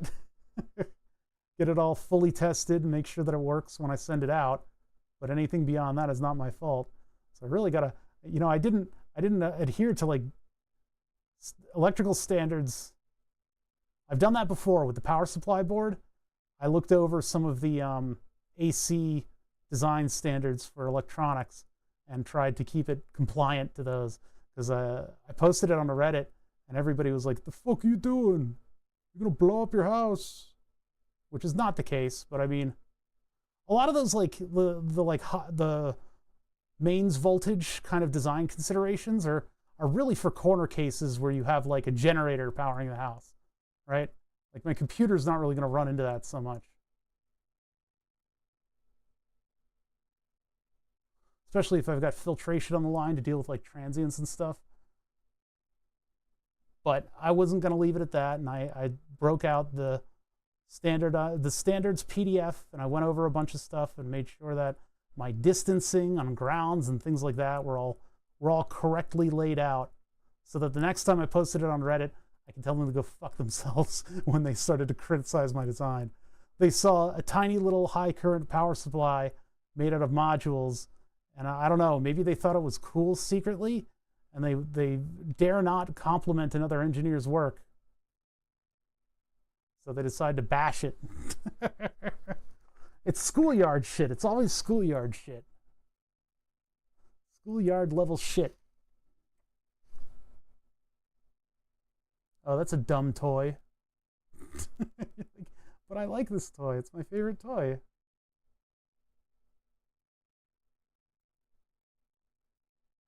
Wow, 500 ohms is not a lot of resistance to the heat flowing through it.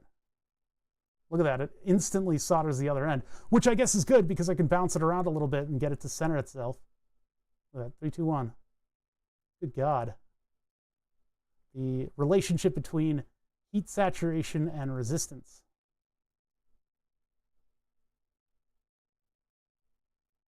.500 is not a lot of ohm.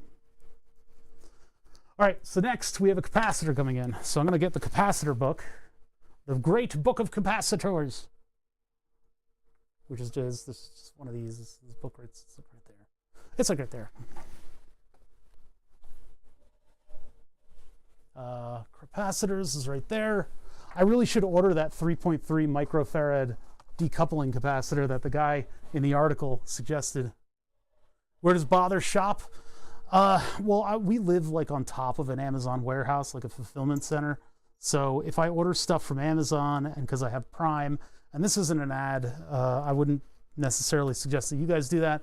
And also the fact that, you know, if you're in Europe or something, it's kind of difficult to find these types of parts. But I order a lot of this stuff from Amazon. That's where these came from. And then DigiKey is my go-to aside from that. DigiKey would be where I'd be getting the more eclectic stuff. So these 4 capacitors are the Ohm Depot. You just wanted to make that joke, didn't you? 560 pico. 3.2, 5.1, 9, 30, 100, 560. A lot of them being used in these designs. I don't know why the value 560 is so important, but we're going to need 4 of these things. My joke went over your head. No, it didn't. You got to get up pretty early in the morning to fool me. I get up pretty late in the morning. Anyway, 560, where'd that go? 560 right here. Boy, I can statistically figure out like what values are more common to use in synthesizers by these books, about which ones are missing. These things are great though. I mean, they fill a shelf nicely and they hold just a crap ton of parts in a nice organized way.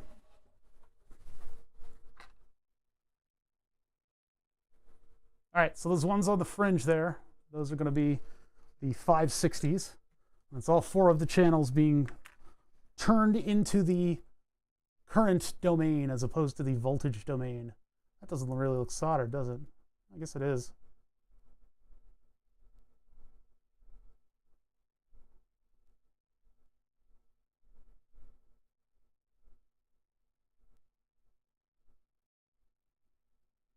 There's our anchors. We're going to get these 4. So, I mean, I have incredibly steady hands, but they're not necessarily a deal breaker, having steady hands. You can either get pick and place hardware, or you can just properly anchor your wrists on something. and it will stabilize you to a big degree. Now, that's not necessarily always going to do it, right? Some people are way super shaky. Some people just medically, you know, their hands shake back and forth, but finger strength is important. The bigger the muscles, the more steady you can handle things.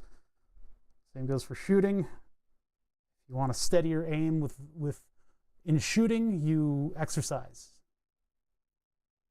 So, and I really have fallen off on exercising. I need to get back into that. I was doing pretty well for just a little bit, going to the gym at 4 in the morning. That's just when I was able to, oh no, I lost it. So I gripped that wrong and it made a little tick and then it disappeared. And I'm looking around right now to see if it happened to land in the short field in front of all of my stuff here. Oh, there it is. Didn't go far. Oh, we got real lucky there today. That can happen if you grip it wrong or if you got the wrong kind of tweezers. The tweezers will come out of alignment with themselves and your part goes poof and it just disappears. It flies 100,000 miles per hour into the next county or the cat dimension where it will then reside. And that's why, you know, you always have extras of everything. Always have tons and tons of extras of everything that you use, but also you get the right kind of tweezers. I'm fearful that this one is going to short out to that pad, this thing right here. These tweezers have big, thick holding on or holder on-y kind of things, and so they're a light touch, but they also hold on to that component, especially if it's square, without having it fly away. If the component is tubular or rounded in any way, these have trouble with it. But typically with surface mount stuff, you're dealing with a bunch of squares. So that's just electrical engineering in general. You're dealing with a bunch of squares.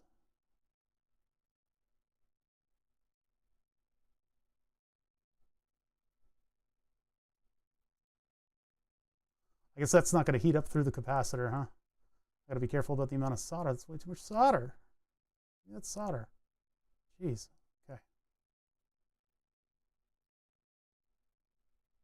I want to make sure that I see movement in the solder all the way up the side of the chip, and then I know that it's soldered down to the pad.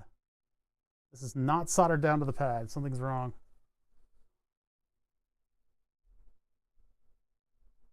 Clean the tip of the iron, hold the heat here for a little bit, make sure that whole pad gets solder on it. I guess that's okay. This is connected to ground, so I think my, or is it connected to ground? Yes, it is. It should be. It's that's what's bleeding my heat out. Is not. Oh, is that one connected? Okay, let's double check our grounds in this area and make sure that everybody's connected properly. Way too much solder on all these. I don't know how to limit my solder any more than I already have. I guess I just need to be more careful with it. Let's double check to see that the grounds are hitting all of those pins. Oh, I see. Okay, yeah, it goes up to the center to ground. Okay, that one's getting ground. This one's getting ground. This one's getting ground. Okay, they're all grounded properly. Don't got to worry about that. That's something that was more of a hassle than I thought it would be. Is making sure that everybody gets a proper connection to ground, because the limited amount of real estate on the surface of this board, there is very, very limited space, and so I have to make sure that the ground has continuity more than I typically would. Usually you just do a once over and it's like, yeah, it's got ground, whatever. All right, so on to the next part of the circuit. Been streaming for 4 hours. It's pretty good amount of time. So we've gone through this part where it's being turned into the current domain. Then it goes into the various mixing schema where I can control the rights and lefts separately or the volume on all four all at once. There is a version of the chip that only has 2 gates, but it's kind of a little weird and you've got to like order a different part. It's not significantly cheaper. Just all these other things about it. I might as well just get 2 of the same exact part. It could fit in the design just a little bit better, but I'm not going to do a full redesign to use the 2-gate version of that chip. So instead, we just double them up. I just double them up as right and left, and then I have all 4 of them connected to one knob. One singular knob.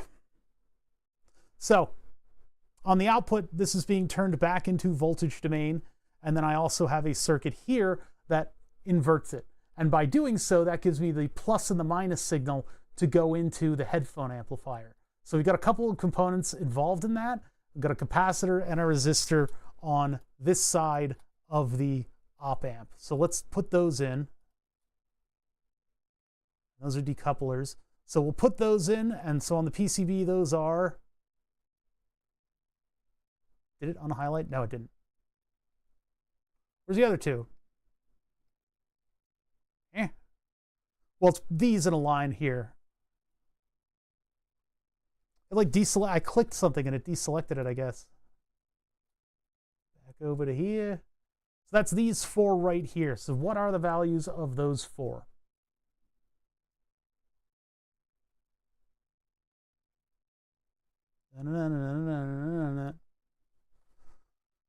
With buffer attenuating 2.7K plus minus 3 volt, 2 to 3K.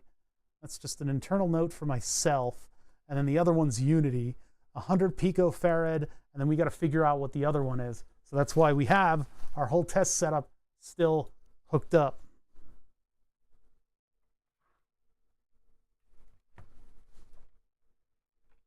And this got into relatively good working condition. I mean, it got us very close to the numbers that we wanted. So those would be where? 2 mixers, headphone amplifier. The outputs are over here, coming from those 2 pins. So it's these amplifiers here.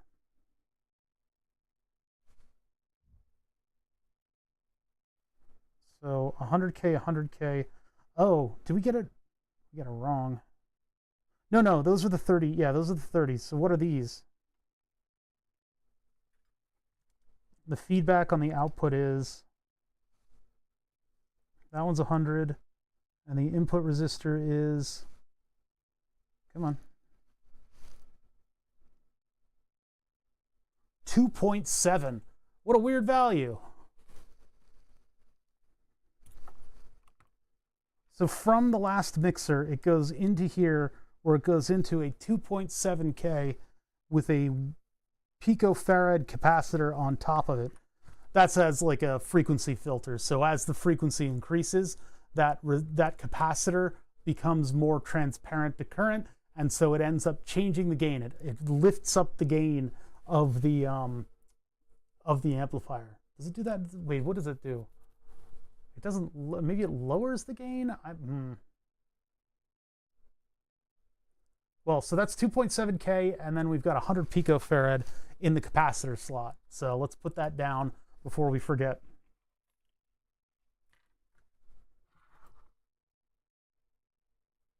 That's this stack right here, and those 2 inner ones are 100 pico. So let's go get those. Probably could use something a slightly different value than that to get it a little lower frequency, but 100 seems to be the mutable instruments design, so I guess I'll continue to use them.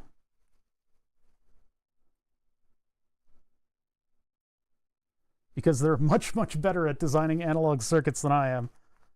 And they probably either ran numbers or actually tested this stuff, because they were a professional creating many, many different legendary synthesizer modules. So I'm going to defer to the experts on that one. But that one article really made me think about that. The one article that sort of blew the lid off of decoupling capacitor values.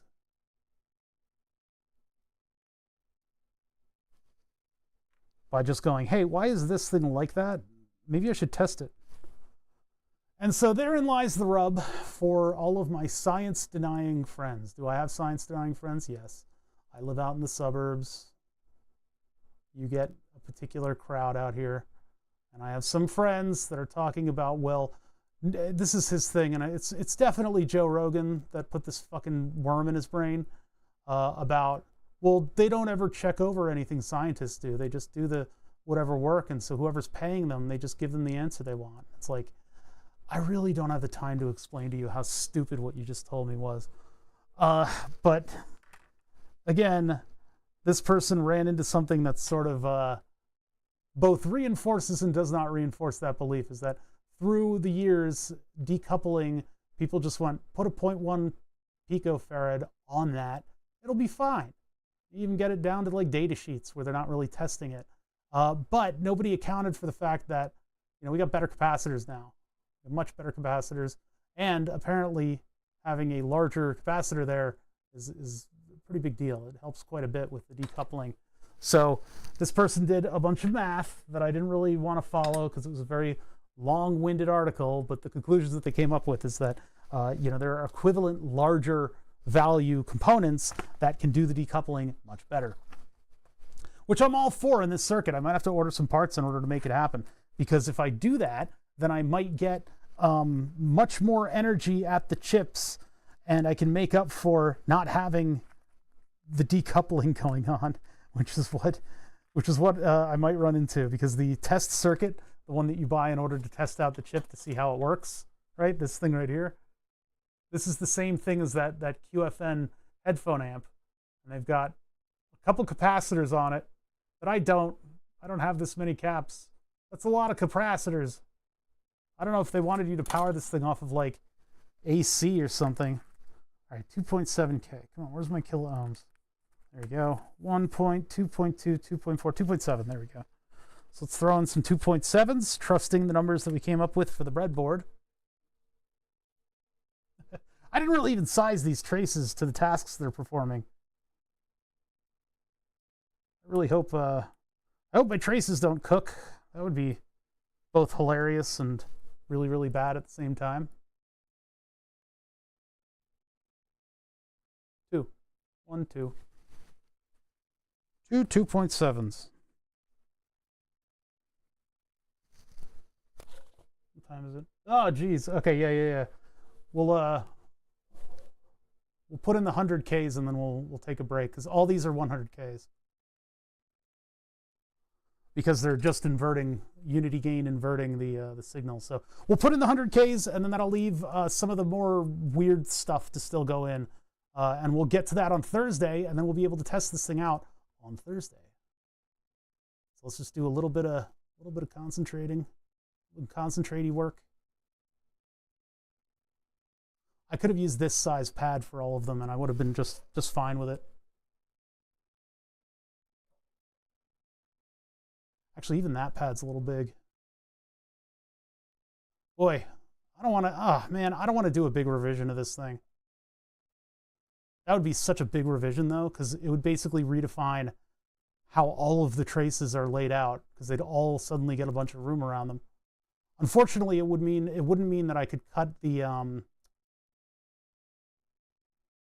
potentiometer stuff into the side, because that's down to the size of these. This is a reasonable amount of space to solder. It's just this little tiny space. So I should probably alter this part and have a slightly more reasonable version, the reasonablest version of it.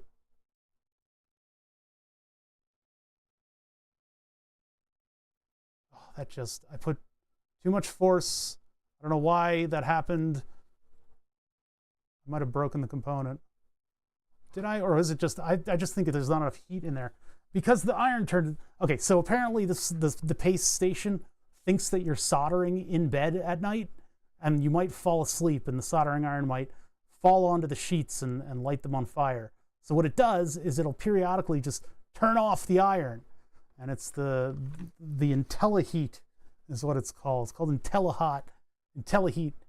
It just turns off my soldering iron. So every now and then, I kind of impotently put the iron up against stuff, expecting there to be soldering that would occur, and nothing happens. Or I struggle to get heat into a trace, into a pad, because the iron is cooling. What the hell just happened there?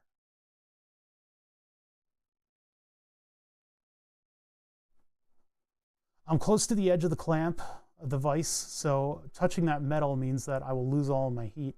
I've got to be careful about that. And I really kind of want to nudge this up just a little bit. I guess that's just where it lives now. Okay. Okay, so now 4 more 100Ks, and then we'll take a break until Thursday. 100K, where are they? 18, there's a hundo. We're chewing through my resources here. It looks like I'm going to be walking the dog in the middle of the night. Sun's going down. Big fella.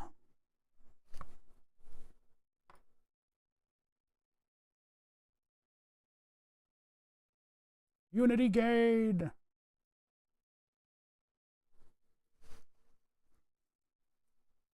We'll get into the headphone amplifier circuit on Thursday.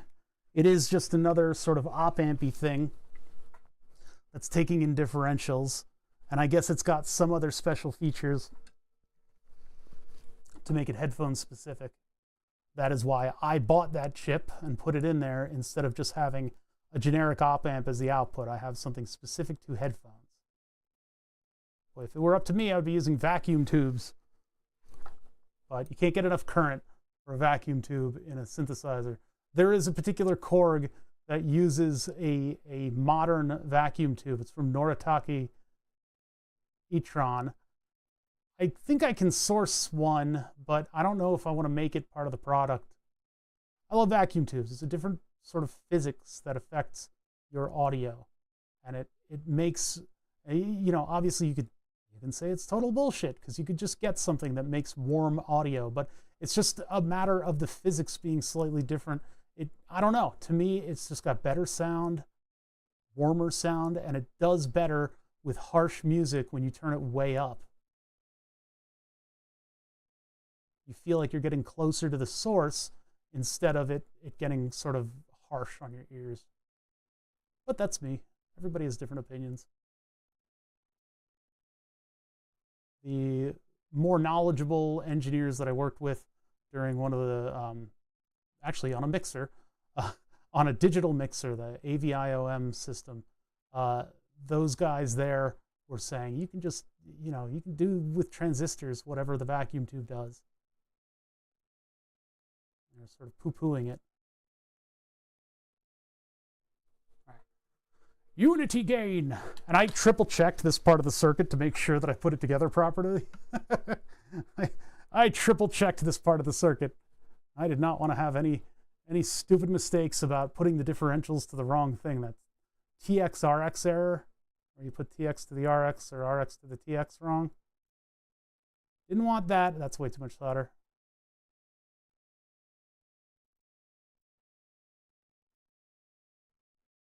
Bring that up.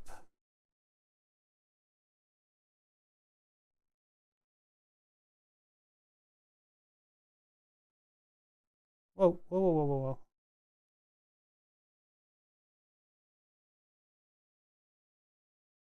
Really, that much heat can get through a 100K?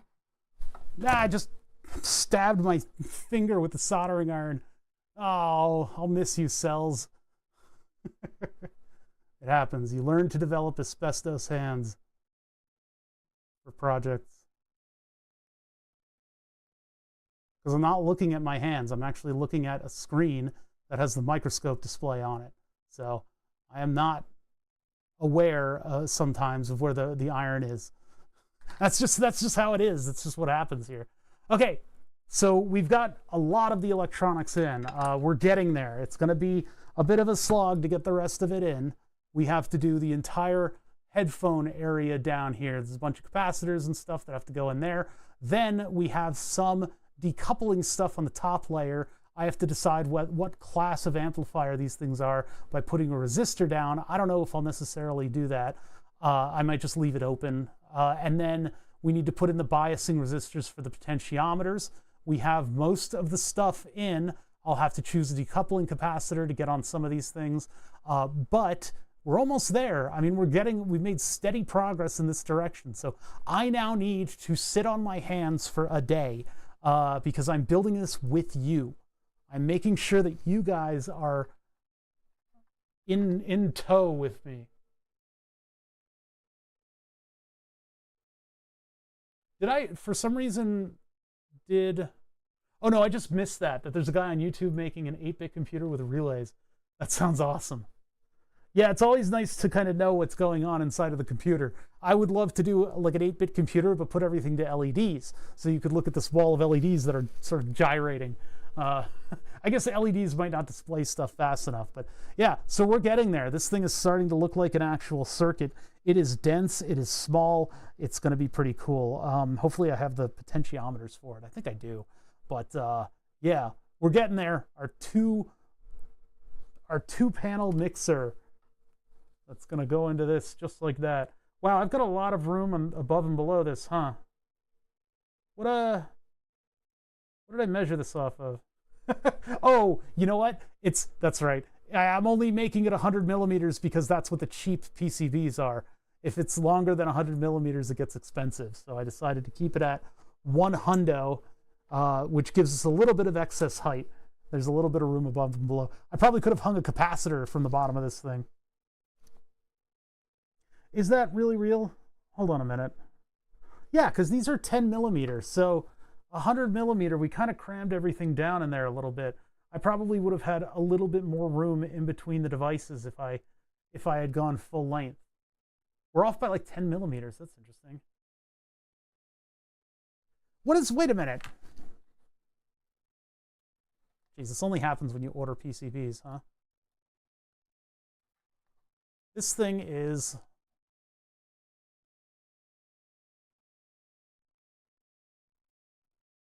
9.15, blah, blah, blah, blah, blah. It's 100 millimeters tall. And then Eurorack dimensions. Let's look that up real quick. Why does it seem so excessive?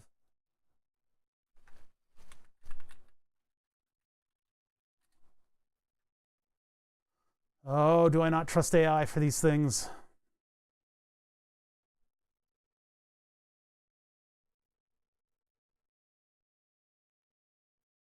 Why is it an inch?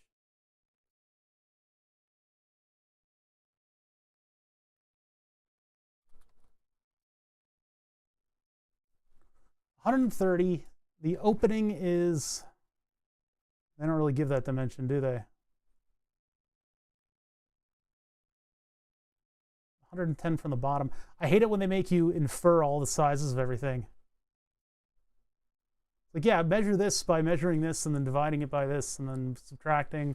So the PCB area, I don't really have a good measure of. I guess it depends on the rack, but there should be a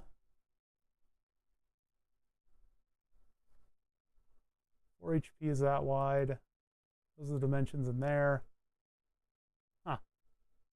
I don't know. It just seems like, okay, so everything is crammed together. 8 devices is probably not the maximum then if we go over 100 millimeters, which I guess I could just hop over and measure with calipers.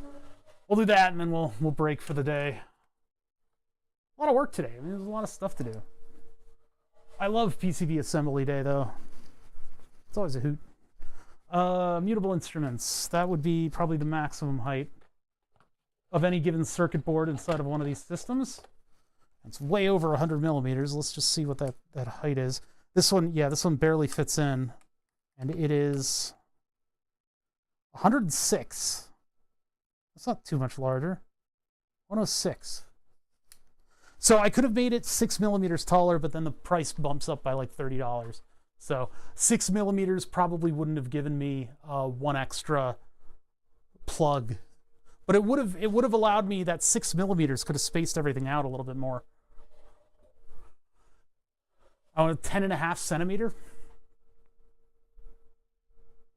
What is that? 105? Yeah, 105. It's 106 is the size of marbles, which is like the max that it can take. Oops.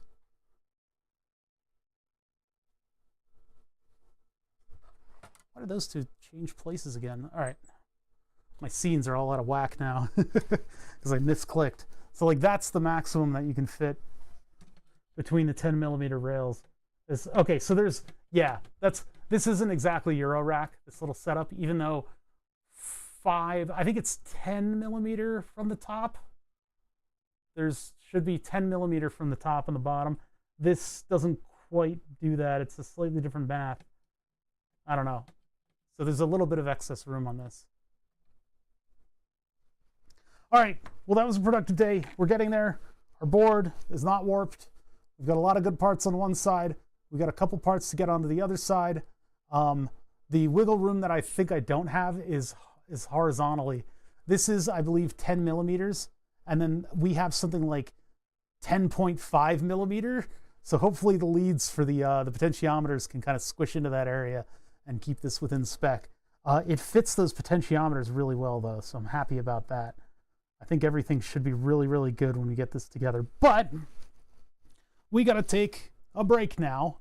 And since I don't stream Wednesday, because that's the time for me to order parts, we will come back on Thursday. On Thursday, I am pretty confident that we may be able to finish this board. Maybe able to finish this board on Thursday. And I'll have a couple new shirts, too. I ordered some shirts right before the place that I get them restocked them all. So, oh well. But yeah, anyway, I will catch you guys then. Until then, I'm going to go take a walk in the dark with the Corgi. I posted a bunch of pictures of her when I thought I was going to do Node Red. And if you'd like to see that, I need to update this. Hold on, I need to update the... I forgot. Where is we? We're in admin. And we're highlighting the old one, the old busted one. And I'm looking at what day? Thursday's the 6th. Thursday the 6th. By then, something shocking will have happened, and we'll be talking about a whole new thing. Are you releasing goobers? Goobers? Yeah, I'm constantly releasing goobers. They're all, you know, if it's not going up, it's going down. No, will I be releasing Gerbers? I've got all the files. I could put it on GitHub if you really want me to. I would love to share these with people. Good luck building it, but I can put them all up on GitHub because, I mean, I'm certainly sharing the design with everybody out there, and all it would mean not sharing it is that you'd have to do a little bit of excessive work to reverse engineer from my streams. As much as I would love the watch hours, it's not worth it, and I'd be wasting your time. So I'll put all I have up on GitHub and try to organize it a little bit. I'll do that in the future. I want to make sure that this design is feasible and works and stuff first, because there's going to be tweaking of the numbers. I think the volume, oh great, scabs just came off of the back of my hand, and now I'm going to have like a big dollop of blood there. I hate it when that happens. You're like, something is dripping. Why do I feel wet? Oh, there was a scab on my arm, and now I'm dripping blood all the way down. Anyway, when I get this thing together, there's going to be some tweaking of component values in order to make sure that this thing doesn't blow up a set of headphones. 1.7 volts was cited by Wikipedia as being system voltage for production equipment, which might be too much. But 1.7, 1.654, I want this to be production level, and I want that volume knob to be able to go above and beyond the call of duty. It can get super duper loud. It's up to you to be careful not to break your headphones. I'm not sure if I should give them that ability, though. I'm not sure if that's safe to do. I don't want to blow up an 8-ohm speaker. We'll see. We'll have to see where the dust settles on all this thing. And the other part of it is balancing the channels. If I get this into sort of the electrical equipment level, I probably need to do 1% resistors for everything. Is headphone level not higher than line level? I'm not totally certain about that. I haven't messed around with a lot of it. I need to look it up. I need to do a bunch of Googling. In the meantime, if you guys want to catch me on the flip, I will absolutely be looking for the chat so that I can put in a command. Did I get Wonky? Did I get your? Yeah, I got your 1 year. I got Dr. Plugger, Jay Busman rated with 6 viewers. That was awesome.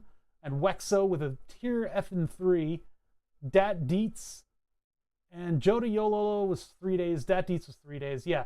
So Wexo was the first sub. Wexo is a long-time fan. It's totally awesome to see with a tier 3, which is insanity. Here's where I will be in the meantime. Here's the end card. There it is. Jeez, that eventually came up. YouTubers will have to write down or pause the video and copy it down manually. But the Twitchers have a button they can press. You can also jump into my Twitch and do commands like Discord or Next to figure out. Actually, Next I haven't been updating because nobody uses it. Nobody uses it. I'm not updating Next anymore. It's no longer a command. nobody cares. They could just look on the Twitch page and there's a next stream in. But yeah, Thursday I'll be on, and we're going to finish this thing because I'm champing at the bit. Champing, just absolutely champing at the bit to get this thing done. I want to get this thing done. I want to start testing it because it'll be cool. All right, catch y'all later.